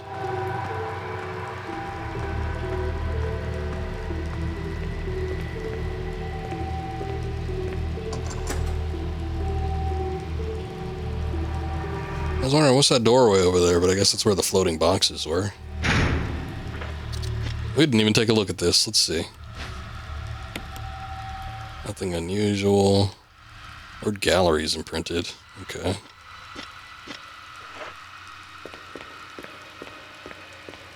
I don't think the new shotgun that we got, I'm pretty sure that was Richard's, but I don't think it, like, increases damage or anything like that. I'm pretty sure it's only pro, is that it has bigger ammo capacity, which is nice, but still. It would have been cool if it did, like, more damage.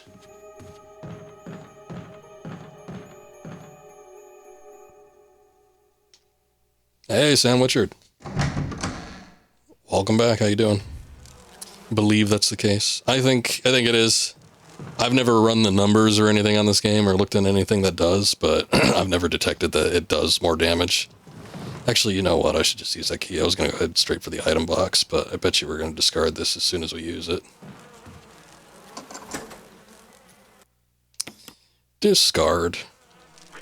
Now that I have an item slot, though, I think we can walk in here and get the pesticide.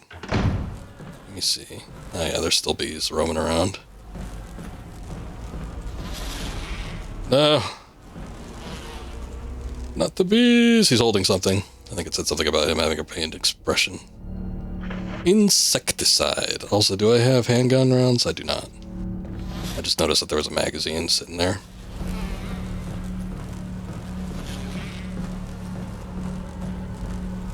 Okay, so that hole that we saw earlier, now we can get all over it.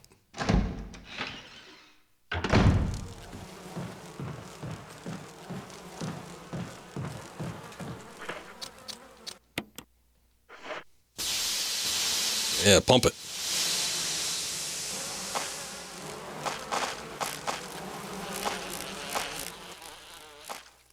Nice. That's it for that, so I've got another item slot open again. And I think there's something that's underneath the nest. There's also the door here with the chemicals, but I don't know if we're going to be able to do that. There was something weird about this, I remember. Like, I think maybe since Richard was alive, we don't get to make the V-Jolt. I think there was something like that happening. Let's see, what is this? 003. Chris wouldn't be able to make it anyway, but I do remember being able to play as Rebecca and her, that is, okay, that's 003, and her making it for him, but we'll have to see. Discard, yeah. You're around here in the OG? Nice. You don't remember it at all, it said the Jill sandwich. I was such a big fan of the original Resident Evil. I'm a big fan of the remake too. I think the remake is an excellent game, but I have played the original more often. I probably played the original like a dozen times and then played this one maybe like half a dozen. Lock mechanism for the door. Okay, so we don't have the solution to this just yet, but I think we can get it if we go into the gallery here, so let's go do that. And the dog hallway, oh yeah. That's the big jump scare for everybody. There's so many people I know that were talking about like their first jump scare experience being the dog jumping through the window in the hallway. Resident Evil 2 original is peak. It's a nice game. I guess when comparing the originals, I think I like 2 a little bit more. Although I will say last few times I've played 2, I don't know, I haven't enjoyed it as much. I don't know, 10, 15 years ago, I would have said, oh yeah, no shadow of a doubt, 2 is my favorite in the original series.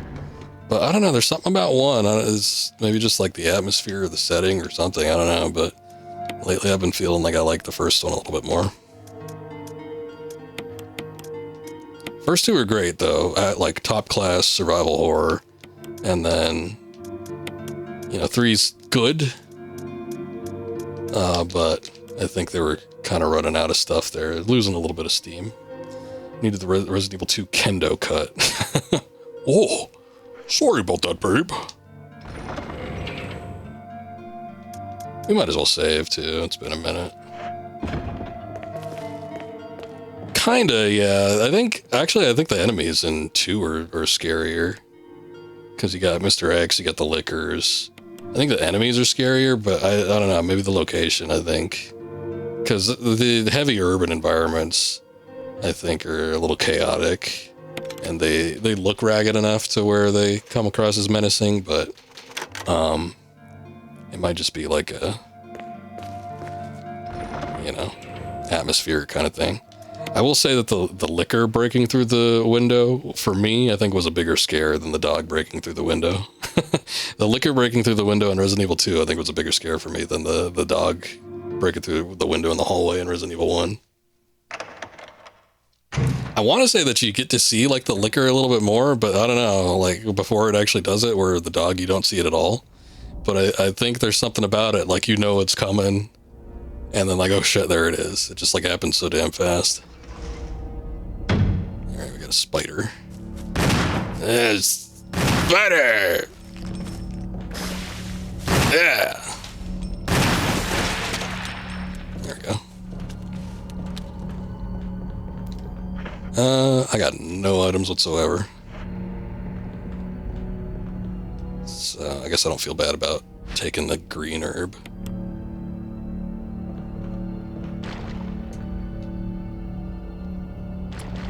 Red lamp not lit. 3. Or is that 4? Would that count as 4? I guess it would. 4 lashes. Red 4. Strange silhouette hovers in the reddish light.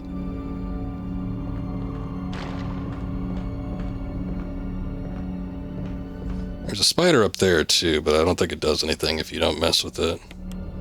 Atmosphere in 1 is definitely more horror setting too, at a more user-friendly layout. Always get lost in 1. I think the beginning of 1 is easier to get lost in. I do feel like with 2 is a little bit more clear-cut. But I don't know, I like traversing the maps and stuff in Resident Evil 1. Once you get like going into it though, like I would say past the residents here, it becomes a lot smoother. Like it's a lot more easy to navigate. Strange silhouette hovers in the green light. I would say that's 0. Some kind of meaning. No, nothing for green. Oh, red book.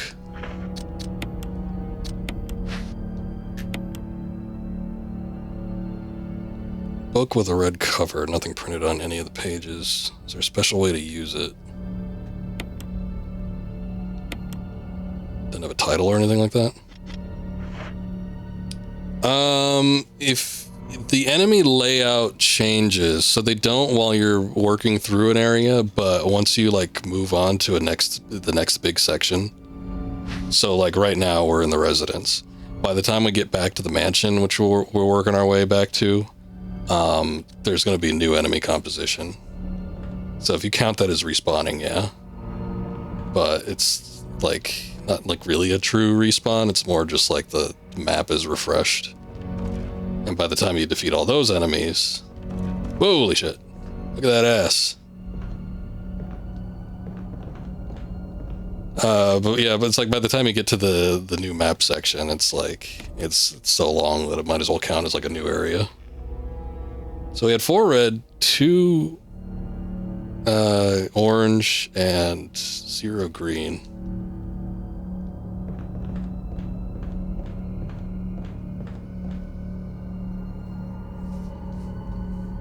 Some billiard balls, 2, 4, 5, 6. Alright, well, the layout was weird though. Like 4 red, I guess you would think would be the last one, so 3. So 6, 6, 5, 3 maybe? I don't know.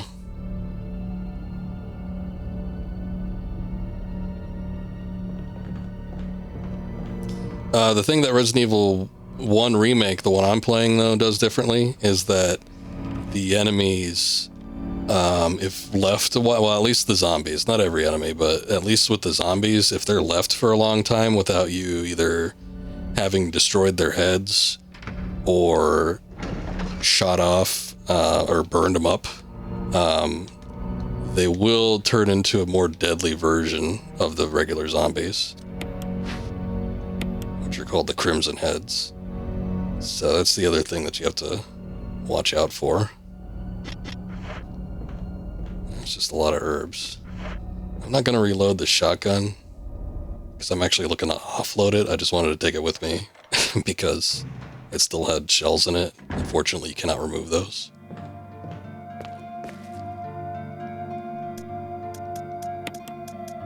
But let's take that out and that. We might need that. And I'm going to switch this shotgun with the other one.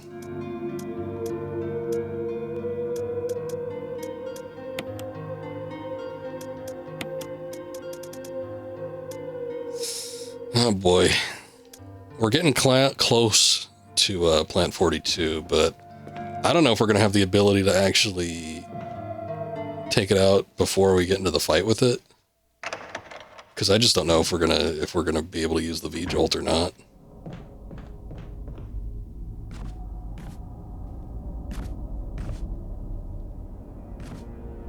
Let's see. I'm gonna try to unlock that door, and we'll see if like Rebecca comes in or something like that. And then if she doesn't, then I guess we just gotta go for it. But if she doesn't, then I'll probably save.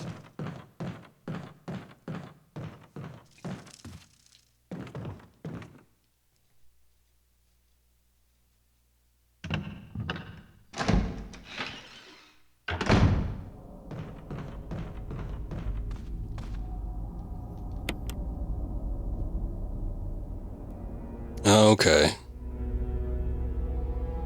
Shit. This is different than I thought it was going to be. So you have to go in the order of the emblems, but I think it's still tied to the billiard balls. So I think it's 5, 3, 6. No?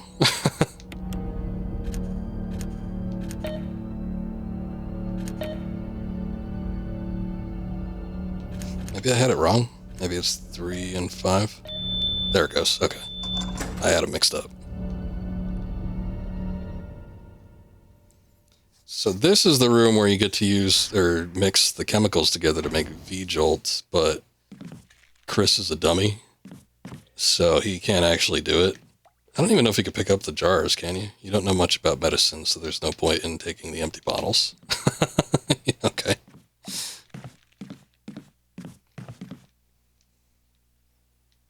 So that's the thing for it. It all makes relative sense. It's like just easy math equations. It's like addition and maybe some subtraction or something like that. But Chris doesn't know how to do that.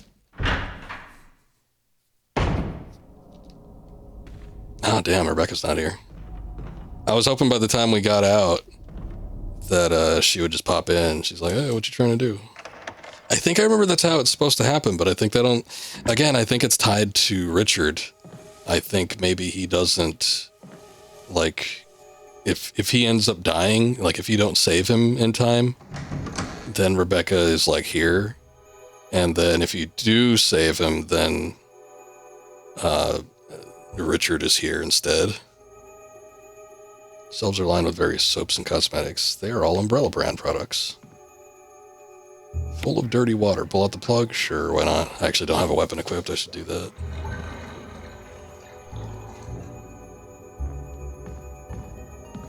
Is that okay? There's nothing in there. Tap for the wash basin. Doesn't seem to be working. Yeah, that's a shame.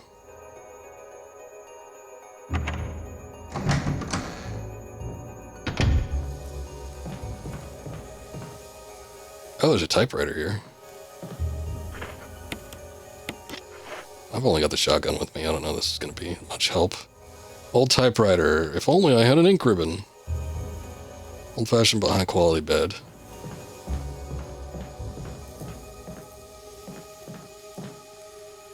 Your view is blocked by a dense thicket of trees. Wait, what?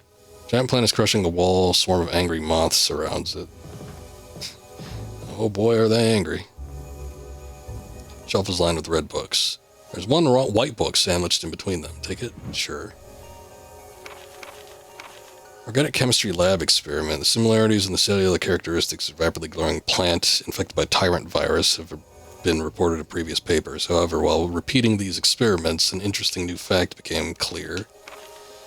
We learned that a chemical in the UMB family, UMB number 20, contains a compound that is toxic to the cells of the plant. We have given UMB number 20 a new name, V-Jolt. If calculations prove correct, when V-Jolt is applied directly to the root of the plant, the entire plant should be dead within 5 seconds. Alright, so that is just the formula. I'm just going to go ahead and skip that.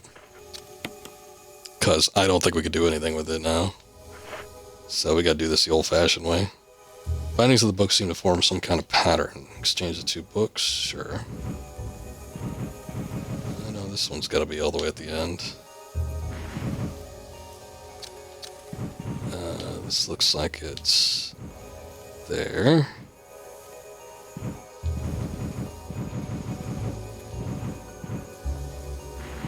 Oh my god, she's naked. So that opens up the doorway. I think if you exit the hallway here and you attempt to mess with the door, it's like, oh, it's blocked. Can't do anything with it.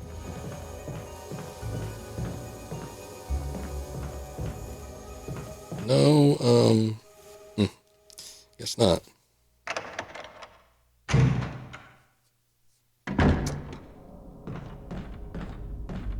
No ink ribbons or anything like that. There's the double doors over there. If we interact with him, he's just gonna say, oh, I can't do that.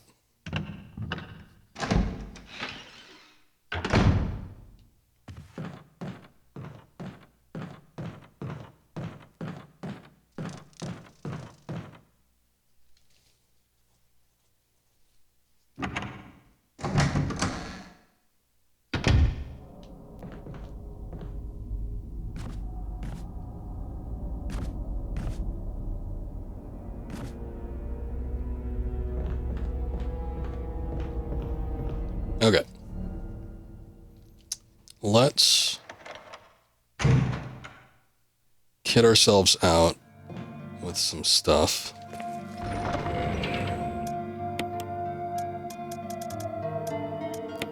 And there's a lot of shotgun shells. I'm going to take the Magnum. I think I'm going to use that at first for the first few shots. And then I will take a couple healing items, and then we'll keep the shotgun shells with us. In the original version of this game, and like the long box version, Plant 42 could be a pain in the ass if you're trying to take it out manually. If you could do the V-Jolt, I would almost say that like the V-Jolt is the better option outside of just getting the assault shotgun, which I don't even remember if you can get the assault shotgun in the original version of the game. But if it is a choice between the two, I would say like doing the V-Jolt is better because you could just kill the plant without having to do anything. It saves you ammunition, it potentially saves you health, and the only thing the assault shotgun like gives you is you get less reloading, which doesn't seem worth it to me. So if that is in fact the case, then yeah, I think probably not saving Richard and having Rebecca in here would be better. But who knows?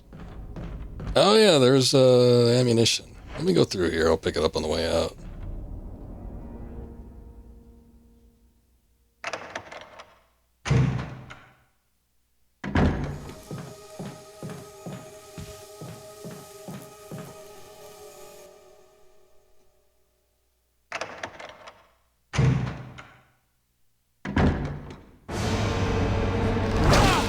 Whoa!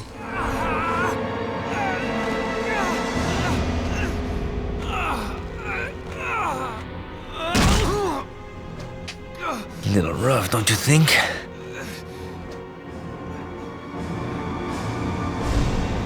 Yeah, at least he let you go. Gives you an opportunity to fight back. Okay, I actually want this. Oh boy, we're already in caution. I think I was fine before. I don't think I had taken damage, so it actually does damage you just by grabbing you in the cutscene.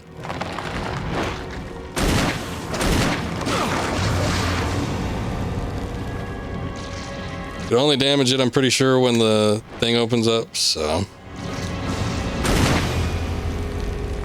Oh, no way it's dead already. No way. Okay, no. I was like, God damn. I knew the Magnum was powerful. I didn't know it was that powerful.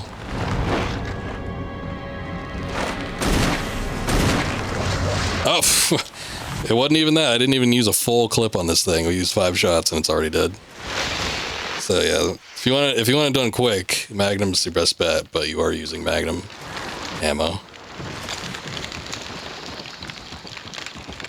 Again, I don't know. I've never looked at the mathematics for this game, so I don't know how much damage in relation to the shotgun it does, but I do think you end up getting hit pretty hard. Oh, that's the mansion key. Wow. I completely forgot that's what you ended up getting here. This has got to be the helmet one then, right? Yeah.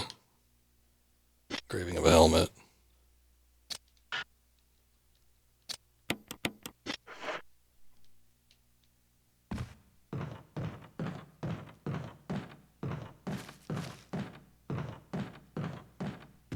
I guess that's it. There's nothing else in here. Is there any pickups? I saw that there were like bulbs or something on the ground.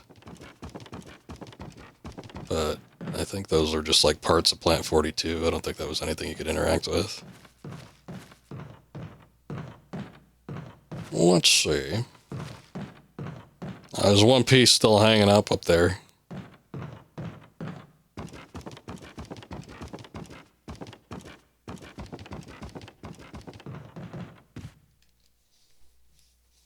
Alright.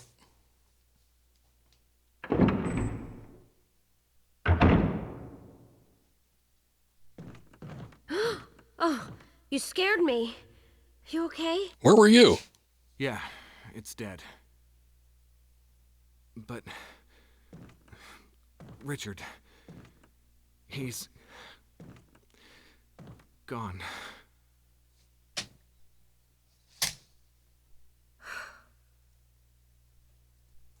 I'm sorry. It's my fault.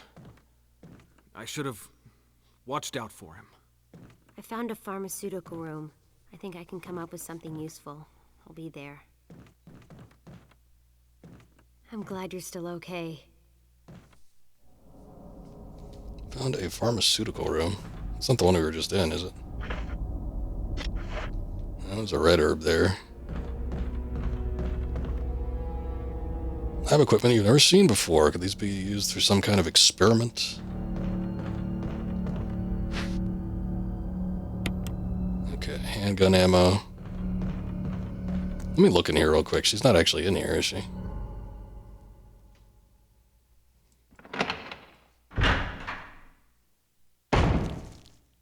Oh, she is in here. This room is equipped with all sorts of medical supplies. Want me to treat your wounds? Oh shit, I just used the, I guess I'm good. No, I'm okay. But if something should happen to me, I'm counting on you.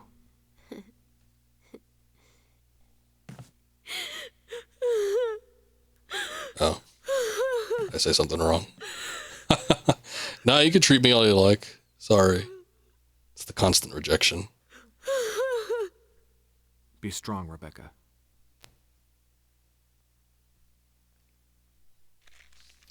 Shh, there, don't cry. I did not know. Well, you know, I wonder if, because I haven't played through Chris's campaign that much in Remake. Again, it's one of those situations where I just usually pick Jill. And the Remake I haven't played nearly as much as I played the original. But yeah, I do not remember her being in there, and I wonder if this has changed from like the original to Remake. Or it might be that I just never saved Richard. Chris, you're alive. My words exactly. Where's Jill? Thought you were with her. Yeah, I know. We got separated. I see. Anyway, we better find a way out of here before we turn into zombie food. Got any suggestions, Wesker? We should get a better grip on the situation. There must be areas still to be explored in that other mansion. Chris, I want you to check them out one more time. I'll continue my investigation here. Sure thing. Investigation of what? Chris, what are you wearing? It would have been nice if there were like some kind of reaction to the costumes that you have the characters wear. What is that get up? Poor performance indeed. I choose the superior wardrobe. All black.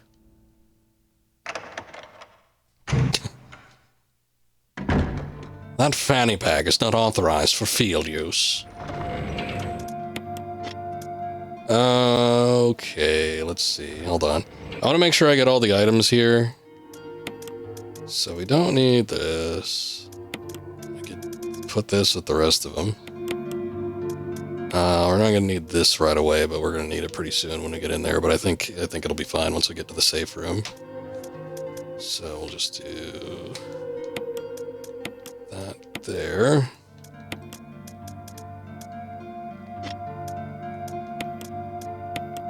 Guess I'll reload the Magnum, just so I don't forget about it. Okay. Let me go back and get the red herb. I know it's silly to go all the way back just for that one thing, but, you know, it's there. I really don't think we'll be coming back for anything else, so might as well. I should take a look at the little kerosene bottle I got too, make sure I refill it if it's not already filled up here.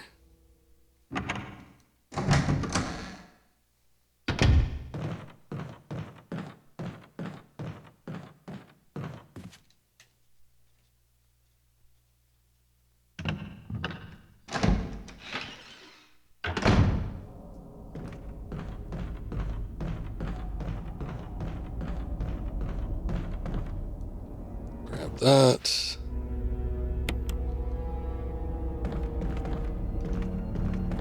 I wonder if there's something in the V-Jolt room. Should we even look? Or not V-Jolt, the room where you would normally use the V-Jolt. Also looking at this to see if there's anything I could pick up. Oh shit, I didn't want to go in here.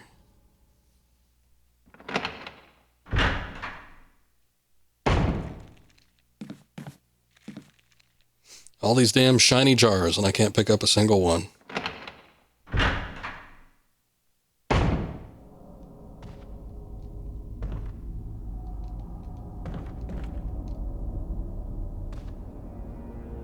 It does kind of look like there's things that are just lying on the table there, but I guess nothing is like able to be picked up. You never know though, sometimes they trick you and hide something in there.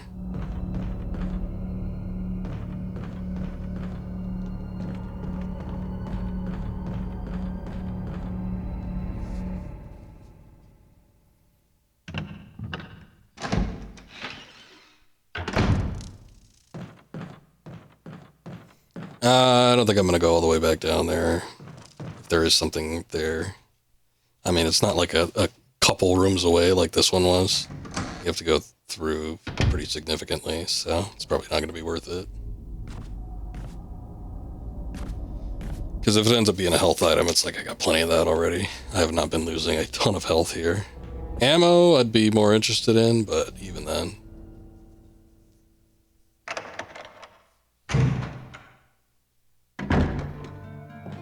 Okay, so what are we going to need? Well, by the time we get back to the mansion, there's going to be hunters. I don't even know if there's like a reason for that. You would almost think that, considering that it happens after you fight Plant 42, that there might be something like that tied to it. Like Plant 42 might have been holding back something that they were inside. And then now that it's dead, it's like they could roam around freely. I don't know.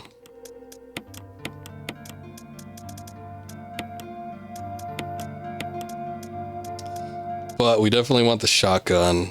The handgun's going to be pretty much useless against them, so that's not worth it. We probably won't even need the handgun until we get into the very last portion of the game, or at least maybe middle of the way through the next one. Because it's really only useful against zombies. Most of the other enemies, we're going to want something with a little more bite to it. The shotgun will be handy, but I still think it takes a few shots to kill them. The helmet key we're not going to need immediately. But at the same time, I don't know that there's like a ton of pickups. Oh, hold on. Let me check something here. Did we get all the blue herbs that were just kind of hanging out? There was some like in the lobby section. Yeah,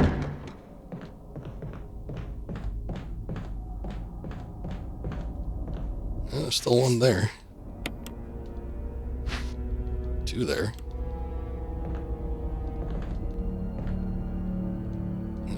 And nothing, no hidden items or anything like that.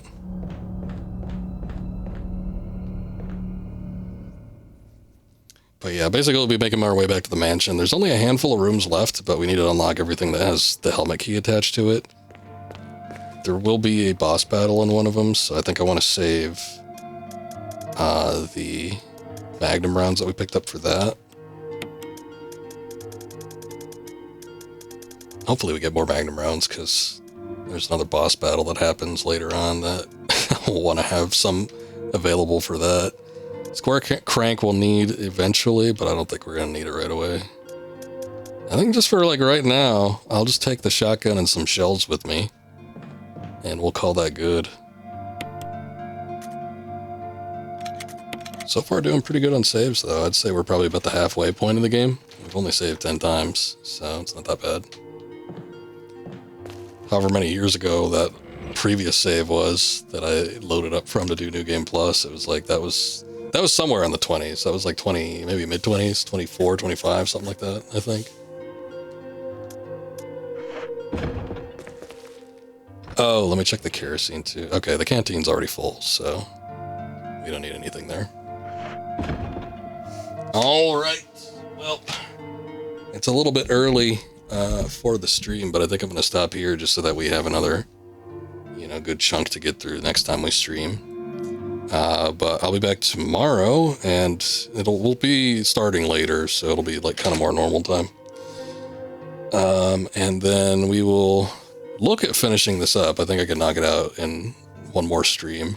And then by the time we get to Friday's stream, we'll be taking a look at potential viewer requests. We already got a couple in for tonight, so I think we did. Akuma redeemed for something. He said he was going to send whatever game it was to me, but I don't know that I've gotten it yet. And then we have Manhunt to look forward to? ? I don't know. We'll see how it goes, but that'll be on Friday. So Friday we'll kick off the viewer requests. And then if we finish those up, or if I feel like I'm satisfied with the amount that we've done by that point, then I will definitely have some other stuff that I was interested in taking a look at by the time I get to next week. Next week's streams, by the way, we'll probably look at doing another different stream schedule. I think we might do a Friday through Sunday, and we'll just see how that works for us. But we'll go ahead and look forward to that. Tomorrow I'll be back, more Resident Evil Remake, looking at finishing up the game. And it might actually be quicker than the beginning of it, because the beginning was a little bit confusing, I feel like. When you get to the second half, it becomes a little bit more straightforward, but we'll see. Let's see. People I'm following. We got another Resident Evil stream going on from Keanu Speeds. He's doing Resident Evil 7 Biohazard. We were just talking about that one. Also a game I was considering streaming this October. We'll see, though. We might have our plate full at the moment. But let's go check him out. And you guys have a good night. We'll see you around next time, tomorrow night. More Resident Evil, not 7, just Resident Evil Remake. We're going to take a look at Resident Evil 7 with Keanu. Until then, you guys take care. Have a good night.